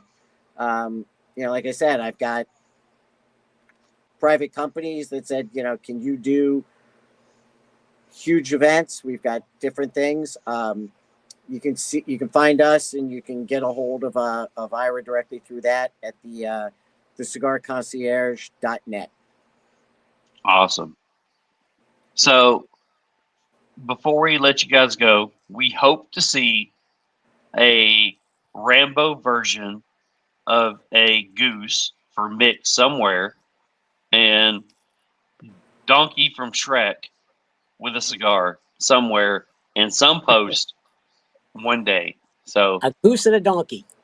Listen, keep your eyes on those posts. You never know what Easter eggs are going to pop up when. You never know, and we as I said, we tend to put people in them when we're doing events with them, or we pop them in for special things. So, well, guys, we're giving you permission to have fun with it. So we have no shame. If we do something with lore, we got you. We might have a fisherman, snag. I would love to. I would love to see Lou as a fish being caught by his dad. Well, listen, you may see him being eaten by a goose. I don't know.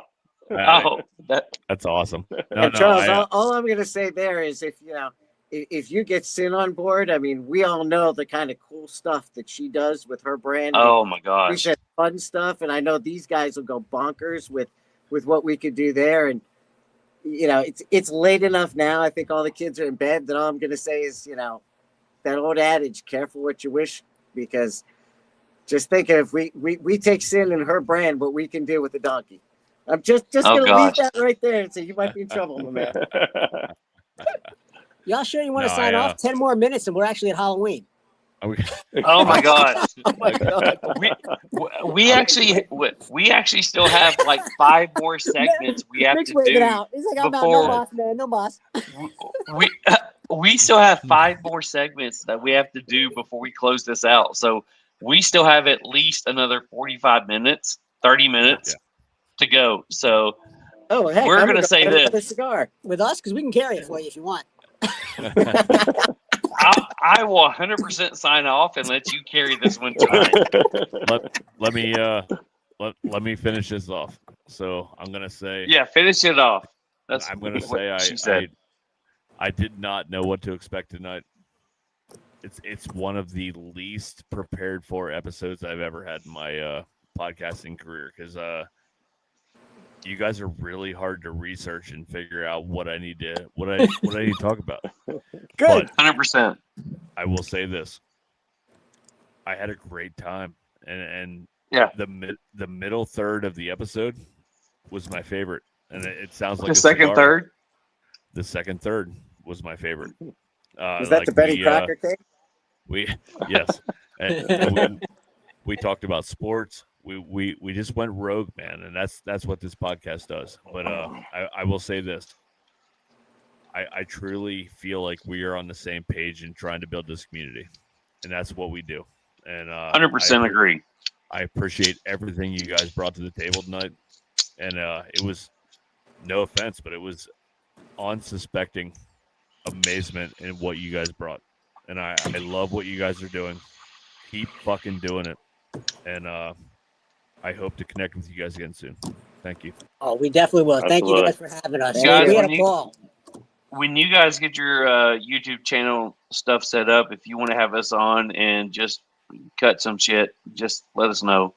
We're game for hanging out with you again. So we love it. So anything that you guys, same here, guys.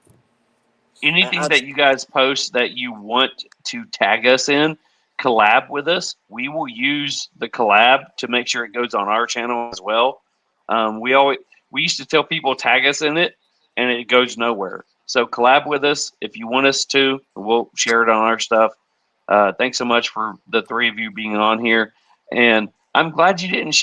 I'm kind of disappointed that you didn't show up in like animated, like cartoon characters, but I'm okay with it.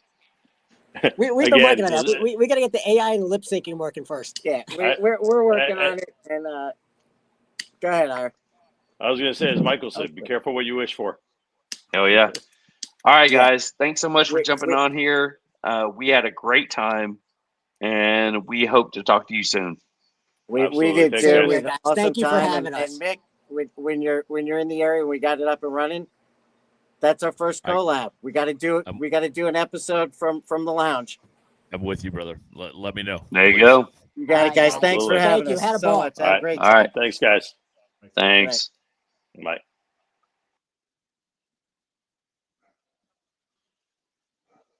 I'm still trying to figure out how to run this on here, so give me a second. But I'm on my phone. I will say, a lot of this is really good to run from your phone. I'm pretty good with it.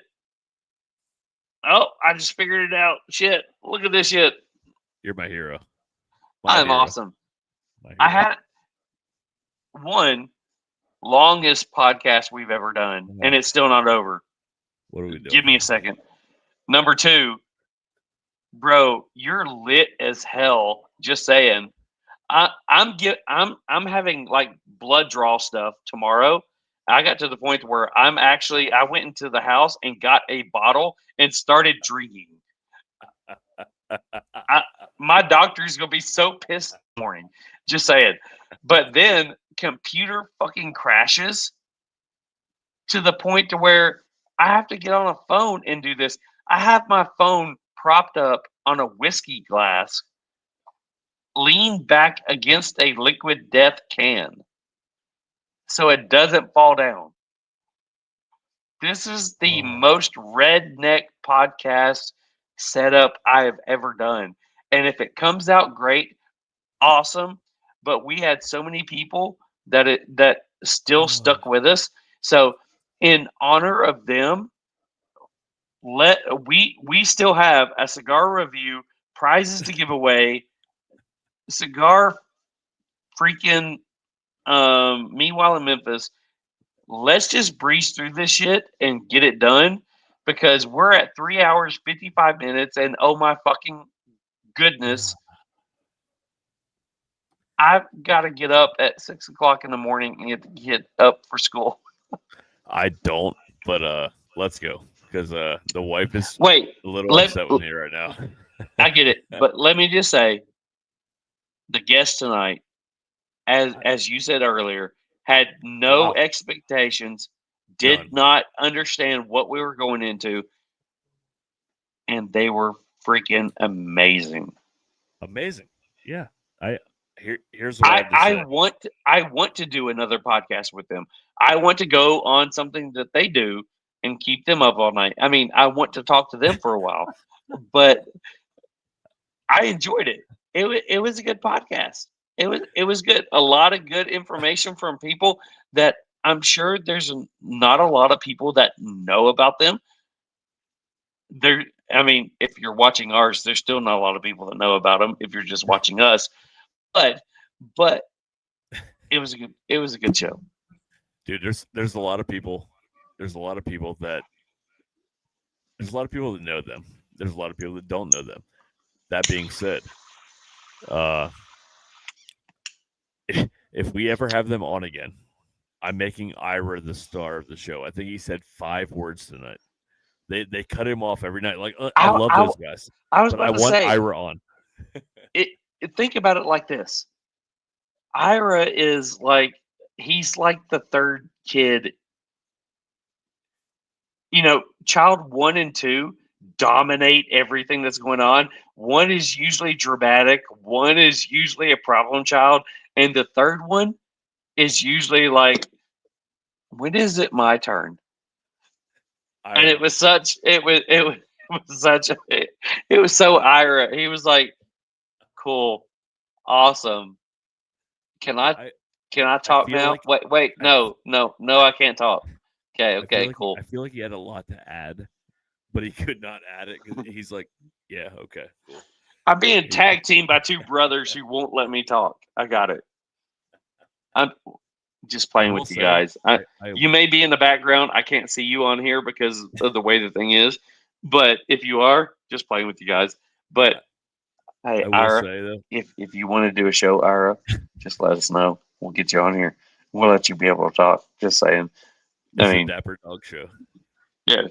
If you want to do a doggy timed show, doggy style show, we can get you on here. I will say that yeah, he needs his own moment to talk. He does. The other guys did a great job, but every time he was like, "Yep, I'm gonna sit here and wait my turn." So, all right. It was really. We do have. Oh my God, are we still in? I'm gonna say we're at 3 hours, 58 minutes, and 21 seconds. And we are technically in segment number 5 of 8. Oh my God. All right. So we do have a cigar review to do. Please bear with us, guys. I know it's been long. That's what she said. We are going to try to get the last half of the show done as quick as possible. And we will try to get you out a couple of prizes. By the way, Angel, you're not winning again, just saying. But this is a good one. Cigar review tonight is brought to you by Cigar Army, and then we do have another little announcement after that. So, Cigar Army, here you go. Hello, everybody. Grumpy Frank here from Cigar Army. Wanted to talk to you really quick about a special event we have coming on November 1st. Our second annual Toys for Tots fundraiser drive will kick off. Cigars, swag, accessories, and whatever else we get donated, we're going to be putting up for raffle. And we hope that all of you can help us help the kids. So keep an eye out for it on November 1st. And we really appreciate your support. Thanks. So, he did say, if you get a moment, please talk about the raffle. Hey, Mick. I got you. Just look at the screen. Oh, shit. There you go. So, the Cigar Army Toys for Tots event. So this Charles is laughing at me back here. So the I may have had a few drinks tonight. So he's still laughing at me. So the Toys for Tots Cigar Army event.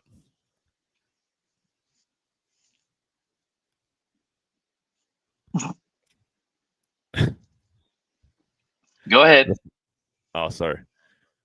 The fundraiser is actually kicking off here in 2 days. We are not allowed to post this picture yet. Charles somehow made this into a beautiful picture for us right now. So you guys are getting the first look at the Toys for Tots for Cigar Army event. He's still laughing at me.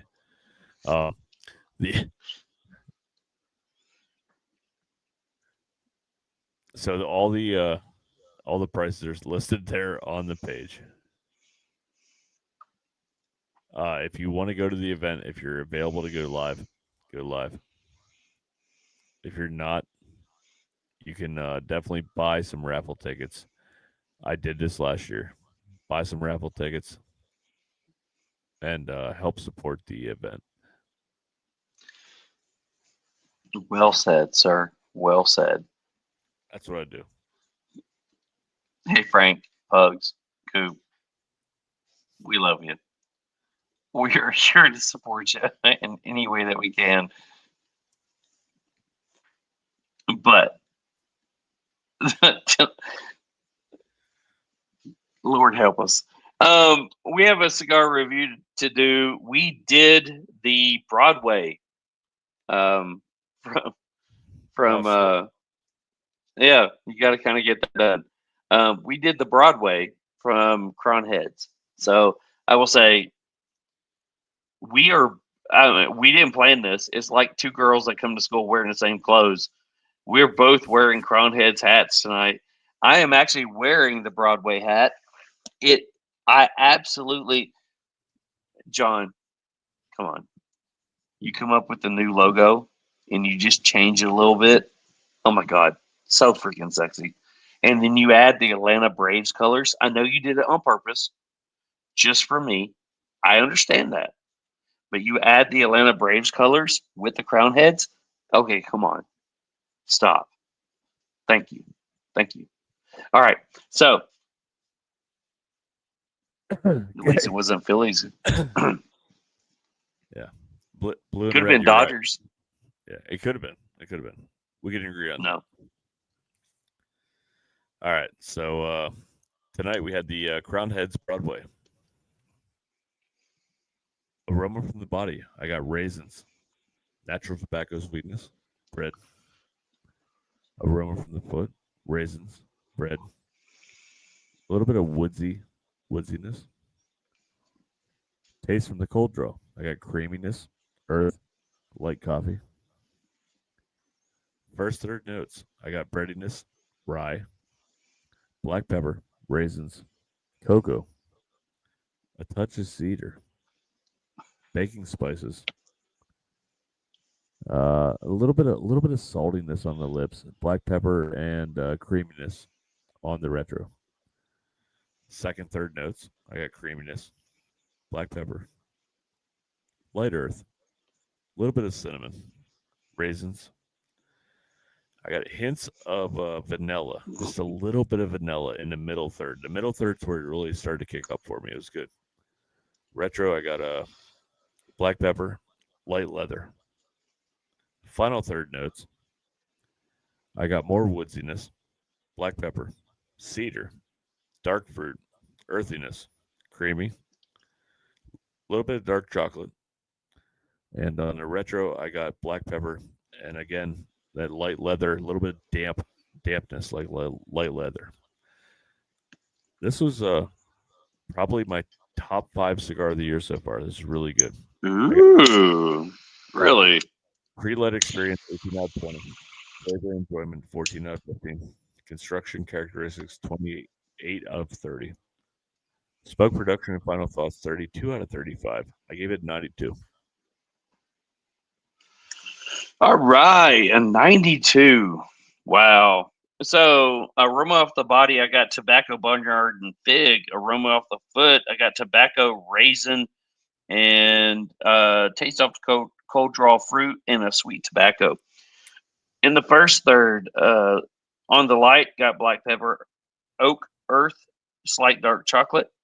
Into the first third, or into the first notes up front are dark chocolate, black pepper, earth, and oak. The retro brings out a chocolate and black pepper. The draw is great. Burn is slightly wavy, but no issues. Smoke is thick and chewy. Ash is great and holds through the third. Slightly flaky. Full body, medium plus in strength. Loving the finish, leaving you with a chocolate sweet note. In the second third, notes up front are still dark chocolate and black pepper. The oak is sliding back, and the black coffee note is coming forward. The earth. Retro is dark chocolate, coffee, and earth. Finish is long and still leaves a sweet note. Burn and ash is still the same. Smoke is still thick and full. The strength is still a medium plus. Final third, more darker notes, a lot of black coffee, a lot of oak. Let's see, a lot of oak, slight dark chocolate in the finish. Strength or smoke is full. Strength is medium plus. So going into the scores. Pre-light appearance, 10 out of 10. Why? I thought when you look at the cigar and then you look at the band with it, this is probably my favorite band cigar.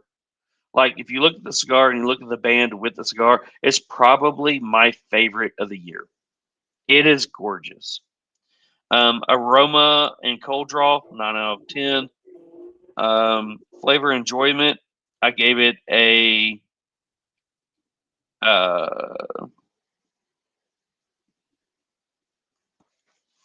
sorry, here we go. 13 out of 15. A construction gave it a 9 out of 10. Draw gave it a 10 out of 10. Burn, 9 out of 10. Smoke production and texture gave it a 5 out of 5. Overall experience, 18 out of 20. Would I smoke it again? I would 100% buy lots of boxes of this one. I get a 9 out of 10. So my score gave it a 92. So your score of a 92, my score of a 92 gives it, let me get my calculator out. Let me do all the numbers really quickly. 92 plus 92 divided by 2. We got a 92. Hell yeah. Now, I will say this. I was going over notes earlier, waiting for you to get on here to talk about pre-podcast stuff. If you go by the company, we have reviewed this year so far 3 Crown Head cigars, as well as 2 Oz family cigars. So if you look at them going through there, 5 out of however many we did this year was from that same group. So you look at it and go, why is that? Most of them were in our 90s because they're making fucking great cigars. Yeah. So congratulations to John, everybody over at Crown Heads, whether it's Miguel or Jake or John or Tim or any of you out there. Guys, you guys are putting out some great stuff. So good job. Congratulations. Real Smoke Podcast gives the Broadway from Crown Head Cigars a 92. If you don't agree with it, put it in the comments below. Let us know what you thought about it. Was it one of your favorites, or is it something that you think that you did not like? Let us know.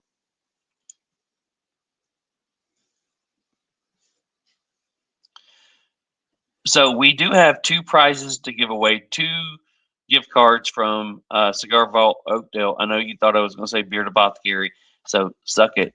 I did not. But we do. Mick's about to fall over. Yeah, bro, I'm trying to get this done. 4 hours, 10 minutes. It's officially the longest podcast. Oh my God. We do have 2 prizes to give away. I don't know if there's anybody left in here, but if you are, you're about to win something. I mean, if you're just the only person, you're going to win something. But we do have a 2 gift cards to give away, and prizes tonight are brought to you by Brewers. Listen up, Perf heads. Is if your cutter feels like a toy and your gear's got no soul, it's time to level up. Bruder Cigar Accessories, 100% American made. Veteran owned, built like a tank, passed down like a rifle. This ain't mass-produced junk. It's the heirloom collection. Precision built with grade 5 titanium, magnet steel blades, magnetic action, and inlays so clean they'll make your humidor blush. Check out the Heirloom Ambassador, a semi-custom raw titanium anodized finished cutter with exotic woods like Purple Heart and Bolivian rosewood. Or the Heirloom Elite, a fully customizable cutter with Cerakote, abalone, two-tone layouts, every detail dialed in. Each piece is serialized, built with pride, made to outlive you. So if you're tired of plastic cutters and flimsy lighters, go check out Brewers. Hit their website. Get something that matches your smoke game. Brewers, where legacy meets grit. So hell yeah, thank you to Brewers for jumping on and being a part of this one. We do have 2 prizes to give away, Cigar Vault. We do have the October list of people that cannot win. It is Mike, Tony, Hologram, Mashbill, Angela, Frank. We actually let Hologram win twice this month. I don't know how that happened. Oops, shit. Oh well. And Mashbill. Mashbill won twice. Oh, that was the birthday one. So we gave everybody a chance to go ahead and go through it. So you guys won a free one. So, but Mashbill, Hologram, you cannot win again unless you're the only 2 fuckers who are still left on here tonight because there's nobody else left. So we're going to do this redneck style. You saw how we were going to do it earlier. So you guys see that everything on here, I will try to show it. I promise you guys, I am going to try to come up with the money to get a new computer before next week. I don't know how I'm going to do it because the computer that I need is like $600, and I just don't know how that's going to happen. But I will figure it out. So here we go. We'll figure it out. Yeah. So okay, send me yours, and then we figure out how to get you on a computer. There you go. We got you. That's not going to work. Anyways, so here we go. We're going to draw again. So remember, you do have to be in here live to be able to do this. If you're still in here after 4 hours, oh my God, you deserve a lot. Really? Get you ends up. Is he on here? Get you ends up is not actually on.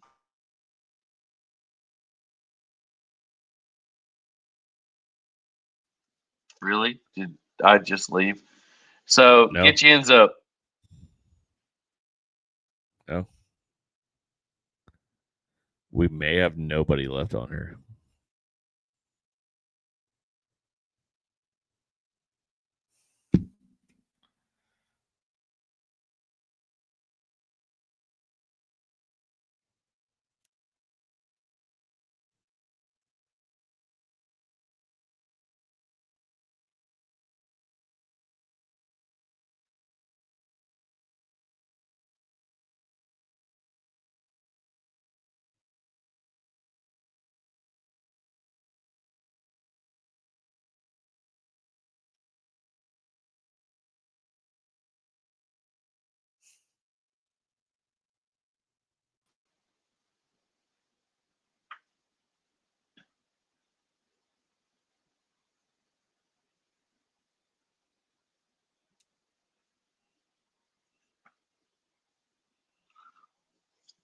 Hey, just saying I'm on here, and you can't even trust your phone to even do this shit because oh well. So get you ends up. Are you on here? So going back through all this, are you giving him any more time? 29:30. Go. Okay. So I'm gonna try to show this again. Last time I did it, it took a shit. So I will go slow so everybody can see.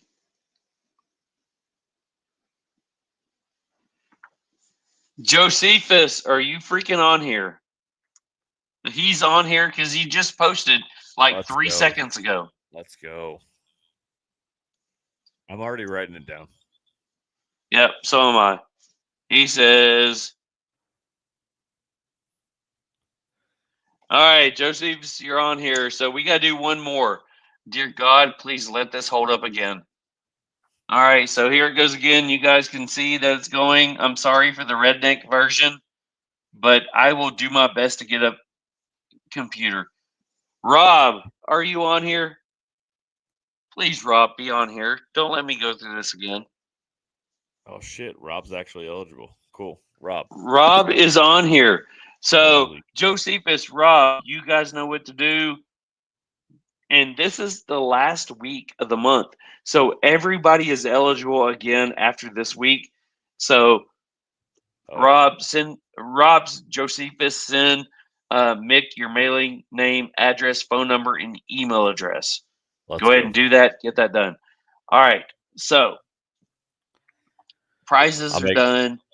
I'll make Memphis quick. I promise. Let's go. All right, give me a second. I'm running off a phone. Give me a second. I literally do I'm not not trying know to how rush to do you. this shit. I'm not trying to rush. Shut up. I'm just trying to finish it. Shut I up. promise. Shut up. Okay, hurry. So meanwhile in Memphis, we cannot leave these guys off. Meanwhile in Memphis is brought to you by our brothers and sister over at 13 or not at Haze Gray. Sorry. Oh my God. You guys have killed me tonight. Born from the Brotherhood of Service, Haze Gray Cigars honors the veteran's spirit, strength, loyalty, and heritage rolled into every leaf. We're more than cigars, we're a community. From our mobile lounge to our blends. Today we honor the men and women who stood the watch, carried the weight, and answered the call.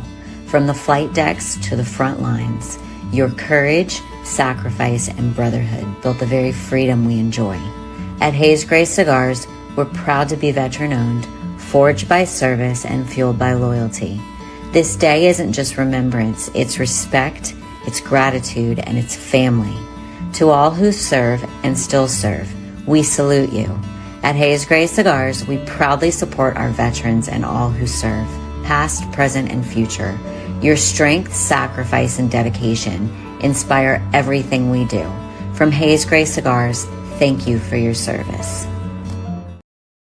Meanwhile in Memphis, it's happening again. Meanwhile in Memphis, the sky turns wild. Stray gators and pools running free and wild. Some guys wearing mud boots with a suit on trial. Meanwhile in Memphis, let's stay here a while. Love it. All right, so I'm going to try to keep this quick tonight. All right, so you're done. Thanks very much. Oh, right. I'm sorry. Not quite that quick, but real quick. Okay. All right. So the Memphis Safe Task Force, we've been talking about this for 3 weeks now. So in 3 weeks, they find missing children. They find 80 missing children in 3 weeks. Damn. 80 missing children. In other Good states, job, Memphis Task Force. Over. Memphis Task Force found 80 missing children, over 1,600 arrests, and over 500 illegal guns found in 3 weeks. So my stories have definitely slowed down a little bit because of everything that's happening. But I got to say, they are cleaning up the streets, and I'm excited tomorrow to take Mark and Laura to a little bit cleaner Memphis. So I every week I'm giving a little bit of update on these numbers, but it's pretty impressive. Over 80 missing children found. That's amazing. Amazing. Good stuff happening. All right, so here's my normal stories. So, bright headlights lead to chase with a baby in the back seat. Memphis, Tennessee. What started as an annoyance to most drivers led to a chase in Memphis with a baby in the back seat of the car. Memphis, Tennessee Highway Patrol trooper said that Friday he saw a blue Chevy Malibu with its high beams on near Auburn Road. The driver initially stopped, but then when the trooper walked towards the car, the driver took off. When troopers tried to box into Malibu, the driver crashed into one squad car and caused it to hit a telephone pole. Another trooper performed a tactical vehicle maneuver, hitting the Malibu, causing it to crash into a tree. When the troopers arrested the driver, they say they found a woman and infant baby in the back seat. Troopers questioned the woman, who was not identified. She said that she tried to get the driver to stop, but he would not let her out. The driver is actually going to face charges of failure to dim his high beams, evading arrest, driving on a suspended license, failure to use the traffic control signal, 2 counts of reckless endangerment, and 2 counts of kidnapping. Dang. Instead of stopping or turning his high beams down, he just ran and then hit a tree. Nice. Memphis woman arrested on stabbing her boyfriend and then lying about it. Record show. Memphis, Tennessee. A woman was arrested after investigators said she stabbed her boyfriend during a domestic incident and then lied about what happened. Record show. According to an affidavit, records show that following the stabbing, she created a fake plot to confuse police, and then they investigated the incident. Officers with the NPD said early Monday morning, on a home near Barron Avenue in Sherwood Forest, after a call about shots being fired, Fox 13 arrived to find a heavy police presence, with MPD and a mobile command center making the scene hours later. According to court records, this woman stabbed her boyfriend and then called police and told them that there had been a shooting, and she covertly struck him out of the house. Oh, sorry. She snuck him out of the house and then loaded them in the car. Yeah, just bear with me here. She snuck him out of the house into her car. She took him to the hospital under a fake name. The man was listed as critical condition. According to an affidavit, she told investigators that she accidentally lied about the situation because her boyfriend had active warrants for his arrest. So was she covering for him? Or was she 100%. I don't. She stabbed him, faked the shooting, and then covered for him. How many times do you got this girl that's been beat to hell, and it's her boyfriend, her baby daddy, and she's like, no, he didn't do nothing to me. Yeah. But yet she's laying there and her lips like 3 times the size and her eye is bleeding. Yeah, she's covering. Yeah. So that's my 3 stories. I was going to go into a news of the weird, but I'll save that for next week. We're already at 4 hours. Please, God, do. Yeah. So just save. That's much love. Meanwhile, Memphis. So Mick, wait, you said meanwhile in Memphis? Meanwhile in Memphis, it's happening again. Meanwhile in Memphis, the sky turns wild. Stray gators and pools running free and wild. Some guys wearing mud boots with a suit on trial. Meanwhile in Memphis, let's stay here a while. All right. So Mick. Yeah, bud. Let's do something. Okay. It's 4.5 hours. I don't know how the fuck this happened. I don't either. But I love the guest that we had in, but damn, with knowing what I got going on tomorrow, 4.5 hours is bad. Yeah. So we currently have 6 people who are still with us after 4.5 hours. It's crazy. So help me out.